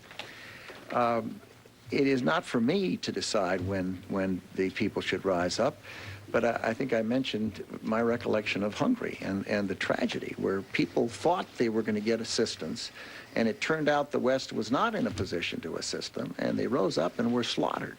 And I think that that's a call that the people in Iraq have to make. They're on the ground. It's their lives. They'll have to decide when they believe that their best circumstance is to join the fight as opposed to preserving their lives as long as they do not see that immediately they can be freed and liberated. Now, will at some point a large number of the people in Iraq seek liberation and take steps of their own? Yes, there are people taking steps already, let there be no doubt, and putting their lives at risk. But in terms of a mass uprising, that's not something I'm going to incite. Follow. Might the defeat of these Republican Guard divisions that are blocking the way to Baghdad be that event? Well, it could be. On the other hand, if you think about it, let's say the Medina Republican Guard element is destroyed this afternoon, which would be a nice prospect. And you're in Basra, or you're in some other town, and someone there has a gun at the head of your family, telling you that if you try to escape, if you try to assist, we'll kill you. And by the way, watch us. We'll kill a few other people right now just to make sure that you understand it. And they just shot a woman running across a bridge trying to escape in the back and threw her off the bridge into the water. Now, one size doesn't fit all. You could take out the Republican Guard division, and if somebody's still got a gun to their head, they're darn well not going to, very likely, not going to decide that it's time to have an uprising. It'll happen. Be patient. That country will be freed and liberated, and this will be over. And how it will happen, how it will play out is going to be a function of the interaction between what they do and what we do. And if you want to guess which side's going to do the best, I would say bet on the coalition forces. Mr. Yes. This is a strictly hypothetical question. Yeah, earlier I thought your arm was Jim's. Because it seemed like you were looking at me. It said Jim. If in fact Saddam Hussein is dead, what might explain, one, the amount of fear that the regime is still able to inspire in people? A pistol in someone's hand, shooting people. But is it word not gone out that Saddam is dead, or is there possibly a center of gravity in that regime apart from the personality of Saddam Hussein himself that would make the regime dangerous even after he is disappeared? I think for a period that your suggestion is right, that there could be first of all, nobody knows where Saddam Hussein is, if he's alive or dead or his sons. I don't know. But are there other people who are carrying on? Sure, the Minister of Information and the Minister of Defense and others are out there on television every day or two pretending that they're in charge. How is the command and control? My guess is it's less strong than it would be if Saddam Hussein were visibly himself on television, which he might be tomorrow for all I know. I think it's time to be patient a little bit and to just let things play out and we don't need to hyperventilate about what's taking place. It is a tough business. Our folks are doing a superb job, and we'll know in good time whether Saddam Hussein's alive or dead. Yes. I'd like you to ask you both to follow up on some earlier points you made. Mr. Secretary, you said, you're not giving Tommy Franks day-to-day guidance on everything and that it's his war plan, but number one, for you, could you help us better understand your management style of this war? On a daily basis, how far do you drill down into the decision-making, into understanding the target list, the results each day? And, Mr. Chairman, I hate to take you back to your initial conversation about the variety of reports in the news media, but I need to ask you to close that loop. You say it's distinct... I did. Well, not for me, sir. Okay. You say it's distinctly unhelpful, but that suggests that your solution would be people who disagree shouldn't talk and reporters shouldn't report. And I guess I'm asking if you really think that's the right solution. I'll take that one on real quick. I think for some retired military to opine as aggressively as some have done is not helpful. I mean, it's one thing to have an opinion. It's another thing to express such dissatisfaction with, quote, the plan that it's just not very helpful. And when you have troops in combat, as most senior military would know, that's not the time to start putting, different opinions, especially from senior people, on the table, particularly if they are not familiar with the plan. And, to criticize something they've never seen is pretty audacious, isn't it? So that's what I would say. And what about the news media? News media is, well, I would, all you can ever expect. Constitution. No. Well, of course. Don't forget the Constitution. Yeah, I have it right here. Yes. No, the Constitution. No, that is a serious question. And all. Because you were very animated, more animated than I think I've ever seen you be on this subject. I hope so. That's good. What I would meant to be, actually, or I wouldn't have been animated. Talks about Kansas basketball. Yeah. Well, I hope you learned something there, Charlie. But the reporters just have to be fair and balanced. And that's all. And I would hope they could put this in context. When you hear reports from the field, when you see the soda straw snapshots we get at the battle space, somebody that has a little bit bigger perspective is useful. And sometimes reporters feel that. But reporters are going to have to report what they hear and see. That's my... Are you having second thoughts on the policy of embedment? Let me see if I can respond. Wait, thoughts on the policy of we're finishing embedment? this. Just a minute. No. I was following her. How can you follow up until the first part's even answered? The war plan. What happened there was rather natural. The president asked General Myers and me to provide a war plan at some moment in history. And we talked to General Franks, and he pulled off the shelf the Iraqi war plan, which had been there for some time.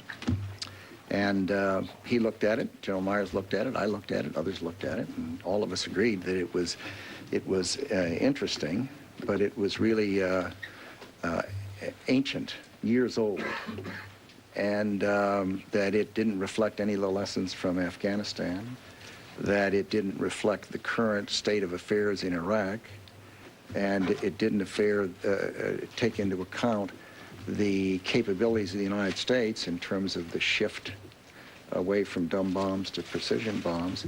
And we all agreed that he should develop a plan that would be more appropriate. He did, and it was a process that he then worked through with the chiefs, and he worked through with the combatant commanders, and just a minute, and he worked through with the National Security Council and ultimately ended up with a plan that is what we believe to be an excellent one. I keep getting credit for it in the press, but the truth is I would be happy to take credit for it, but I can't. It was not my plan. It was General Frank's plan, and it was a plan that evolved over a sustained period of time, which I am convinced is an excellent plan.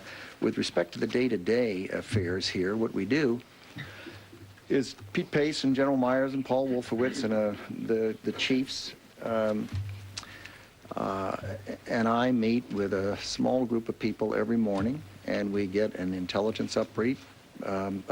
We get briefed on a variety of other things. At some moment, we get briefed by the folks at the Central Command, generally General Abizaid or General Franks or one of the other individuals. And they kind of fill us in on what's taken place, and we go through the subject. What can we do to be helpful? Are there things that you need from this end? Are there things that, are there pieces of intel that we may have seen that you may not have seen? And that's very rare. They seem to see, they've got a very good fusion cell on intelligence there. And then towards the end of the day, we get another update, and the war is General Frank's to fight. General Myers, and he's doing it. We'll make this the... You mentioned the Ansar al-Islam strike and the searches that are going on there. Understanding that it's a huge facility, can you characterize what has been found so far? And secondly, can you also characterize the resistance you're seeing in the north? In that particular site?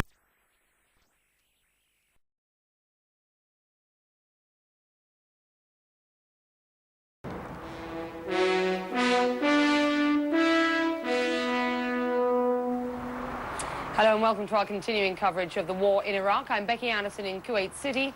And I'm Anand Naidu at CNN Center. Also at this hour, a new warning from World Health officials on a mystery illness that's left scores dead. Now, the latest developments, U.S. forces have begun a major ground offensive against Iraqi Republican Guard units defending Baghdad. Army and Marine components are both reporting breakthroughs as some units have entered a so-called red zone within 80 kilometers of the Iraqi capital. U.S. forces are launching what amounts to coordinated attacks on two fronts against the city's defenses. CNN is told the ground assault is expected to be very systematic since the inner ring of Baghdad's defenses has yet to be engaged. Earlier, army units surged past the strategic and now encircled city of Karbala. Let's go live now to Prime Minister's Question Time at the House of Commons in the UK, where British Prime Minister Tony Blair is talking. When, God willing, this war is successfully concluded, the Prime Minister will have to address the proposed EU constitution put forward by the Convention on the Future of Europe. In what way has he modified his enthusiasm for a single European common foreign and defence policy in the light of recent events? I have always believed that the common foreign security policy should not be communitised, should not be with the Commission, but has to remain intergovernmental. That is the position that the government has set out. It's the position the government will maintain. Bob Blizzard. Can I tell my right honourable friend that my constituency is today suffering from a devastating blow from the news that Shell is to completely close its base in Lowestoft. The hundreds of jobs are directly involved, and the effect on local supply chain businesses will punch a gaping hole in a town that is not unused to economic misfortune. Will he ensure that all government agencies do everything they possibly can to mitigate this disaster and to help those who lose their jobs?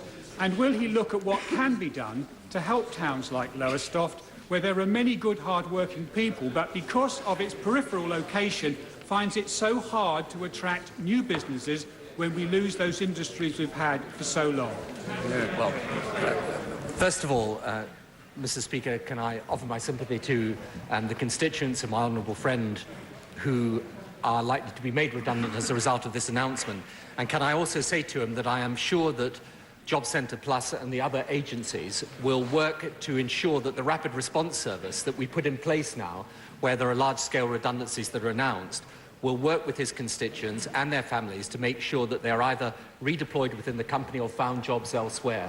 And as I know from my own constituency... Prime Minister Tony Blair, and while he brings the House of Commons up to date on domestic issues, let's just get the latest developments in the war in Iraq. US forces have begun a major ground offensive against Iraqi Republican Guard units defending Baghdad. Army and Marine components both reporting breakthroughs as some units have entered a so-called red zone within 80 kilometers of the Iraqi capital. US forces are launching what amounts to coordinated attacks on two fronts against the city's defences. CNN is told the ground assault is expected to be, quote, very systematic since the inner ring of Baghdad's defences has yet to be engaged. Well, earlier army units surged past the strategic and now encircled city of Karbala as they targeted paramilitary fighters. At the same time, Marines advanced along a major highway to the capital after battering Republican Guard troops at Acute and bridging the Tigris River. Well, Baghdad's been battered by more coalition airstrikes. The strikes have continued against Republican Guard positions in and around the capital, as well as in the central region to the city's south. Bombing also continues in northern Iraq. US Secretary of State Colin Powell is in Ankara for talks with senior Turkish officials. The US official says they'll discuss continued cooperation on Iraq. The US Army privates have been rescued from a hospital in southern Iraq. Jessica Lynch had been held as a prisoner of war since she and other members of her unit were ambushed on March the 23rd. US Marines staged an offensive in Nasiriyah as a diversion while Lynch was rescued.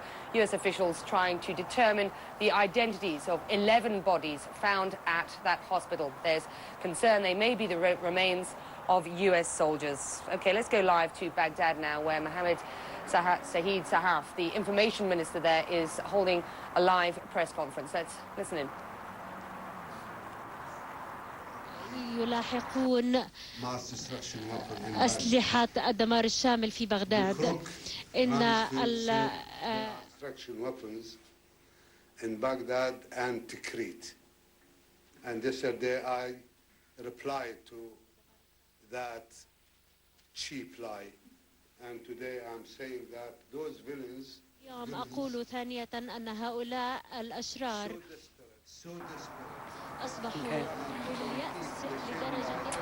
The Information Minister, Mohammed Sahid Sahaf. Let's get back to the House of Commons in the UK, where British Prime Minister Tony Blair is now addressing issues on the war in Iraq. Let's listen in. The US has warned Syria and Iran about becoming involved. Why does the Prime Minister believe that that was necessary? I think very specifically what the Americans said, and we backed them up in saying this, is that we would not find it acceptable if equipment was transferred from Syria to the Iraqi forces in the field, or indeed that there was any suggestion of any support being given by any elements in Iran to those troops who were attacking coalition forces. However, we maintain relations with both those countries in order to make sure that those things do not happen. And I think it is important, particularly in relation to Iran, to recognise that we are in constant contact with them in order to make sure that this situation is not exacerbated in any way. The point that he made about Saddam Hussein, I think, however, is worth just emphasising one particular point, if I might, and that is in relation to a concern that we have based on the intelligence that we've received, which shows that the Iraqi regime intends to damage the holy sites, the religious sites, with a view to blaming the coalition falsely for that damage. Now, this, of course, is precisely what Saddam did in 1991, when they attacked and desecrated first Imam Hussein's shrine in Karbala, and then the shrine of Imam Abbas. And I would like to emphasize to the House and to the wider Arab and Muslim world, we are doing everything we can to protect those holy sites and shrines. And I hope that people understand that the fact that Saddam is prepared to use these tactics, as he did before, underlines once again the true nature of his regime. Ian Duncan Smith. I agree fully with the Prime Minister, and it does lead to questions about post-Saddam Iraq. There does appear to be some confusion what the Prime Minister believes is the role of the United Nations in post-conflict Iraq. Last week, the Prime Minister told me, I quote, that any post-conflict Iraqi administration will have the UN's full endorsement. Can he clarify whether he believes it should be for the United Nations to run a post-conflict Iraq, or endorse a different administration running a post-conflict Iraq? I think that is a good point, because it enables me to make this clear. As soon as possible, Iraq should not be run either by the coalition or by the UN. It should be run by Iraqis. And it should be run by Iraqi people on the basis of a broadly representative government that protects human rights and that is committed to peace and stability in the region. And I am quite sure that is what the vast majority of Iraqi people want to see. Ian Duncan-Smith. Given the Prime Minister's answer, he also knows that there is a debate going on in the UN with two different views. It appears that the United States government is indicating that they want the UN to endorse a US administration of post-Saddam Iraq, while some European governments are letting it be known that they want the UN itself to run a post-Saddam Iraq. What view does the Prime Minister hold with regard to either one of those two views? I don't doubt that there are differences within the UN. I mean, certainly my experience in the last few months has taught me that it would be unusual if there wasn't. But I think that those differences are reconcilable if, as I say, we understand that once the conflict ends, of course the coalition forces will be there. It's then important that we work as coalition forces and as coalition countries in close consultation and partnership with the UN to try to develop the right type of Iraqi interim authority that will be Iraqi in nature. And as I say, I think if we actually understand that it is in everyone's interest to get to the fastest possible point where the Iraqi government is indeed Iraqi, not either UN or coalition force-based, then I think that we will approach it along the right line. So I don't doubt there will be some differences of opinion as to exactly how we handle this transition, but I think, if I can say so, it's probably best that these differences are resolved as amicably as we possibly can, because again, I think that is in the long-term interests of the people of Iraq. Ian Duncan-Smith. The Prime Minister's answer shows that there will, however, be some interim period even if we do resolve this. And British troops will still be involved in that period in the security and reconstruction of Iraq after the conflict. However, there is a possibility we may not at that point have secured a UN mandate for reconstruction before the conflict is over. Will the Prime Minister clarify what would be the legal position of our troops in such circumstances? Well, of course we've got to act within the law the entire time, but until the conflict is over, I mean, the fact and the law is the same, that the coalition forces are there, they have certain legal obligations they've got to administer. The moment the conflict ends, it's important to have in place a UN resolution that governs the situation so that we provide for both the humanitarian aid and also, as we said in our resource statement, for the endorsement of any post-conflict Iraq. And, I mean, there will be difficulties as to when we make the transition to the Iraqi interim authority, as to precisely what the negotiations in the UN bring us. But I think the one point that there is in common, whatever the differences, is that everybody understands it's got to be UN endorsed. And I believe with the right will, we will get that UN resolution. And I think this is a different situation from all the discussions we had over the so-called second resolution that we didn't get, because in this case, if you like, everybody in Europe, even those that oppose our position, and ourselves in the United States, know that for all sorts of reasons, we've got to have that UN endorsement. Irene Adams. Mr. Speaker, my right honourable friend will be aware that one of the small comforts our troops have in Iraq is receiving a parcel from home. But is he aware that the Scottish Daily Record have highlighted the prohibitive cost of hard-pressed families sending such packages to the troops? Will he use his good offices to ask his right honourable friend, or to encourage him rather, to look at reducing the price of sending packages from service families to their loved ones in Iraq? Well, I think I did say to the House last week that I would look into this issue. And I'm pleased to say that my right honourable friend, the Defence Secretary, advises me that families, as soon as the operational situation allows, because there is actual problems at the moment getting packages to those families, to the servicemen and women at all because of the operational situation. But as soon as the operational situation allows, families will be able to send packets to their loved ones entirely free of charge. There is one qualification, which is that given the constraints that exist on transport capacity, the packets will have to be sensibly sized but subject to that, they will be free of charge. Charles Kennedy. Mr. Speaker, going back to the early exchanges, given the Foreign Secretary's proposal that there should be a post-military conflict United Nations-led conference on Iraq, can the Prime Minister just clarify for the House, does that have the active endorsement, that idea, of the President of the United States? Yeah. Mr. Speaker, of course it is the case that we will need the UN to be involved because it is a matter of agreement, both sides of the Atlantic, that any Iraqi interim authority has to be UN endorsed. Now, the exact way that we do this is exactly what we're debating at the moment, but we managed to do this actually highly successfully in Afghanistan, and I believe that there is no difficulty at all in getting the proper partnership between the coalition forces and countries and the United Nations.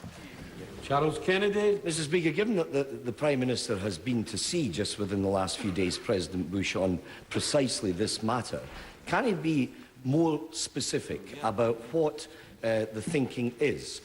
Do he and the President of the United States envisage that the post-conflict administration will be UN-led or American-led? Which will it be? Mr. Speaker, as I was trying to say before, what we actually want is to make sure that it is led by Iraqis, by the Iraqi people themselves. And the process of transition from the conflict to that should be done by both the UN and the coalition forces, and that is going to be the necessary thing to do. That the coalition forces are going to be there in the country. There is no way that they're suddenly going to disappear from the ground. And in the immediate aftermath of the conflict, of course the coalition forces will be there. The UN has made it quite clear itself it doesn't want to lead an Iraqi government. What it wants is the ability to work with us in partnership to make sure that we assemble the broadest possible representation from within Iraq itself. And I think, you know, I understand why people want to put these differences between ourselves and the United States, but I think the most intelligent way of proceeding is to recognize that the basic principle is that any transitional arrangements and the Iraqi Interim Authority has got to be UN endorsed, and the rest of it, frankly, is a matter of working in partnership with the UN, which, if we behave sensibly, we should be able to do very easily. Joan Ruddock. Thank you, Mr. Speaker. Does my right honourable friend believe, however, that we can win hearts and minds when there is an announcement from the United States that the immediate post-war Iraq will be run by a man, a former general, who is the president of an arms company and who is a declared supporter of Israel, and a group of American ministers who will administer the departments of that country? Well, first of all, again, I would just ask my honourable friend to discount some of the stories that come out about Americans running every single part of this. There is bound to be a situation of transition, as I say, where the coalition forces are de facto in control. That is necessarily the case. But our aim is to move as soon as possible to an Iraqi interim authority that will be run by Iraqis. And as for the hearts and minds battle within Iraq, I do ask her, and I ask others in this House and outside, just to recognize that there are scenes that we do not see. And there are also events that happen whose significance we cannot always determine until afterwards. And if I could just give one graphic example of that, the first Baghdad street market bombing, it is increasingly probable that that was not a coalition bomb. Now, it takes us time to investigate this, but there was no target near it. We do not believe this was one of our bombs, and yet that obviously caused huge distress and also huge concern about the coalition forces' action. And again, I would say to her that increasingly in the south of Iraq, where Iraqis really believe we are here to stay, they are coming out and saying very clearly that their total commitment is to liberate their country from Saddam, and of course they don't want us to run their country any more than they want Saddam to run their country, but they do recognize that if we do hand the country over, as we will, to the Iraqi people will have the first chance of some decent government they've had for over 25 years. John Randall. Mr. Speaker. Can the Prime Minister give this House an assurance that once the people of Iraq have ultimately been liberated, that no member of the Ba'ath Party will be given political asylum in this country? Well, I don't think I can actually dictate the rules of asylum as they apply, but I can certainly say to him that it doesn't seem to me to be a very suitable case for asylum. Let me put it like that to him. What are you going to do? Una King. Thank you, Mr. Speaker. Can I return to the question of religious holy sites in Iraq? The Prime Minister is probably aware that following Mecca, where the Prophet was born, and Medina, where the Prophet lived, one of the next earliest holy sites founded was at the city of Basra, where British troops currently are. Could the Prime Minister assure me that those British troops are made aware of the significant area they're in at the moment, and could he assure me that every effort will be made by this government to protect those holy sites that are of such significance to Muslims around the world?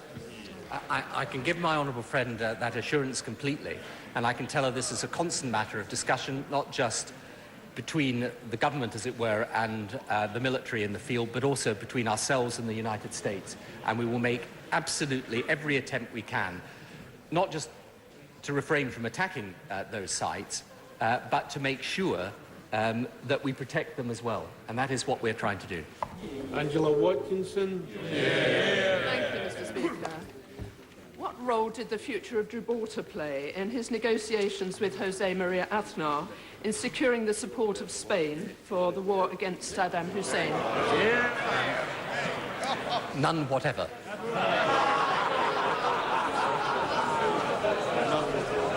Jeremy Corbyn. Many who just heard the Prime Minister's remarks concerning Iran and Syria will be very disturbed by them.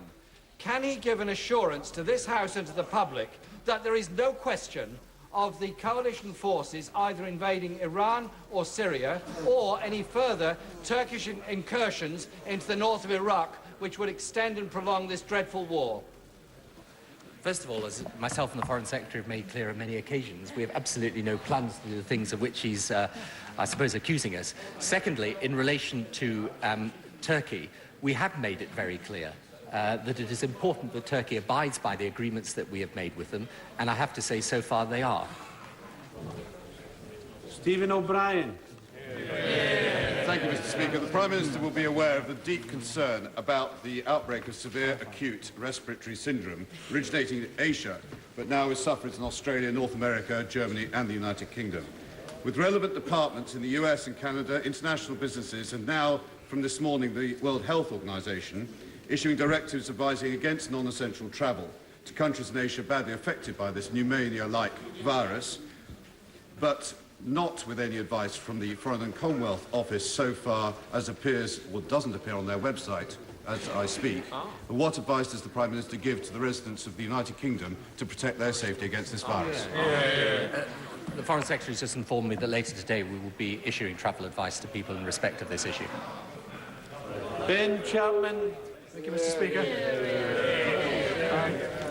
Whilst the focus of the press has understandably been elsewhere, I wonder if my right honourable friend has noticed speculation in the press about the prospect of some NHS services being charged for, about new forms of co-payments, as they're called.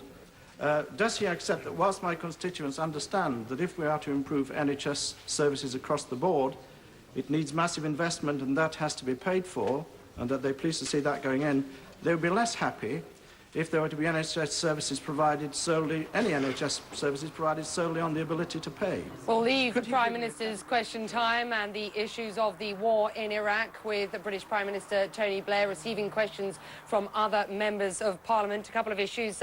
He was asked, does a UN-led conference on post-conflict Iraq have the endorsement of the President of the United States, Bush, and will the post-conflict Iraq be run by the US or the UN? And to both those questions, the British Prime Minister said that an Iraqi interim authority has to be endorsed by the UN. He said initially it will be run in close consultation and partnership with coalition forces and indeed with Iraqis. He said as soon as possible, Iraq should be run by Iraqis. On the issue of SARs, severe acute respiratory syndrome, just another issue, he said that the UK will soon be issuing advisories on travel. Prime Minister's Question Time today, they're live. Let's move on. US Central Command says 11 bodies have been discovered at the same Iraqi hospital in Nasiriyah, where American prisoner of war Jessica Lynch was found. It's not yet clear if the remains of those are US soldiers. Meantime, the situation around the city remains tense. Jason Bellini's traveling with the 15th US Marine Expeditionary Unit and has the latest from the area.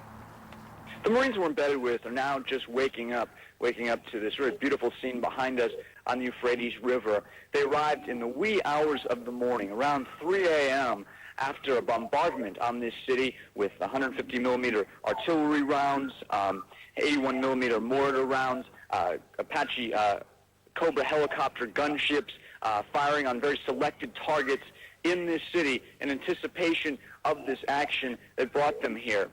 Now, today the Marines are out on patrol pursuing new objectives here in this city as they try to make it safer from militia attacks, safer for the convoys heading north towards Baghdad, and also safer for the people. I just spoke with a Marine who pointed out to me, he said, you know, look, you have people out on the river who are washing their clothes, who are getting water. He believes that they weren't doing this before because other parts of the city where they don't have such a strong presence are virtual ghost towns, as he described them. Today people are out going about their normal business, some even coming over to say hello. So I believe there's a spirit of goodwill here in the city upon their arrival here as they set up shop, establish a presence in this city, and try to eliminate the militia groups that have been on the attack and causing so much trouble in this area.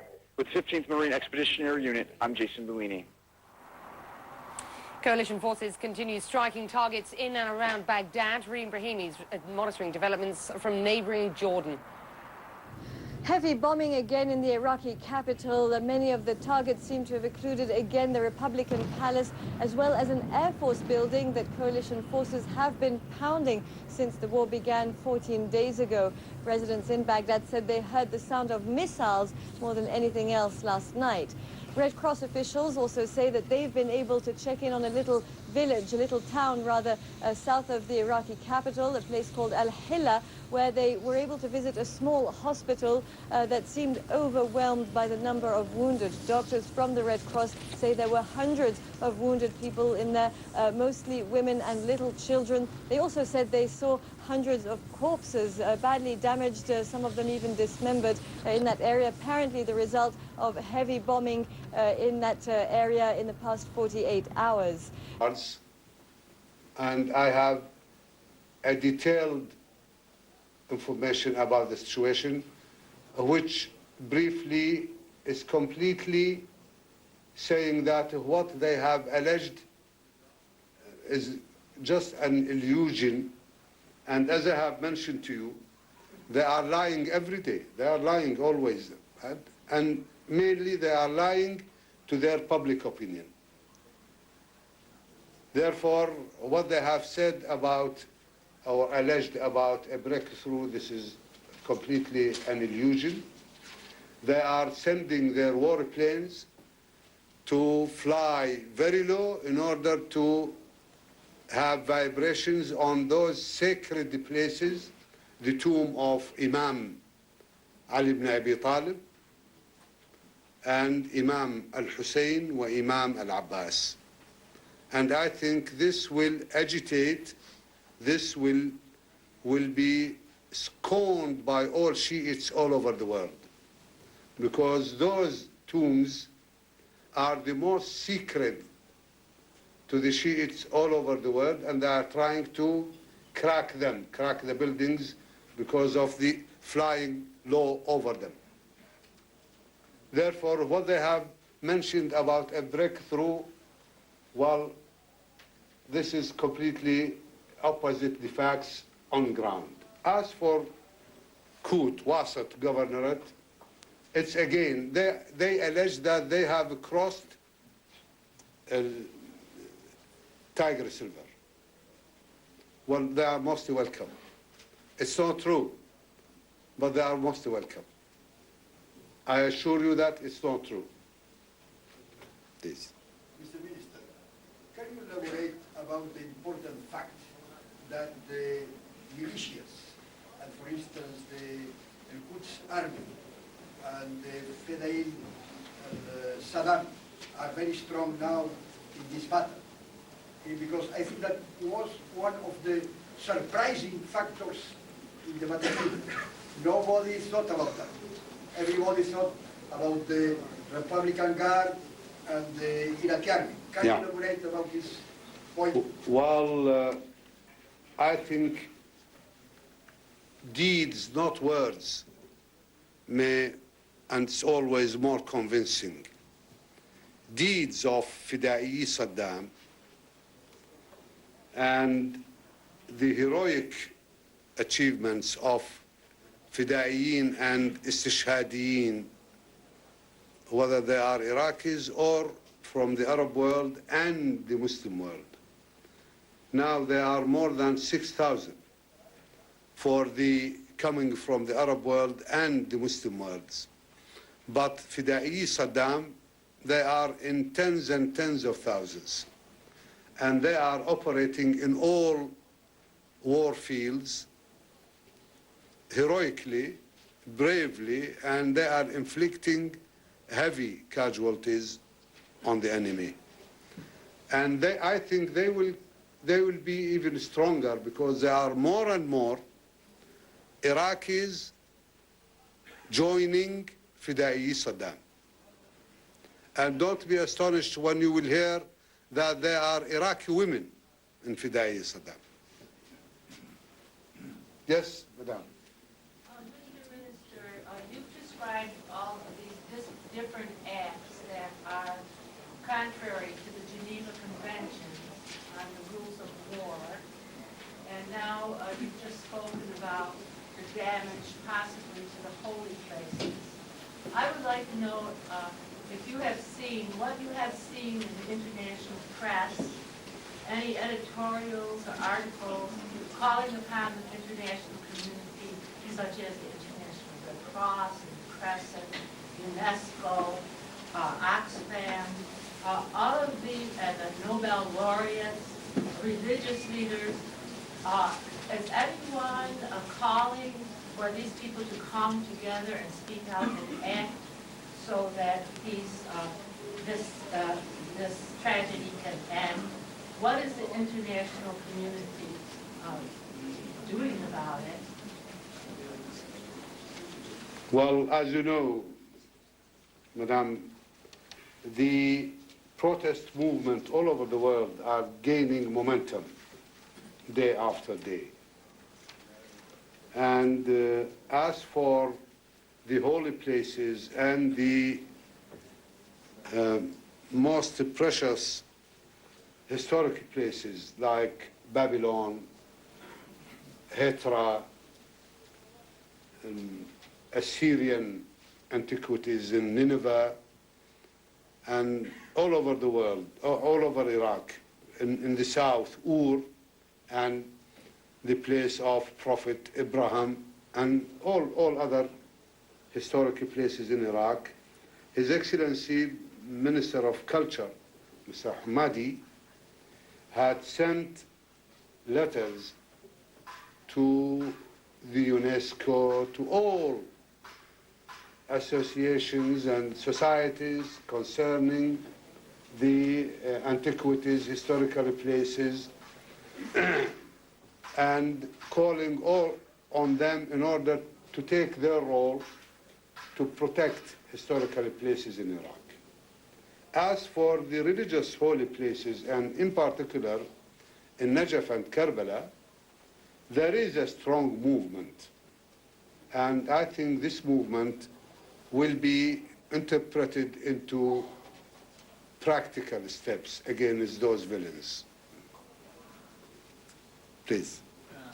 Mr. Minister, the Americans, the military, are claiming that they've taken away from you one of the prisoners that you made at the very beginning of the war. They are talking about this female military, and she was treated in a hospital, and they are saying that a commando, an American commando, went to the hospital and took away that woman. Could you confirm that? I don't have the real account of what had happened, but I know there has been an injured woman soldier there, and it had been taken care of in Nasiriyah since I think more than a week. Let us wait and see whether their account of their story is true or not. Thank you very much. You've been listening to the Information Minister, Mohammed Saeed Sahaf, talking today on issues of the war in Iraq. He's accused the US-led invasion forces of dropping booby-trapped pens and pencils on Iraqi villages in order to encourage children to pick those up, he says. He also said that Iraqi forces fought off a US attack on the Shiite Muslim holy city of Najaf on Wednesday and accused the Americans of bombing sacred shrines there. He said the people of Najaf and Karbala, another religious site for the Shiite Muslims, are putting together a strong movement to combat what he calls the villains. He also said that it's not true that the US troops have crossed the Tigris River. That's a report that we've had certainly from a Reuters correspondent who's travelling with a convoy who suggested have crossed the Tigris River today.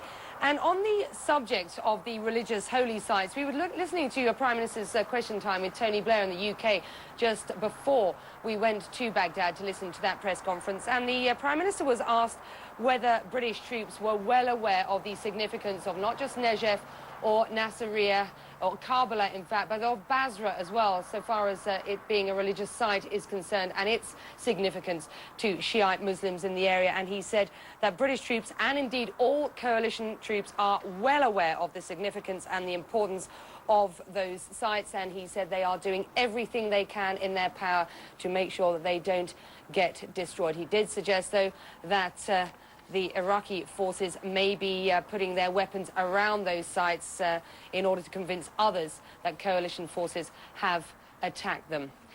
Find these relations very important. Turkey today. We are very pleased to see him in Turkey as the Turkish government and also as the Turkish people. The visit of Secretary Powell has been very timely in answering those criticisms about the current situation of the Turkish-American relations.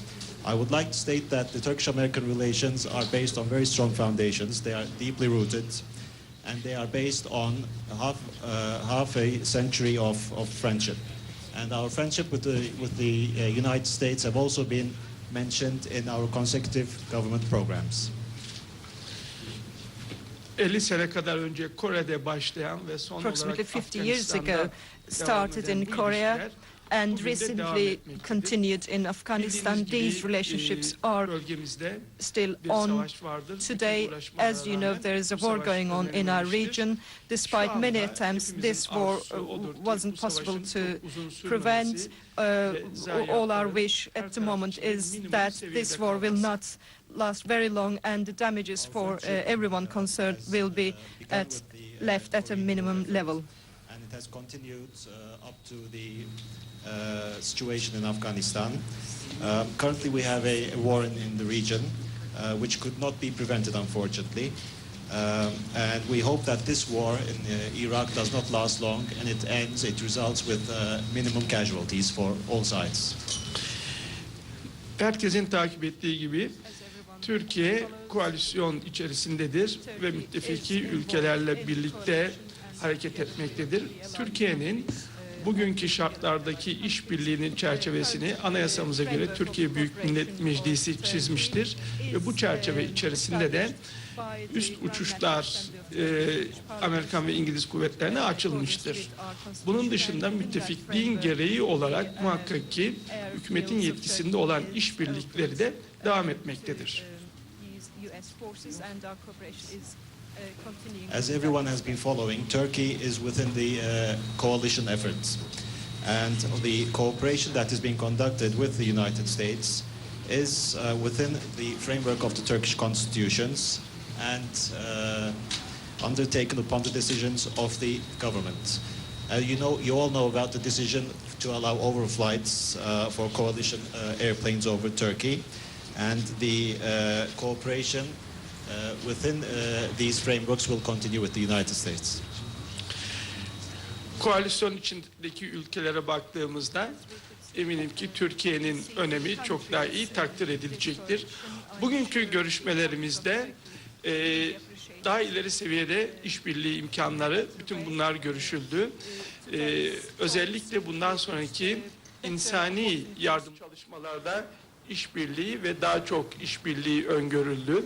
Kuzey Irak'la ilgili düşüncelerimiz bir kez daha gözden geçirildi ve bu konuda da karşılıklı anlayış içerisinde olduğumuz tespit edildi. When looked at the members of the coalition, it is easily noticeable that the cooperation between Turkey and the United States will continue. The cooperation, the means for further cooperation with the United States have been discussed in today's talks.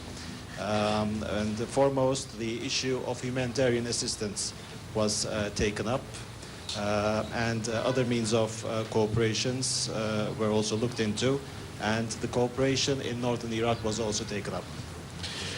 Şüphesiz ki bu işbirlikleri Irak'ın geleceğine dönük de olacaktır ve Irak'ın geleceğinde bu işbirliği önemli kapılar açacaktır. Ayrıca bölgenin demokratik, laik ve serbest piyasa ekonomisine dayalı tek ülkesi olan Türkiye şüphesiz ki bu haliyle de bölgeye örnek olan, model olan bir ülkedir. Bu da karşılıklı olarak çok üzerinde durulan bir konu olmuştur.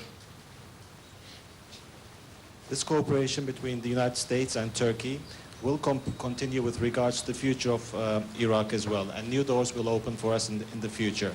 The model nature of Turkey with its democracy, its free market economy, is a model for all in the region, and this reciprocal assistance will continue. Son olarak şunu söylemek istiyorum. Sayın Powell'ın bu ziyareti Türk-Amerikan ilişkilerini daha da kuvvetlendirmiştir ve geleceğe yönelik işbirliği imkanlarını daha da artırmıştır. Ve Türk-Amerikan ilişkileri üzerinde şüphesi olanların şüphesini de herhalde giderdiği kanaatindeyim. Kendilerine ve heyetlerine tekrar Türkiye'ye hoş geldiniz diyorum. Finally, I would like to express that the visit of Secretary Powell has strengthened our relations, and it has increased the opportunities for future cooperation between both nations. And I would like to state that this visit has issues with regards to the relations between both countries. Thank you very much, Mr. Minister. It's a great pleasure to be back in Turkey, and I have found that our conversations have been very fruitful, conversations that you and I have had, as well as my conversations with the President and the Prime Minister, and I look forward to my conversations later this afternoon with the General Staff. Will you be translating or not? Do you need translation? Well, no, they are translating themselves. Okay. They arrange for themselves. Let me reaffirm what the Minister said.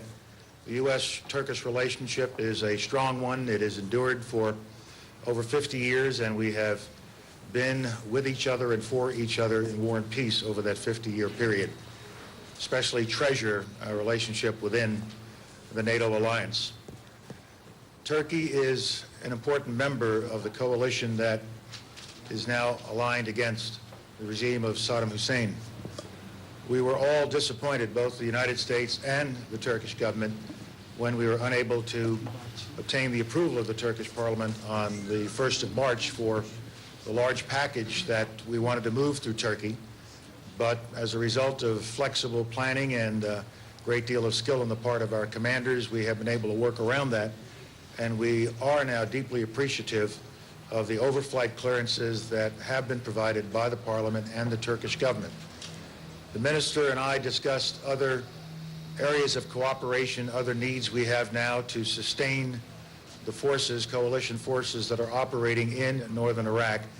And we have solved all of the outstanding issues with respect to providing supplies through Turkey to those units that are doing such a wonderful job in northern Iraq to keep the situation in northern Iraq stable. As the minister noted, we also agreed on means by which we can expedite the provision of humanitarian aid into northern Iraq and construction aid into northern Iraq as the beginning of what I hope will be a very productive relationship between Turkey and Iraq as Iraq, after the conflict, goes about the process of rebuilding its society, rebuilding its country under new leadership, under a new government committed to democracy and protecting all of the people of Iraq. Turkey will have an important role to play in this reconstruction effort, not only helping with direct reconstruction help, but also by the example that Turkey will provide to Iraq of a democracy, a Muslim democracy living in peace with its friends and neighbors, and hopefully that is the kind of Iraq we will be creating. We also had a chance to discuss at some length concerns that Turkey has with respect to the situation in northern Iraq. As we all know, Turkey has been concerned about a potential rush of refugees toward the border, as well as terrorist attacks that might be directed toward Turkey, or an extension of control out of the Kurdish areas toward the south. In each one of these situations, I think we have been able to demonstrate to our Turkish friends that we are monitoring the situation closely, we have it under control, and therefore, at the moment, there is no need for any movement of Turkish forces across the border. We have agreed today that we will rapidly form a coordination committee so that we monitor this closely, and we will also develop ways in the next several days to ensure that we understand how we would respond to a problem that might arise in northern Iraq that might affect Turkish interest. All of this, I think, is in the spirit of cooperation, and it shows how Turkey is working so closely with the coalition. I gave the minister and the president and prime minister an update on the campaign, Operation Iraqi Freedom. It is progressing well. It is a campaign that is being conducted with great skill and determination by coalition military forces.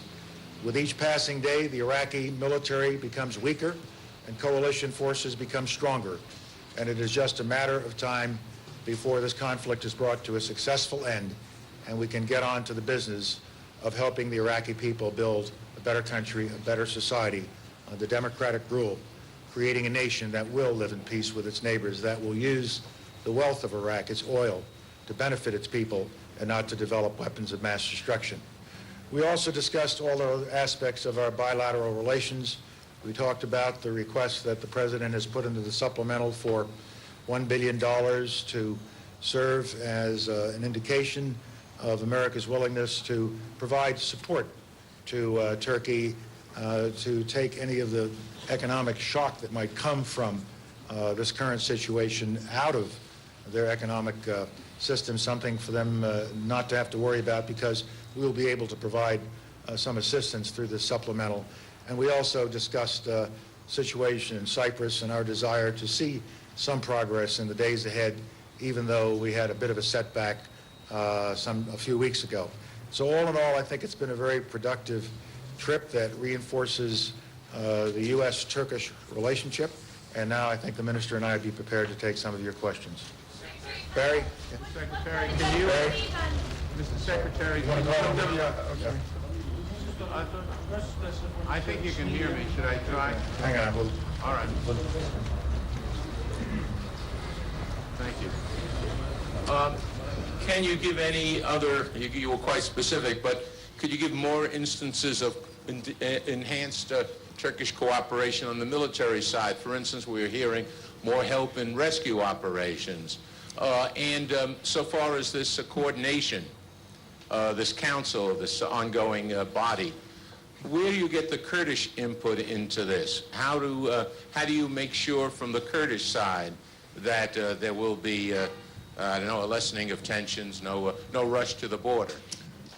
With respect to the kind of support we're getting, our principal area of discussion today had to do with supplies, food, fuel, other kinds of supplies that might go in.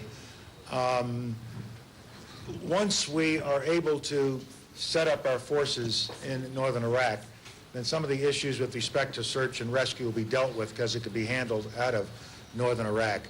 On other matters, I know that the Turkish government will always act in a humanitarian way with respect to anybody who might be in distress at a particular time.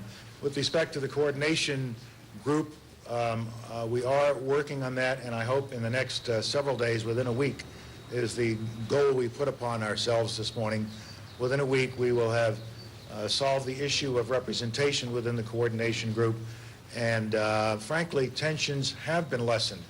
I think the concerns that everybody saw a few weeks ago that gave rise to all of these stories about an incursion has occurred, it's about to occur, things are going in the wrong direction, turned out not to be the case as a result of close consultation and as a result of the presence of our military personnel in the north and the control that is being exercised by General Franks in the region and our relationship with the Kurds. We have been able to stabilize the situation in a way that I think will keep the likelihood of a need for an incursion very much under control and a low probability. Nevertheless, since one can't predict what might happen in the future, that's why we also agreed today to create a process by which we would get early warning of a potential problem and begin responding as soon as we get early warning, and how the two sides could work together to deal with a situation that might arise.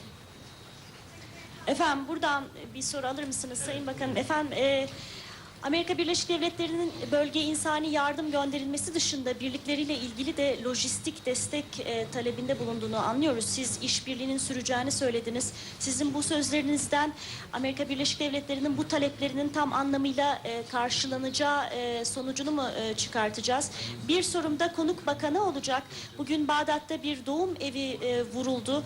Savaşın başından itibaren, savaşın son dönemlerinde sivil hedeflerin daha fazla hedef olarak alındığını görüyoruz. Bir özensizlik söz konusu. Bu Irak halkının yıldırılması için yapılan bir şey mi? Bunu tercüme ediyorsun. The assistance by Turkey to the United States in the region in the humanitarian field, we understand will also extend to the logistics fields, and there is a request in this direction. Can we understand from your comments that the requests of the United States will be met? And my second question is, today a hospital in Baghdad was hit, and as the war continues, we notice that more and more civilian targets have been hit. Can you comment on that, please? Biraz önce benim de Sayın Bakan da söylediği gibi işbirliklerimiz birçok seviyede devam edecektir ve devam etmektedir de.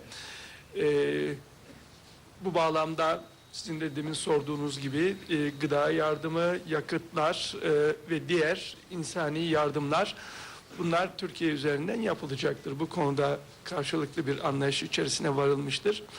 Ayrıca bir kez daha tekrarlamam gerekirse çeşitli yaralı uçakların havalanlarımıza inmesi, bazı yaralıların nakledilmesiyle ilgili konularda da Türkiye işbirliği içerisinde olmuştur ve bu işbirliği devam edecektir. The cooperation between Turkey and the United States has been going on and will continue. For instance, in the fields of providing foodstuff and fuel and other humanitarian assistance facilities to the United States will continue. And these all will take place within the mutual understanding between both sides.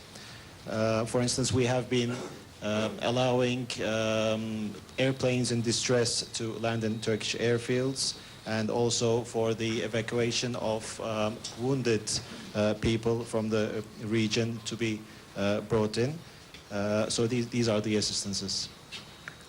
I'm not aware of the specific incident that you made reference to, but I do know that our commanders are conducting this campaign in a way that is designed to minimize the loss of innocent life or the destruction of property.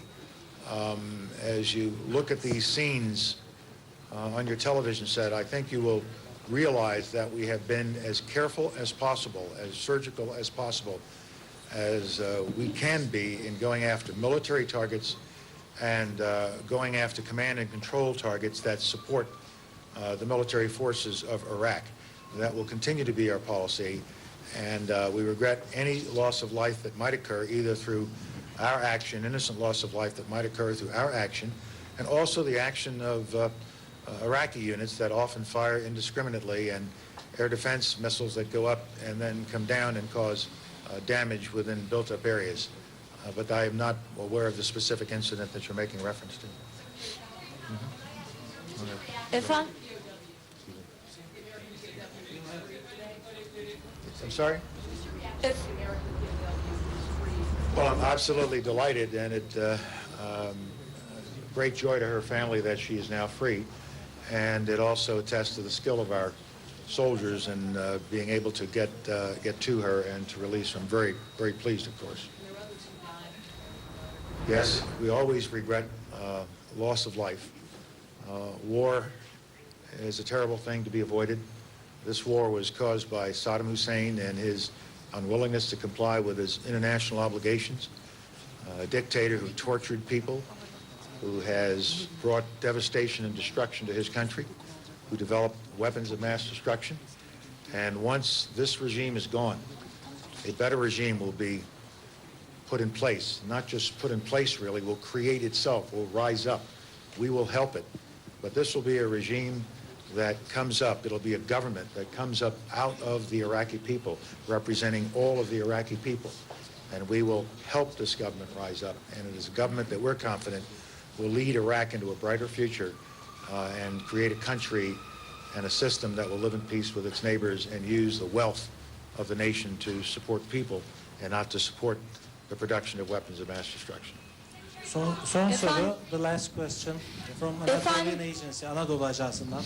Efendim, iki sorum olacak. Sayın Gül'e bundan sonra Türkiye'nin ABD ile göstereceği işbirliği için herhangi bir tezkereye ihtiyaç var mı? Çünkü havadan ya da karadan ikmal için bir tezkereye ihtiyaç olduğunu zannediyoruz biz. Ve ikinci sorum da Sayın Powell'a, Kuzey cephesinden kesinlikle ABD'nin vazgeçtiğini söyleyebilir misiniz? Bu aşamadan sonra Kuzey cephesi yeniden açılması ihtimali var mı acaba? The first question to Minister Gül. For the cooperation to take place from now on, will there be a need for another motion? And the second question to Secretary Powell is, have you totally given up on the northern option? Is that no longer an option? Bugün görüştüğümüz çerçeve içerisindeki bütün işbirliği şekilleri için herhangi bir tezkereye Türkiye Büyük Millet Meclisi'ne gitmeye gerek yoktur. Bütün bunlar hükümetin yetkisi içerisinde olabilecek işlerdir. O bakımdan hükümet kendi inisiyatifini kullanarak bu tip işbirliğini geliştirecektir. The contents of the first motion is known, and whatever assistance that will be provided from now is within the jurisdiction of the Council of Ministers of the government. Therefore, another motion will not be needed. The northern option has changed shape. Instead of using the 4th Division for that purpose, we have put Special Forces teams into the north and the 173rd Airborne Brigade. Whether other forces might at some point be introduced or not, or they'll be coming up from the south, I will leave to the military commanders to decide. We are just now executing the northern option, that part of the campaign, in a different way than had originally been planned. But our planning is flexible, and we respond to events as they occur, and I think we're conducting this campaign in a very efficient way, and I have utmost confidence in our campaign plan and in the commanders who are executing it. Thank you. Basın toplantısı sona ermiştir. Teşekkürler.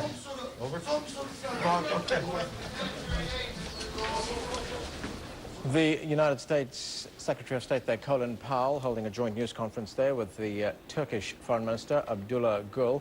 The Secretary's visit to Turkey coming amid concerns on the part of the United States government that Turkey was moving large numbers of troops across the border into northern Iraq, where there is a large Kurdish population. Secretary Powell saying that he had dispelled some of the fears on the part of the Turkish government concerning refugees in the north, and that they would undertake joint efforts to cope with that problem. Now, let me hand you over to Jim Clancy. He's in Kuwait for the latest on the war in Iraq. Thank you for that, Annan. And now we want to take a look at some of the latest developments on the battlefronts in the possible early stages of what some are calling the Battle of Baghdad. Coalition forces have started a coordinated advance on the Iraqi capital. U.S. Army and Marine components are both reporting breakthroughs as some units have entered a so-called red zone within about 60 kilometers of the city. Now, those forces are approaching from two directions. CNN is told the ground assault is expected to be very systematic since the inner ring of the capital's defenses has not yet been engaged. Now, earlier, U.S. units surged past the strategic and now encircled city of Karbala as they targeted paramilitary fighters. Then at the same time, correspondents report Marines advanced along a major highway toward the capital after battering Republican Guard troops at Acute and bridging the Tigris River. Iraq is denying that the Tigris has been crossed. Coalition support continues from the air with the bombing of targets in and around Baghdad and throughout Iraq, including in the central and the northern regions. Once the war is over, there is going to be a lot of cleanup. Wednesday, Britain's Prime Minister Tony Blair telling the British House of Commons post-war efforts should be endorsed by a UN resolution. Is that everybody understands it's got to be UN endorsed. And I believe with the right will, we will get that UN resolution. And I think this is a different situation from all the discussions we had over the so-called second resolution that we didn't get, because in this case, if you like, everybody in Europe, even those that oppose our position, and ourselves in the United States, know that for all sorts of reasons, we've got to have that UN endorsement. Now, U.S. Secretary of State Colin Powell, as you just heard, held talks with senior officials in Turkey. They ironed out a lot of the differences between the two sides that should allow logistical support for U.S. military operations in northern Iraq. U.S. forces advancing toward Baghdad, battling Iraqi Republican Guard forces in the west near Karbala, and they're moving north. That's according to our correspondents who are traveling with the troops there. They also report U.S. Marines to the east near Acute are moving north after crossing the Tigris River. Now, Iraq, as we said, has been denying there's been any crossing of the Tigris. Scott Nelson of the Boston Globe, traveling with troops in central Iraq, he told us the air support is giving U.S. troops a clear edge.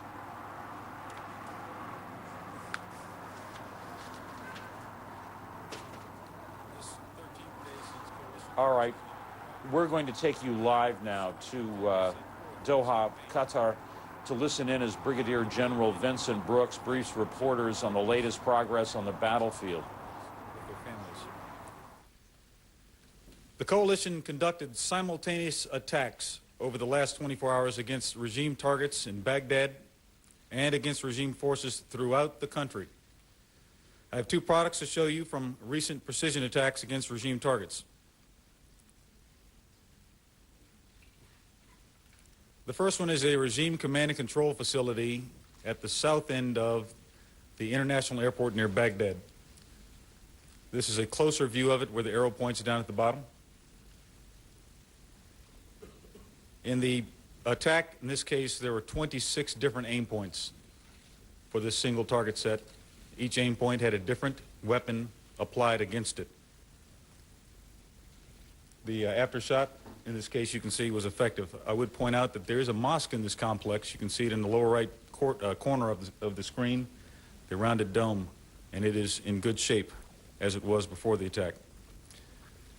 And the split, please.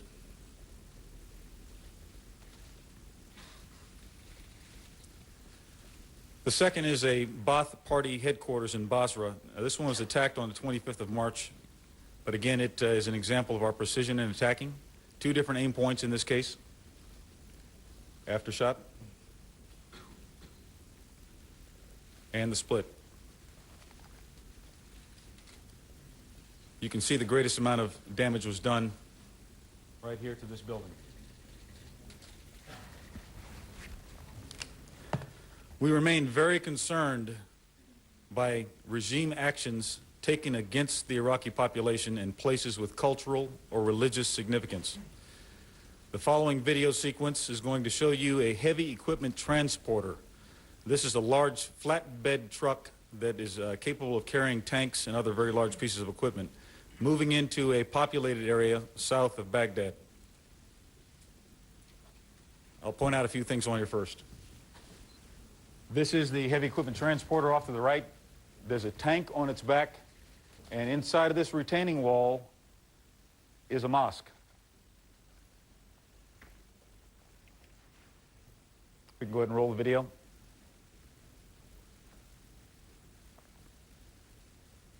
There's usually one tank on each one of the heavy equipment transporters. A second truck shows up as well, and the tank is clearly seen on the back of it. You can see now these two. There is a third heavy equipment transporter that's further up to the right, and in the next clip you'll see that it carries a container on its back, and that container explodes.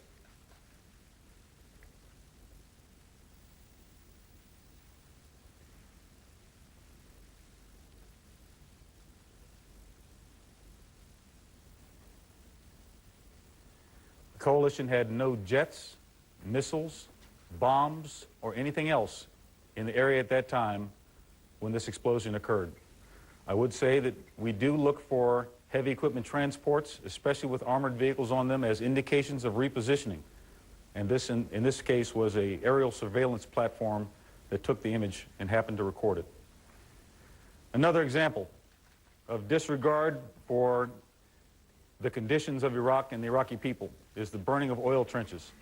A few days ago, I showed you a color photograph of one of the first trenches which had been prepared as part of the defensive array of Baghdad. It was set on fire, and we saw that several days ago. The next image will show you what the current condition is. There are over 50 oil trenches on fire around Baghdad currently. 50 oil trenches. Let me just highlight a few points. This is again in downtown Baghdad, the center of the river as it passes through. Saddam City, a primarily Shia area. On the northeast side, the Saddam Canal, where we've already mentioned there are bridges that are rigged for demolition. Most of the fires began here, but as you can see, each one of these is a different burn point. These are deliberately created trenches. Coalition action had nothing to do with the start of these fires. Our coalition special operations forces maintained pressure on the Iraqi military forces in northern Iraq through precision airstrikes directed against the regular Army 5th Corps. Our searches in the Ansar al-Islam training camp continued with coalition and Kurdish Peshmerga working closely together. Our efforts to deny freedom of action and freedom of movement in the Western Desert also remained very effective. I have a short video to show you of Coalition Special Operations Forces indicating how mobile they are and their ability to move throughout the Western Desert, actively searching for regime forces, ballistic missiles, or air defense systems.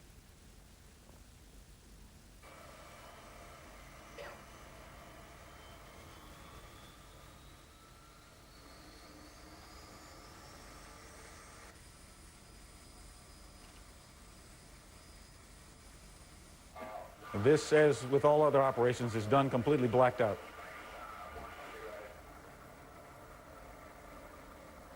Multiple aircraft in this mission.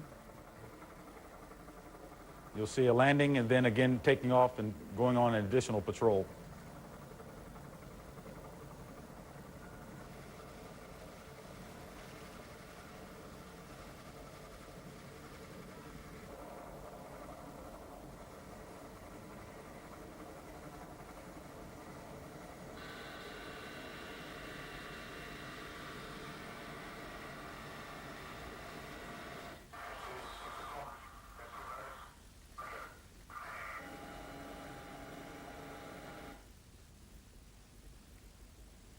These types of operations are occurring every night throughout the Western Desert.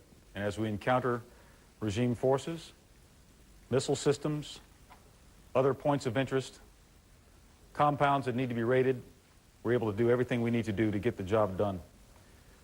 Our Coalition Special Operations Forces also seized the Haditha Dam, a very important dam that could potentially flood the Euphrates River leading down toward Baghdad, and particularly in the area of Karbala.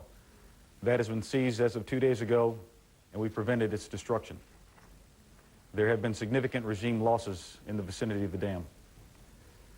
We also remain very effective in targeting regime concentrations with the aid of local populations. That improves with every day that goes by.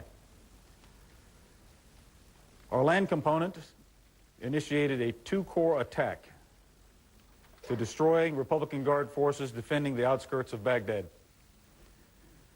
The 1st Marine Expeditionary Force attacked the Baghdad Division near the town of Acute, over here, and has crossed the Tigris River.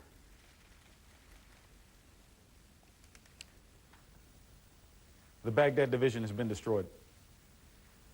5th Corps attacked against a combination of the Medina Division and the Nebuchadnezzar Division, both of the Republican Guard Forces Command. Their attacks are effective, and action continues, in this case, near Karbala, along the Euphrates River. 5th Corps units also attacked to clear paramilitary forces in An-Najaf. The attacking unit was welcomed by thousands of citizens.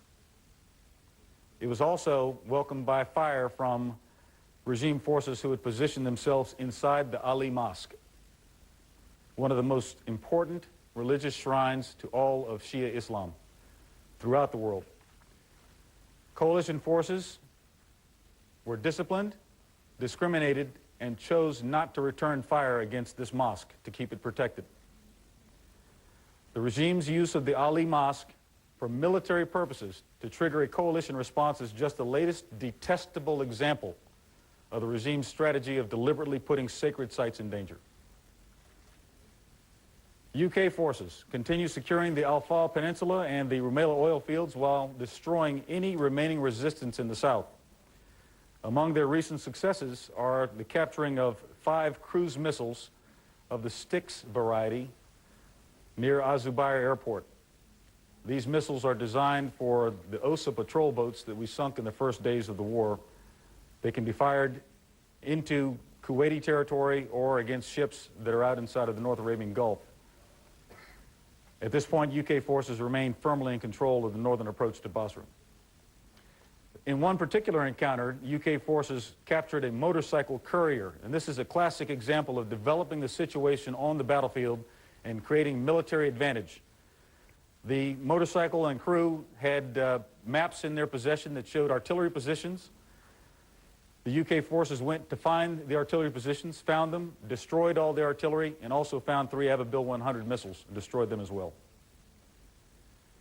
The maritime component handed over the port operations of Qasr to the land component today, and a UK military port management unit will take over the running of the port from the military side. Each day, we see the effectiveness and the importance of pushing information to the Iraqi people. And this is done even at the tactical level. I've talked about some of the things we do at the operational level in our radio broadcasts, our TV broadcasts, and our leaflet drops throughout the country.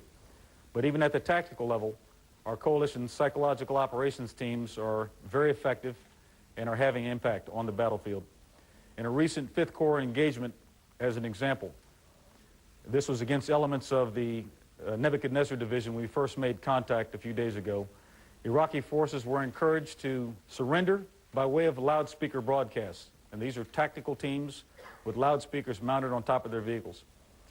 A total of 67 Republican Guard troops surrendered to coalition forces, 10 of them surrendering to the psychological operations team itself. These teams work up close with the combat forces in the front lines, close enough in one case to have the loudspeaker knocked off the top of the vehicle during a firefight. The coalition advance continues forward to the objective of removing the regime. In the wake of these operations are the equally important efforts to start Iraq's future now. I have a few photos for you to show some of our medical and civil affairs actions that have occurred, in this case, near An-Nasiriyah, a town that we have all talked about a lot over the last several days. This shows a team in place doing medical assessments and also, in this particular image, distributing food and water to the people who were only days ago threatened by the brutality of the regime. We currently hold over 4,500 enemy prisoners of war, and we treat them according to the Geneva Convention. These next images show that the International Committee of the Red Cross has visited the coalition prisoner camps near Qasr.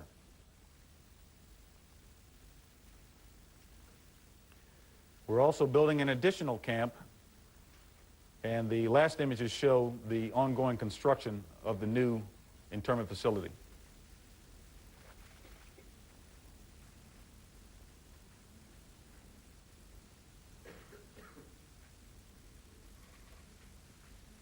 With that, I'll take your questions.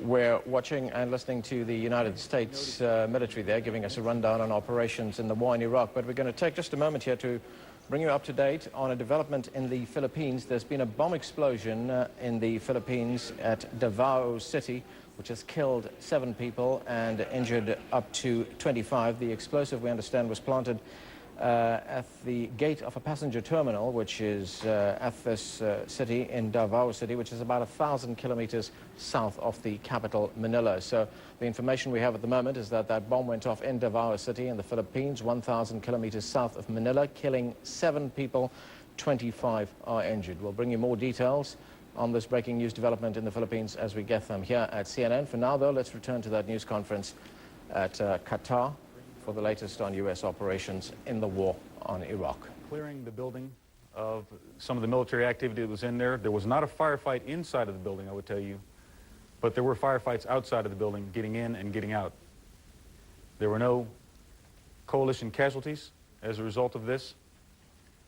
And in the destruction that occurred inside of the building, particularly in the basement area where the operations centers had been, we found ammunition, mortars, maps, a terrain model, and other things that make it very clear that it was being used as a military command post. The nature of the operation was a coalition special operation that involved Army Rangers, Air Force pilots and combat controllers, U.S. Marines, and Navy SEALs. It was a classic joint operation done by some of our nation's finest warriors who are dedicated to never leaving a comrade behind. We did have the opportunity to have a combat camera crew with the assault force, and we'll show you only the portion that has a PFC Lynch being retrieved. Do we have the tape?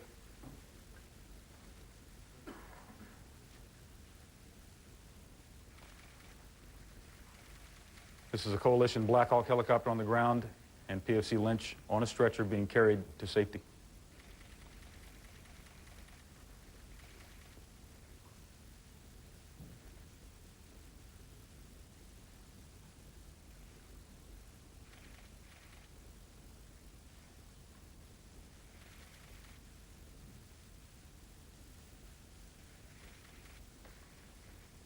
This, of course, is done under blacked out conditions in the compound itself where the helicopter landed.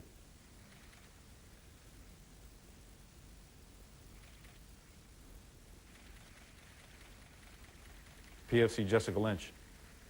At this point, she is safe. She's been retrieved, and some brave souls put their lives on the line to make this happen. Loyal to a creed that they know, that they'll never leave a fallen comrade and never embarrass their country. Next question, please. Tell us about her condition. Who exactly was holding her? Was it the regime in a larger sense, or was it some tribal faction or small controlling party in the area? And also, if you would please, the status of some of the others. The reports that bodies were also found. I don't want to comment too specifically on her condition. The good news is she's alive. She's in coalition control and receiving appropriate medical attention and care and screening right now. And for her privacy, I won't go any further into that. As to who was holding her, the regime was holding her. The regime clearly had done this. It was regime forces that had been in there. Indications are there were paramilitaries, but we don't know exactly who. They'd apparently moved most of them out before we actually arrived to get in. Although, as I mentioned, there were buildings outside of the Saddam hospital where we received fire, or where the assault force received fire during the night. We did, unfortunately, also find the remains of 11 persons who are unidentified at this point. 2 of the persons were inside of a morgue within the hospital building, and the other 9 were outside in a grave area inside the community. Our coalition forces were escorted to those locations by someone that was taken into custody during the assault, and the locations were pointed out by them. At this point, we're doing additional forensic examination and medical examination to determine who they might be. We don't know at this point, and don't have any further comment on who it is at the current time. Please, Mike. Mike Tobin, Fox News. We're hearing scattered reports about weaponry and arms cache being found in a school. Could you elaborate on that? We found this actually in a number of places, in a number of towns, as we go into places where the paramilitaries have been operating, the regime death squads. 2 things seem to be an emerging pattern. First is putting your weapons and weapons caches inside of schools, with children nearby in many cases. That's happened in several towns. The second is using hospitals as a place to do command and control, to hide. In some cases, we'll find military equipment positioned nearby, as in the case of the first hospital we encountered on the outskirts of Nasiriyah, where there was a T-55 tank parked right outside of it. We believe likely to try to trigger a coalition response and then turn that into something that says we're attacking hospitals. The pattern is very clear at this point. We've seen it throughout the country. We've shown you evidence of how these buildings are being used. Fundamentally, it is against the laws of armed conflict. Absolutely against the laws of armed conflict. We don't do that. We will not do that. And we still remain very discriminating in our selection of targeting because of the way this regime is doing its work. That's really what we're seeing. Please. Jonathan Marcus, BBC. You've said that the Baghdad division of the Republican Guard has effectively been destroyed. I know that there are obviously ongoing military operations, but could you characterize the status of the rest of the Republican Guard forces in that area south of Baghdad? Because it looks as though there are elements from possibly 4 or even 5 different divisions that have been moved there over recent days. So could you say a little bit about what the status of those forces is? We have seen over the last several days some repositioning, as I mentioned before, mostly for survivability, but also we think because of the effectiveness of some of our air attacks and precision targeting over the last several days, it's relocating to positions where they want to hold certain terrain. There have been some units that moved in from the north side of Baghdad to reinforce. And that's why we have a mixture of the Nebuchadnezzar Division and the Medina Division on the west side, north of Kabul, as an example. If I were to characterize the condition of the rest of the Republican Guard Forces Command, I would probably say, first, they're in trouble. 2, they're under serious attack right now, and those attacks will continue until we're finished with the task at hand.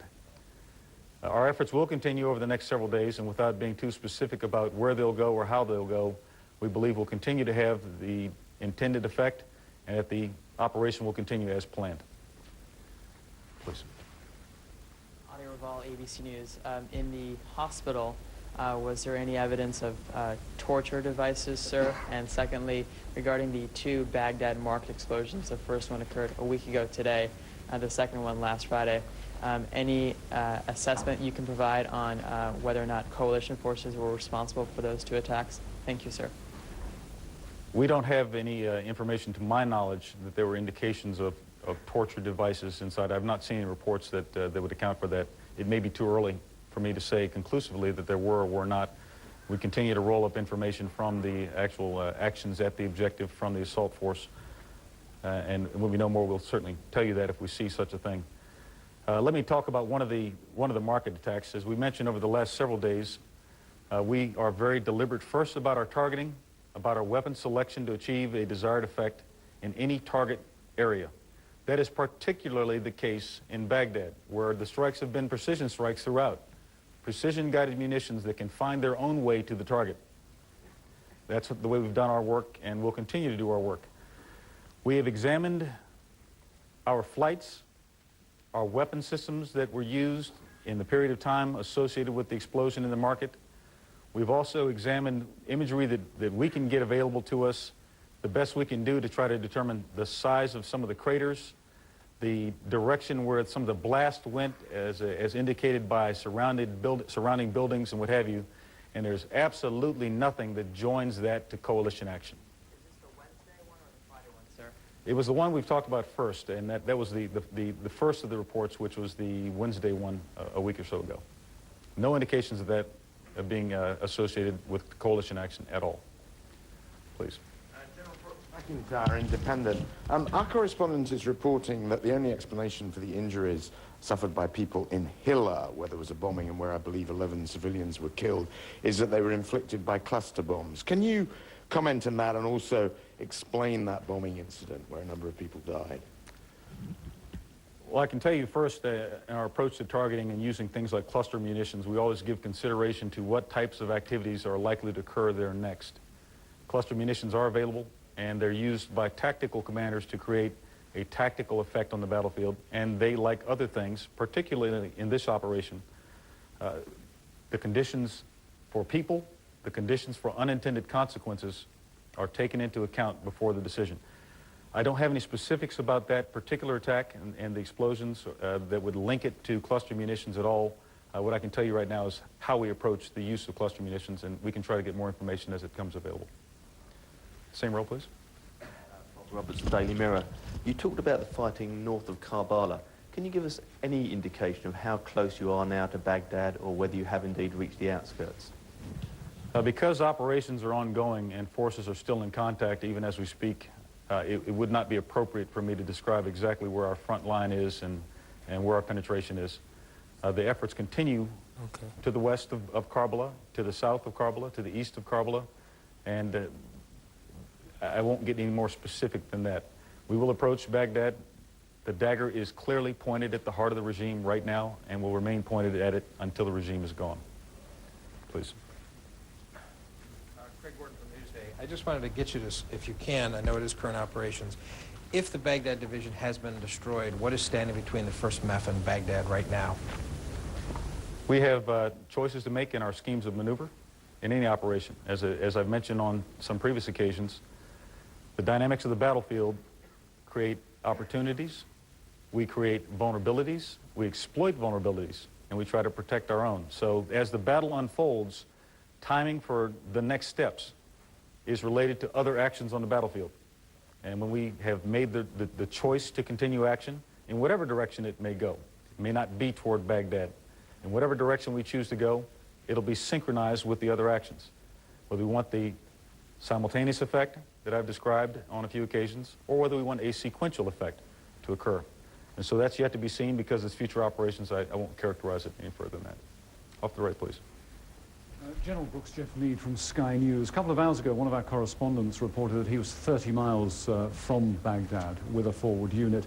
What does that position say to you about the state of the defense of Baghdad?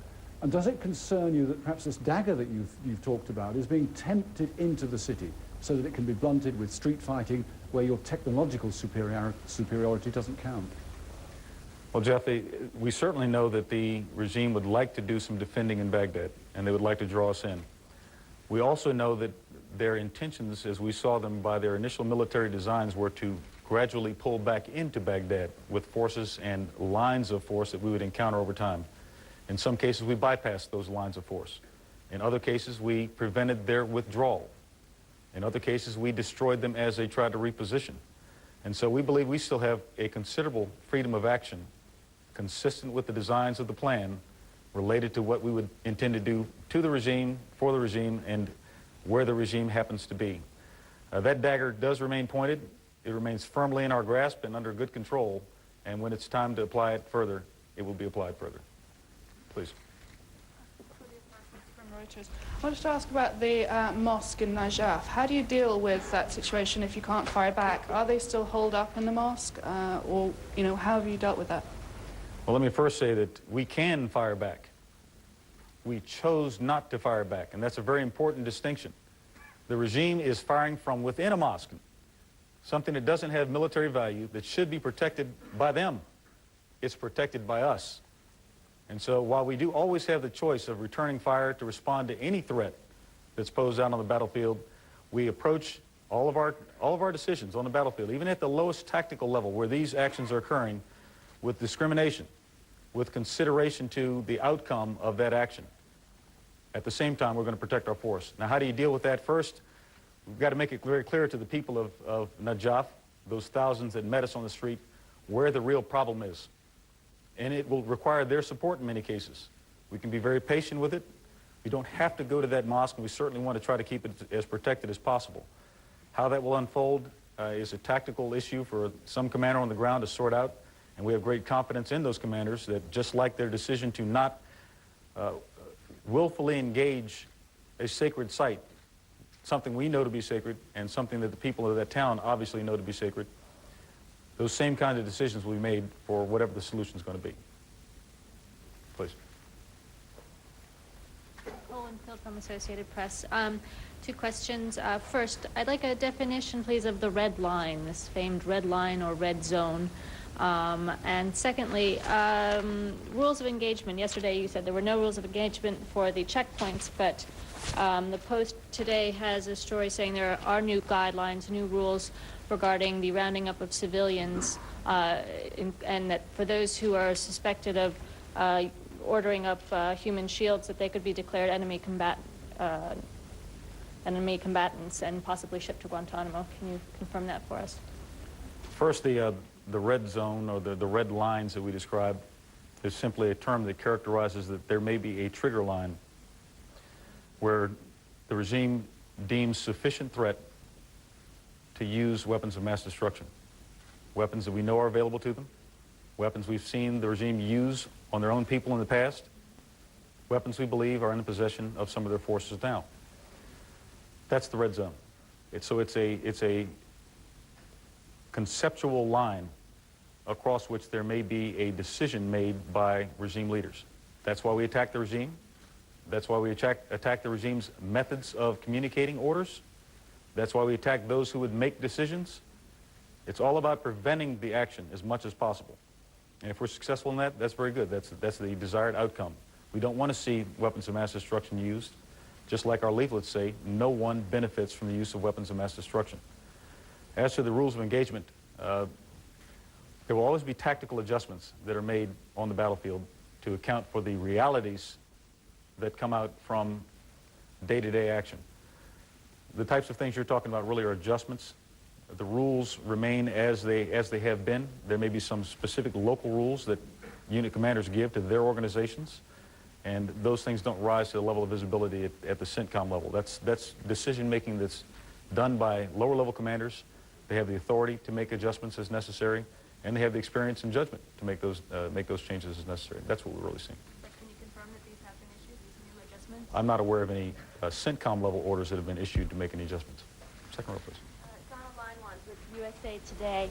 Could you describe to me what you mean when you say the Baghdad division is destroyed? Does that mean they surrendered? Did they run back into the city? Is all their equipment gone? And then can you give us the status of the other divisions? What kind of damage you think you did to Medina and some of the other Republican Guard divisions? When we say a unit is destroyed, another way to characterize it is it's no longer effective of conducting combat operations as a cohesive force. That means that its leadership is broken. That means that some of its equipment has been destroyed, or it can't be brought to bear in an organized fashion that will have a favorable outcome on the part of that force. It may mean that we have killed or captured a considerable number of the force to make that possible. In this case, that's what we're seeing. Without getting too specifics on exactly what the numbers are that remain in there, and frankly, that's an imprecise process in and of itself. We can never completely know exactly what the conditions are, and frankly, neither can the Iraqi forces know exactly what their conditions are. Other units, same sort of thing. We're in contact with them right now. The situation continues to develop, and it's premature for me to characterize the current condition of the other divisions, other than to say they're in serious trouble, and they remain in contact right now with the most powerful force on earth. Please. The troops in the mosque in Najaf, are they the last resistance in Najaf? And also, is there fighting happening inside the towns of Acute and Kabul at the moment? It would be difficult for us to judge whether this is the last resistance. We know that this is still some resistance, and it's akin to the types of things we've seen in other urban areas as the attack has proceeded. We do believe that because of the changing tides among the people, that the chances for these types of action will reduce over time. We're already seeing a reduction in that. Literally, the water is being drained from a swamp that has these brutal, ruthless people out there conducting their operations. And so as that occurs, as the population has less and less tolerance and greater boldness and willingness to assist us and point us in the right direction, we think we'll see fewer and fewer. The example of Basra is an example, is one case in point, where the population had had enough of the brutality being exacted upon them by the regime and the elements of the regime in town. Our military actions done by the UK particularly put pressure on the regime in town. More information came to us by way of the population to help us be more precise, to go directly to where the Ba'ath Party headquarters were, to find meetings in progress, to go to the right place, and also to put enough pressure to begin squeezing forces out of town. When the regime forces realized that they no longer had a safe place where they could exercise their pressure on the population, they began to flee, and they were destroyed as they fled to the north by our coalition forces in a very effective action. Please. Jeff Schaefer, Associated Press, Television News.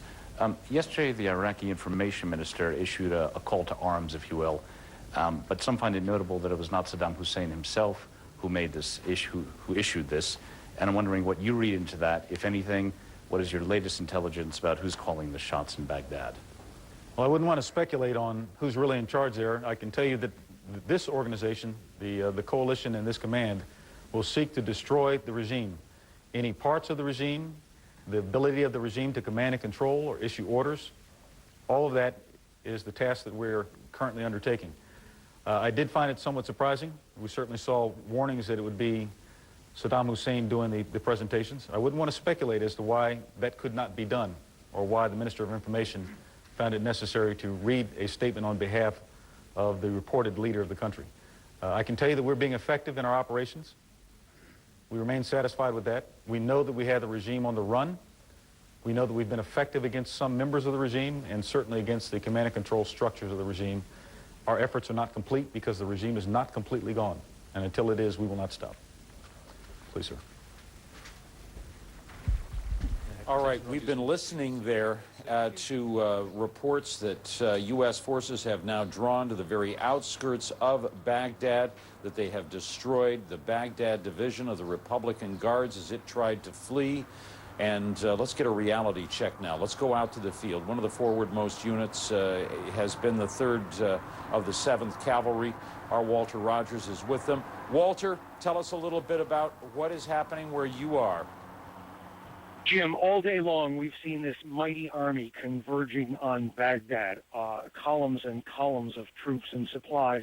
At one point on the horizon, we saw a convoy that stretched as far as you could see in either direction, at least 10 miles in either direction. Earlier, the Army told us that the 1st and 3rd Brigades of the 3rd Infantry Division successfully took Karbala, which is about 50 miles south of Baghdad. In point of fact, we now believe that some of the 3rd Infantry Division units may be as close as 30 miles or less from Baghdad. 7th Cavalry is now perhaps 25 miles from Baghdad. We have seen a very tight skirmish just a short while ago. Within the past 20 minutes, there was a firefight. 7th Cavalry was rolling across what was essentially a broken farm field. When it was fired upon, the 7th Cavalry released mortars, and it came upon three Soviet vintage 20-millimeter anti-aircraft guns. They, of course, started firing on the 7th Cavalry. 7th Cavalry returned fire with heavy mortars, tank fire. At least 20 Iraqi soldiers were killed, several mortars put out of existence, and right now I can see the soldiers scrambling over that old Soviet vintage 20-millimeter anti-aircraft gun trying to collect some souvenirs. Jim? How would you describe, you've just described a skirmish, you've described this anti-aircraft incident. How would you describe overall, as these massive columns move, are they meeting resistance?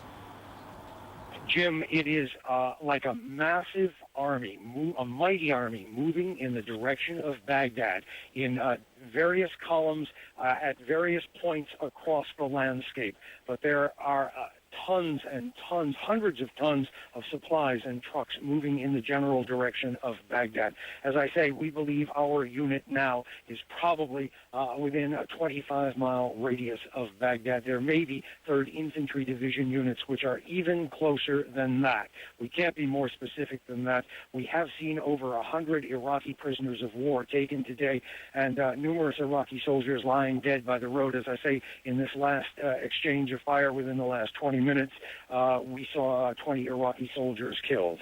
Jim? Walter, how would you describe the outlook of U.S. forces now? Obviously, on one hand, it would appear that they are feeling, tasting some success, but they also must know difficult battles could lie ahead.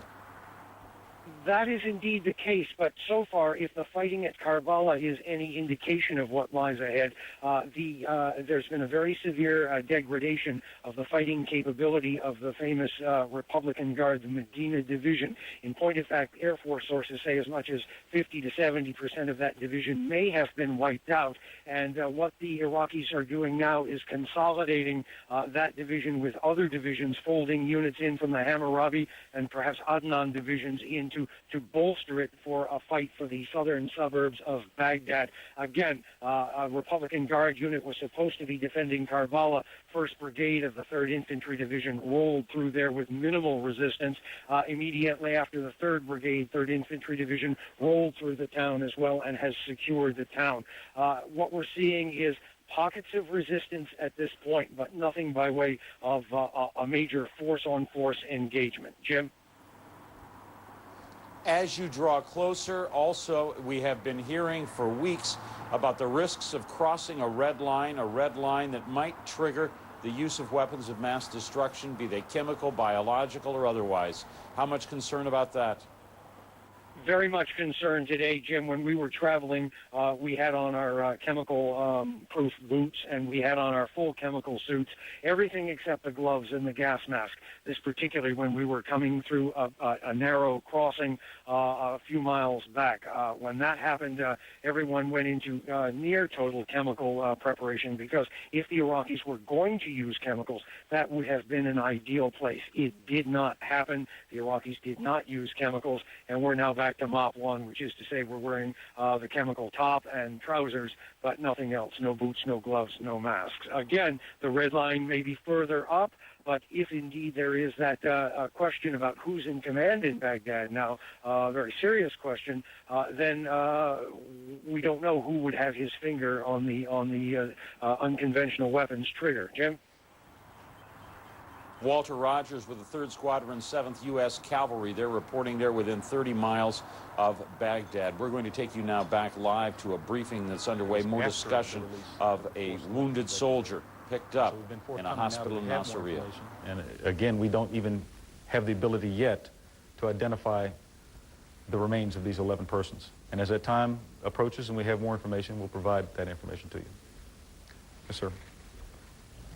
General Pete Smolowitz from Knight Ridder. Can you talk a little bit about the level of resistance from the Republican Guard, how long it took to destroy the Baghdad division, and also, without getting into specific numbers, can you talk about whether the remaining Republican Guard members are retreating into Baghdad or more towards the cities and towns to the south? Our actions occur over a period of time, and they are adjusted in scale and scope to achieve a desired effect. While some believe there was a pause, the Republican Guard recognized that there was no pause. Our operations continued throughout. We began targeting formations as soon as we could identify them. We began changing some of the mix of targeting, for example, from some of the strategic attack against the regime as a primary focus to a sharing between strategic attack and forces in defensive positions. As we got closer to those formations, as we gauged the timing of when we would want to begin this ongoing attack, we intensified it even further. So it happens over time as opposed to a start and stop, which I really can't characterize for you.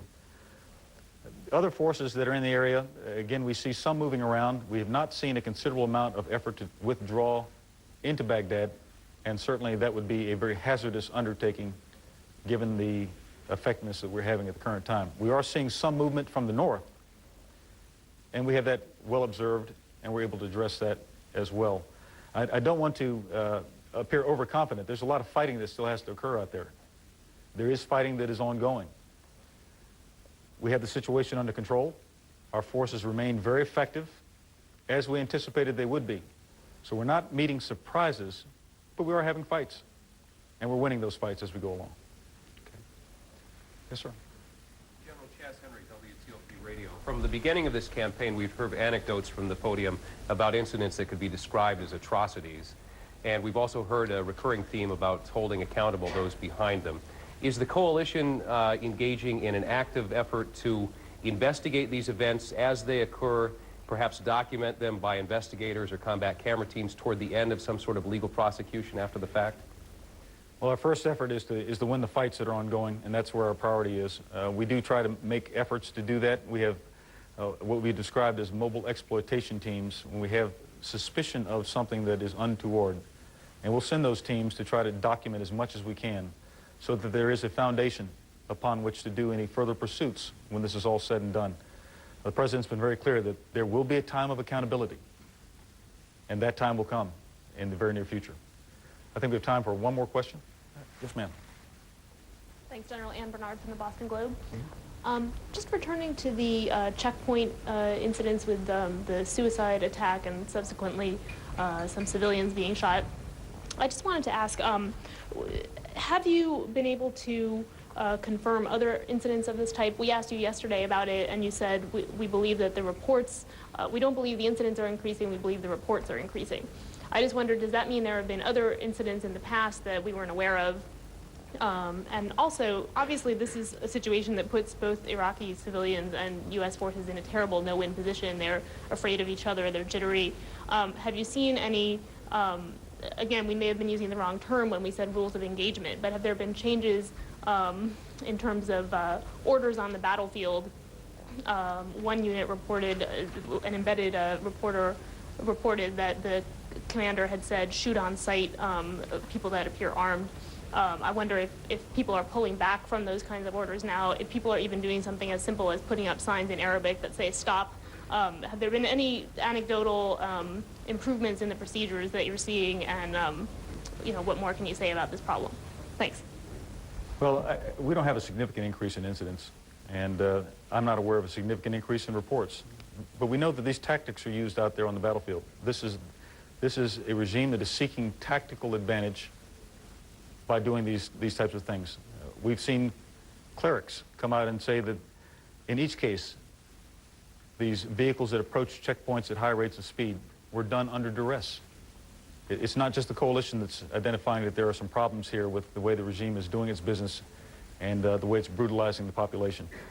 There are a number of things that have been happening out there on the checkpoints.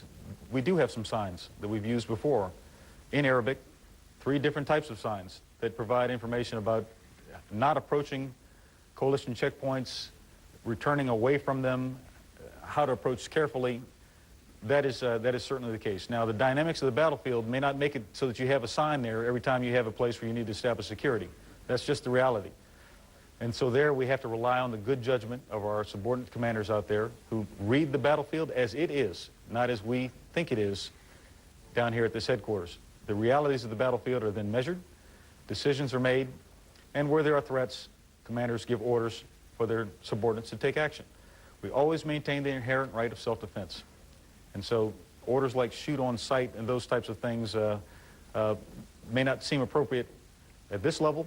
They may be appropriate at a lower level. And we're not going to second guess the work that's being done by our commanders down there. Okay, thanks very much, ladies and gentlemen. All right, we've been listening there. Brigadier General Vincent Brooks briefing reporters. Clearly, the headline coming out of this is the rapid advance of U.S. forces on several fronts toward the capital of Baghdad, approaching with lunch with the foreign minister at this news conference. Both men were at great pains to emphasize just how good and how long and old the relationship is between the United States and Turkey. The U.S.-Turkish relationship is a strong one. It has endured for over 50 years, and we have been with each other and for each other in war and peace. Attack helicopters continuing over there, continuing their work, and to the right of that, smoke still rising from the city. The fight is still very much underway. When I say U.S. troops are in the city of Najaf, they are not everywhere in Najaf. They are controlling certain parts of the outskirts. In fact, they say they don't need to occupy the city of Najaf to control the Fedayeen fighters, to make sure that those Fedayeen fighters don't create any more problems for them. They need to control some strategic areas. So it is entirely possible, and I don't know this one way or the other, that they will not occupy the entire city. But they do plan to try and control the movement of those Fedayeen fighters. Jim? All right, Ryan Chilcote there. Great reporting, great view of what's going on right at this very moment in Najaf, a city that is holy. You saw the Ali Mosque, a place that is very holy to Shia Muslims all around the world. We're going to continue to follow this story. Are we going to take a break now? All right, we're not. We're going to stay in the field. We're going to take you now further north to somewhere outside Baghdad, where we find, as usual, at the front of the queue, CNN's Walter Rogers. He's with the 3rd Squadron of the 7th Cavalry, some 40 kilometers from Baghdad. Walter.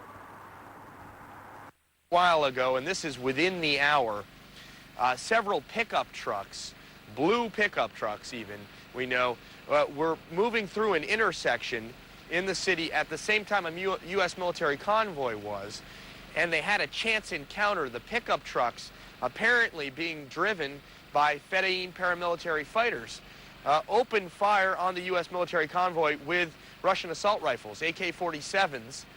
The U.S. convoy stopped at a head count once they were sure everybody was okay.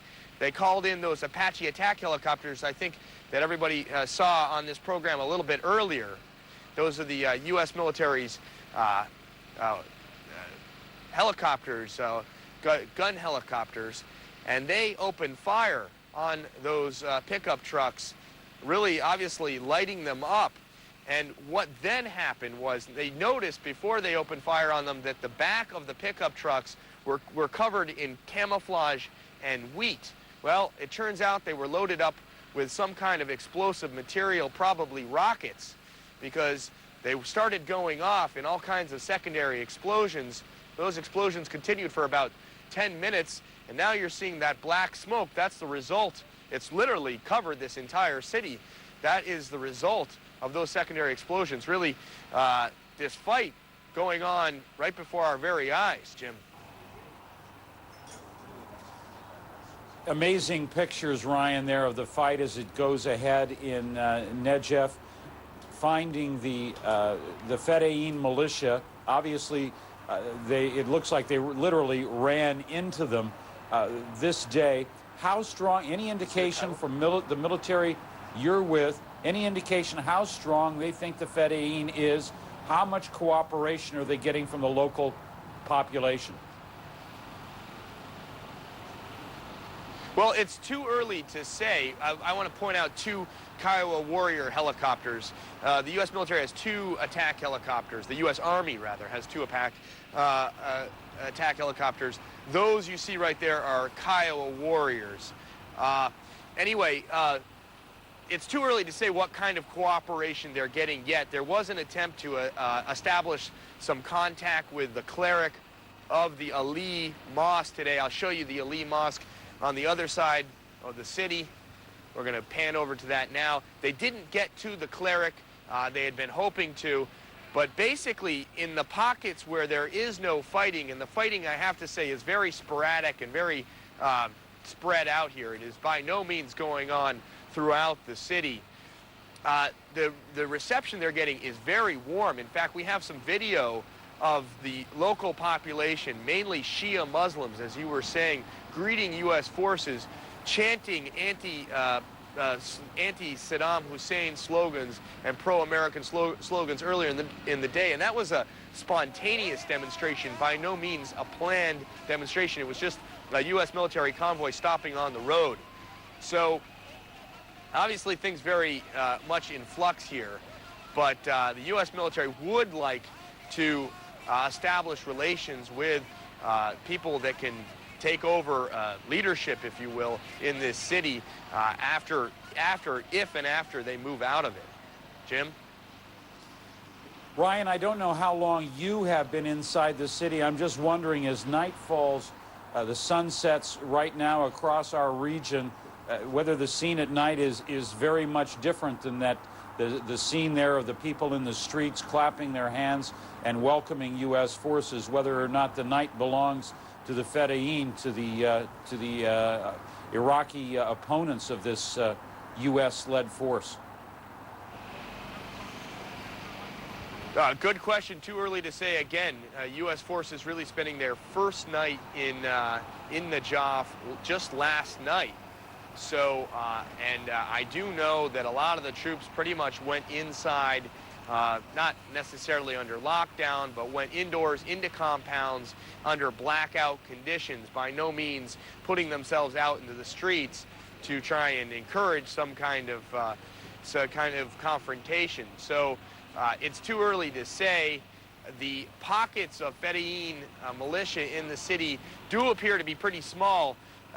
On the day before yesterday, when the U.S. really launched this offensive, they say that they saw these Fedayeen fighters fleeing the city to the north, but they suspect that not all of the fighters left. Obviously, those black plumes of smoke there are a bit of an indication of that, Jim. Ryan Chilcote, our thanks to you for bringing us up to date. We'll talk to you again next hour. Sorry, we're pressing a lot of people probably for more answers than anybody has right now, as developments just keep leapfrogging. Very quick developments. U.S. forces on the outskirts of Baghdad, just about 25 miles, 40 kilometers from the capital city. A lot of speculation about whether or not a final push on the Iraqi capital is coming up next. Certainly the pictures that we saw there in Najaf, an indication, those are the pictures that the U.S. military wanted to see from the very first day of this entire operation, being greeted with cheers and applause of the Iraqi public on the streets. But it eluded the coalition. That is not the welcome that they have received most places that they went. Instead, a very cautious reaction from people. A reaction many of the observers say is related to the Fedayeen militia. People still not convinced they won't be abandoned as they were in 1991. People still not convinced that Saddam Hussein, the president of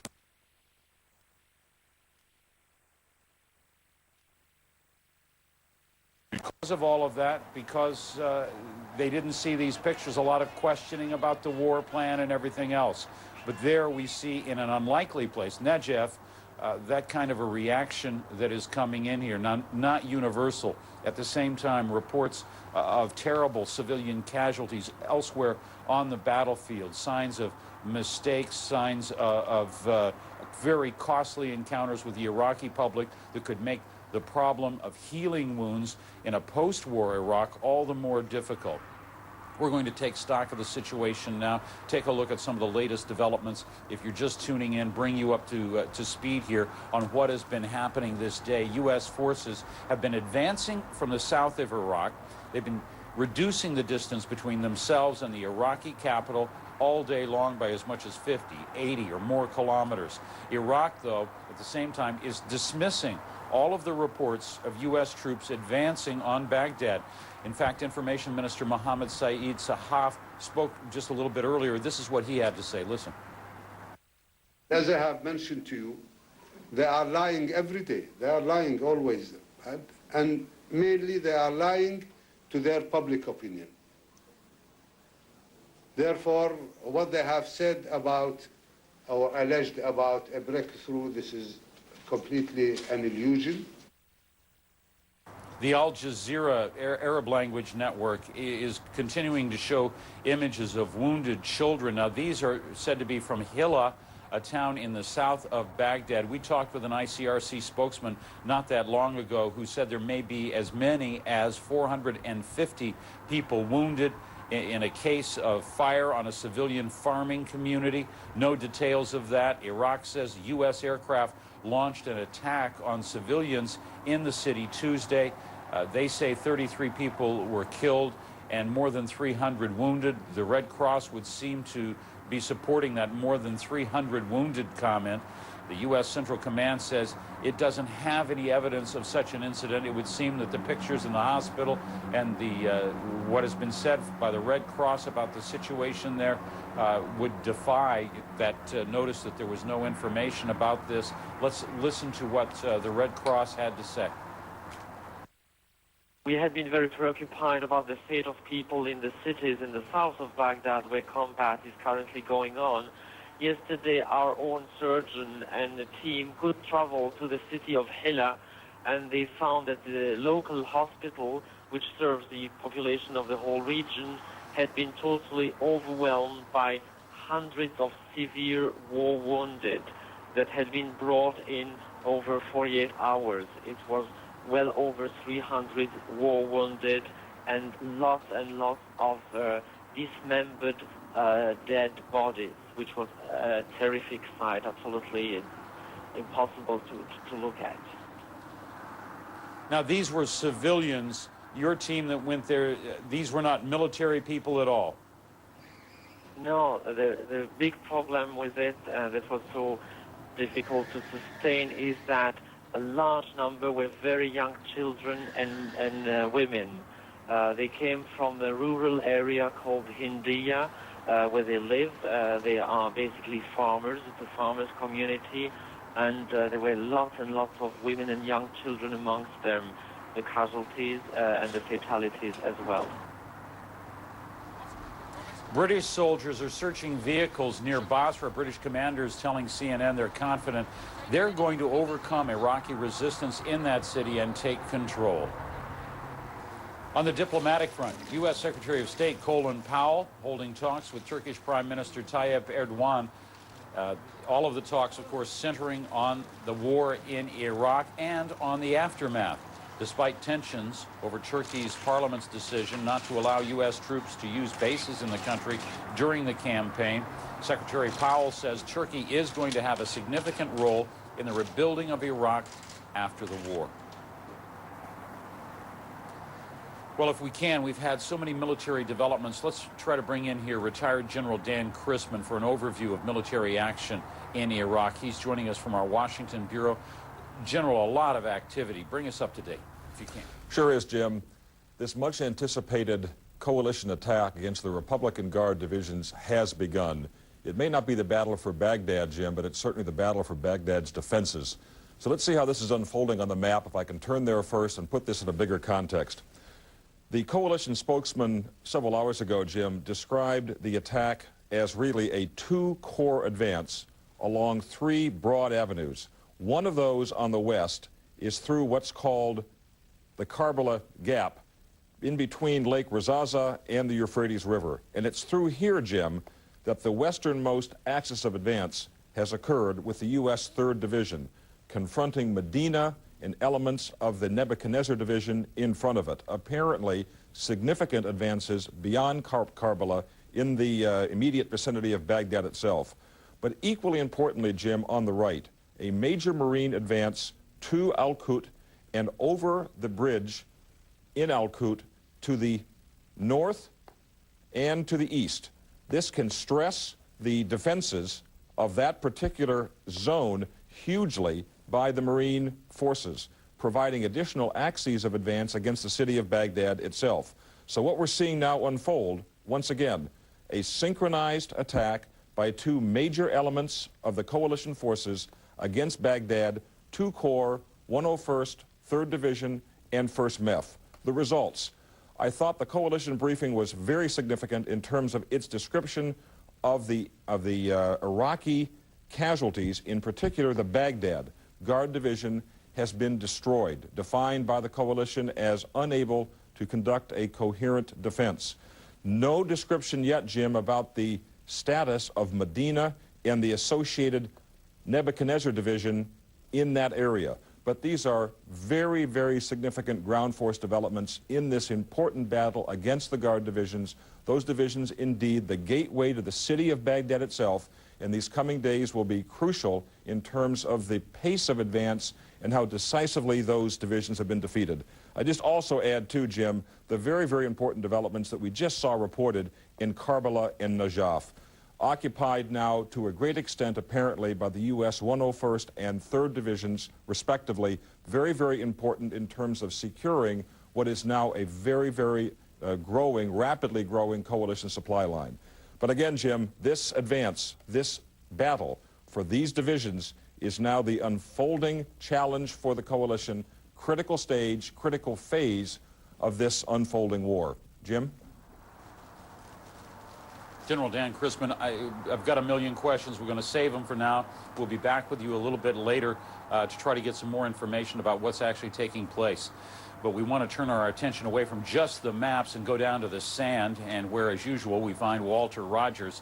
He's with the 3rd of the 7th Cavalry, and they are very close to Baghdad indeed. Walter, what can you tell us? Hello, Jim. I was listening to your interview with General Chrisman, and we were part of the unit which punched through the Karbala Gap earlier in the day. It was quite a maneuver. The 7th Cavalry, with whom we were traveling, was the flank protection to the west of the 3rd Infantry Division as it moved through the Karbala Gap. You would not believe the numbers of tanks and fighting vehicles we had seen, convoys and convoys of supplies stretching all the way across the horizon, perhaps 20 miles in either direction at times. Actually, it was the 3rd Division which took Karbala earlier in the day. 1st Brigade of the 3rd Infantry Division slammed into Karbala, was expecting stiff resistance from the Republican Guard. In contrast, however, there was not that much resistance.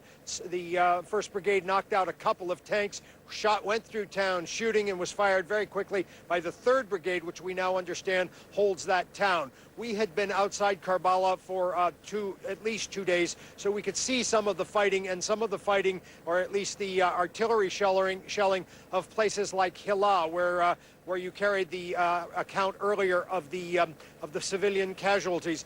We should point out that according to the Army officers with whom we've been speaking, that what the Iraqis have been doing is taking refuge in those towns, using those towns and those civilian areas to shoot out their artillery in the general direction of the 7th Cavalry. The 7th Cavalry 2 nights ago actually took around probably 1.5 miles, that is to say 2 kilometers from where we were. So there was very hard fighting around the Karbala Gap, but what we can tell you now is that 3rd Infantry Division has moved beyond that. 7th Cavalry yesterday was 50 miles from Baghdad. Now it's probably half that distance, and again that gap is closing as tons and tons of supplies pour toward the frontline troops as they begin to close in the direction of Baghdad. This is not a race toward Baghdad. It is a deliberate, measured military operation with all the arrows pointing in the same direction, namely the Baghdad bullseye. Jim?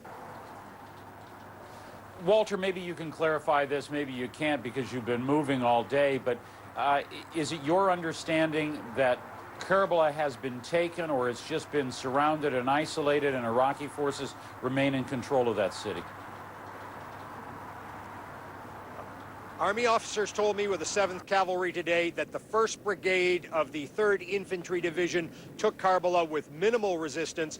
The much vaunted Republican Guard, if it was there, did not put up much of a fight. We saw over 100 prisoners of war, and then we're told that the 1st Brigade punched on through Karbala, and then the 3rd Brigade of the 3rd Infantry Division secured the town afterwards. That's the best understanding we have, remembering we're out on the flank of the 3rd Infantry Division. We're protecting them from an assault from the west.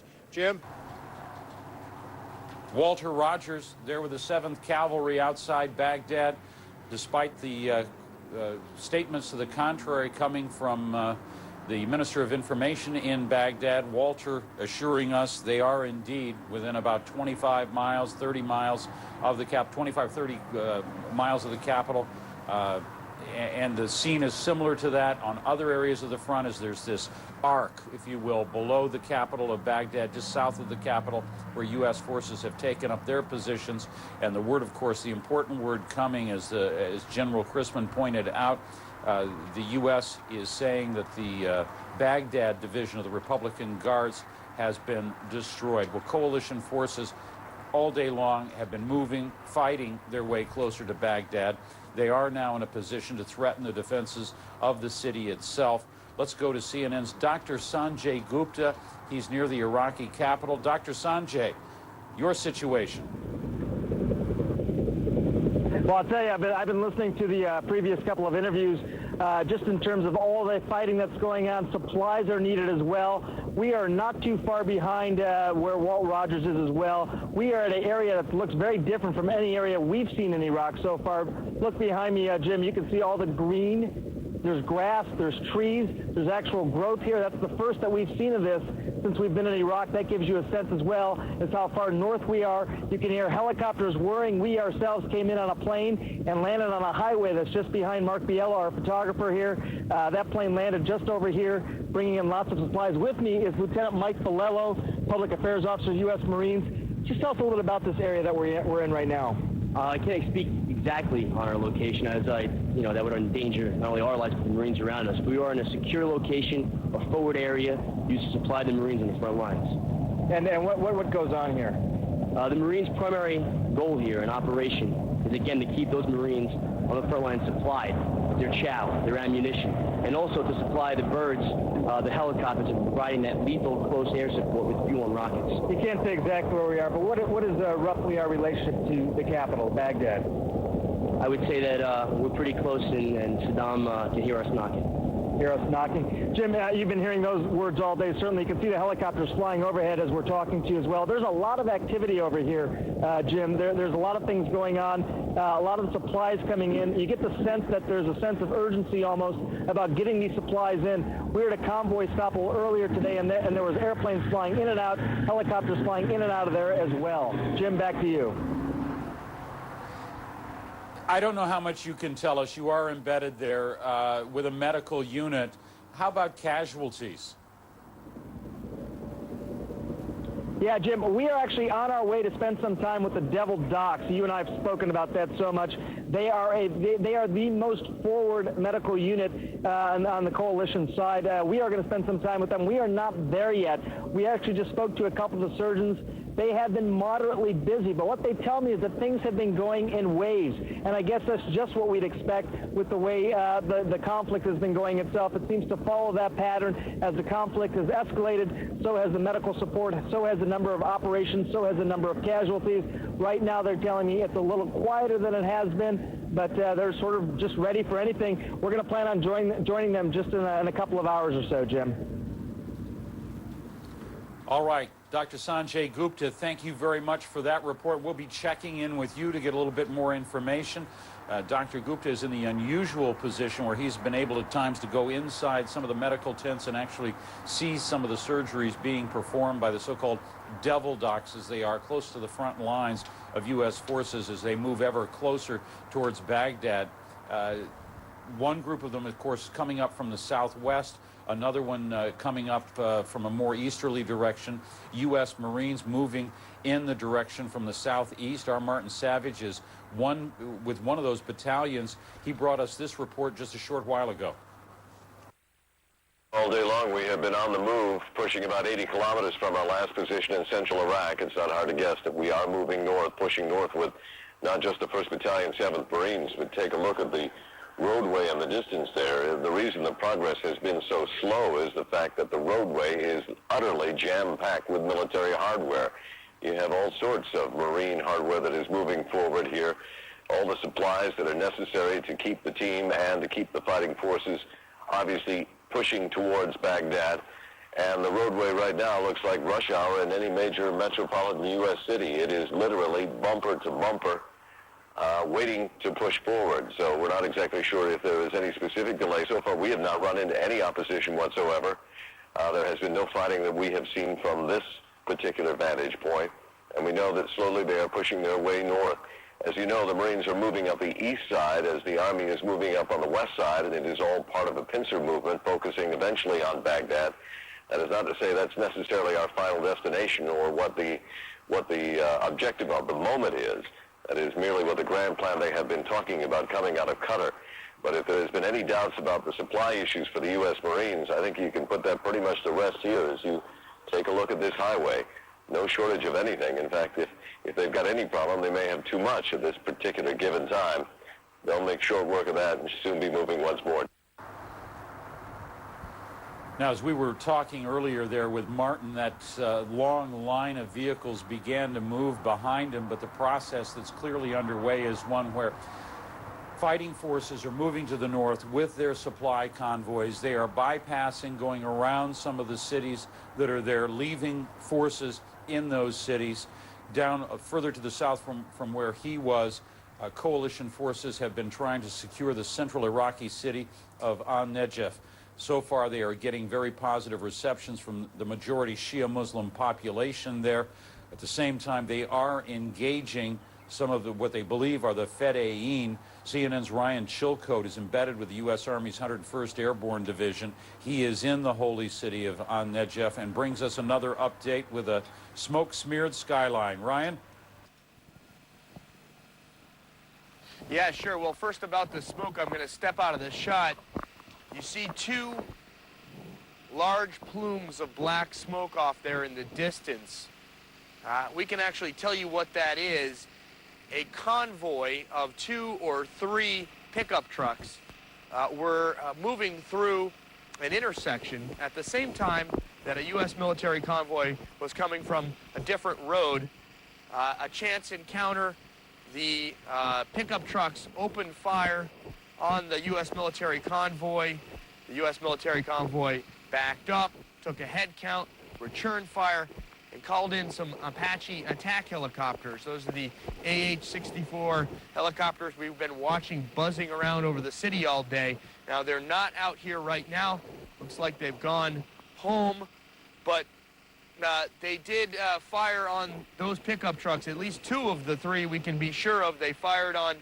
And this is the result. Now, inside of the Apache, inside those pickup trucks, they had mortars and rocket-propelled grenades. And the reason we know that is because just after the Apaches hit them with probably with Hellfire missiles, there were a lot of secondary explosions. Those secondary explosions went on for 5-10 minutes. And what that is more munitions, more UXO exploding. We basically saw it happen there. That's why that black smoke is still coming out of there. They could see when they had this chance encounter, some soldiers that were in that convoy could see that the pickup trucks, the rear area, the cargo area of those pickup trucks had been covered up in some camouflage and wheat, believe it or not. But it hadn't been camouflaged that well because they could see some of the rockets beneath it. And obviously, those vehicles weren't camouflaged quite well enough because obviously the Apache attack helicopters caught up with them. Jim?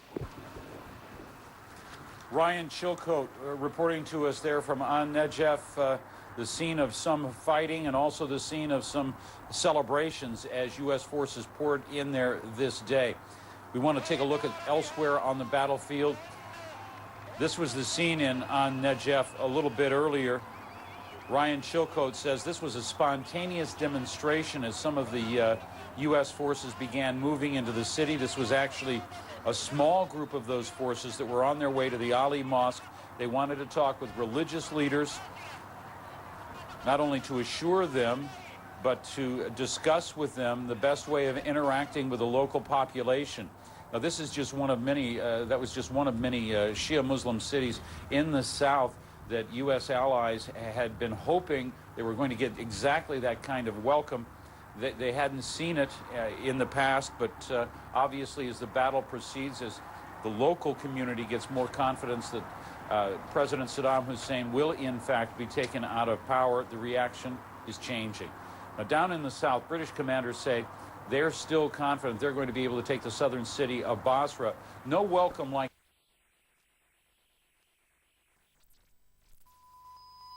consolidating positions on the western flank of Basra. They've been massing for the past few days to the south Air power was called in Tuesday in an effort to destroy a suspected Iraqi intelligence building inside the city. Now, British forces have held back from entering that city, instead focusing their efforts on destroying the political structure of the ruling Ba'ath Party in the country, that elements of the party that are in Basra. If paramilitaries are seen gathering in any kind of a group, British forces either target them from the air or attack them with hit-and-run patrols into the city. Over the past several successive nights, British positions have struck military targets with long-range artillery bombardments. From Doha, the U.S. Central Command says it's looking into a disturbing report that civilian casualties may have resulted in high numbers near Hilla as coalition forces moved through that area toward Baghdad. Al Jazeera. Where I'm standing in Kalak and Mosul is for us unknown territory. We don't know what kind of terrain lies between us and Mosul and where they could possibly find protected positions. And Ben, how would you describe those Iraqi troops? Are they just the regular army? Our information is, in fact, yes, they're normal, the regular conscripts, not particularly happy with their lot. As you know, I met with some of these Iraqi soldiers recently, and they certainly didn't have very high morale. They're just regular army troops, most of them from the southern part of the country, Arab Sunnis who don't have a lot of affection for the Baghdad government, who basically are doing their military service and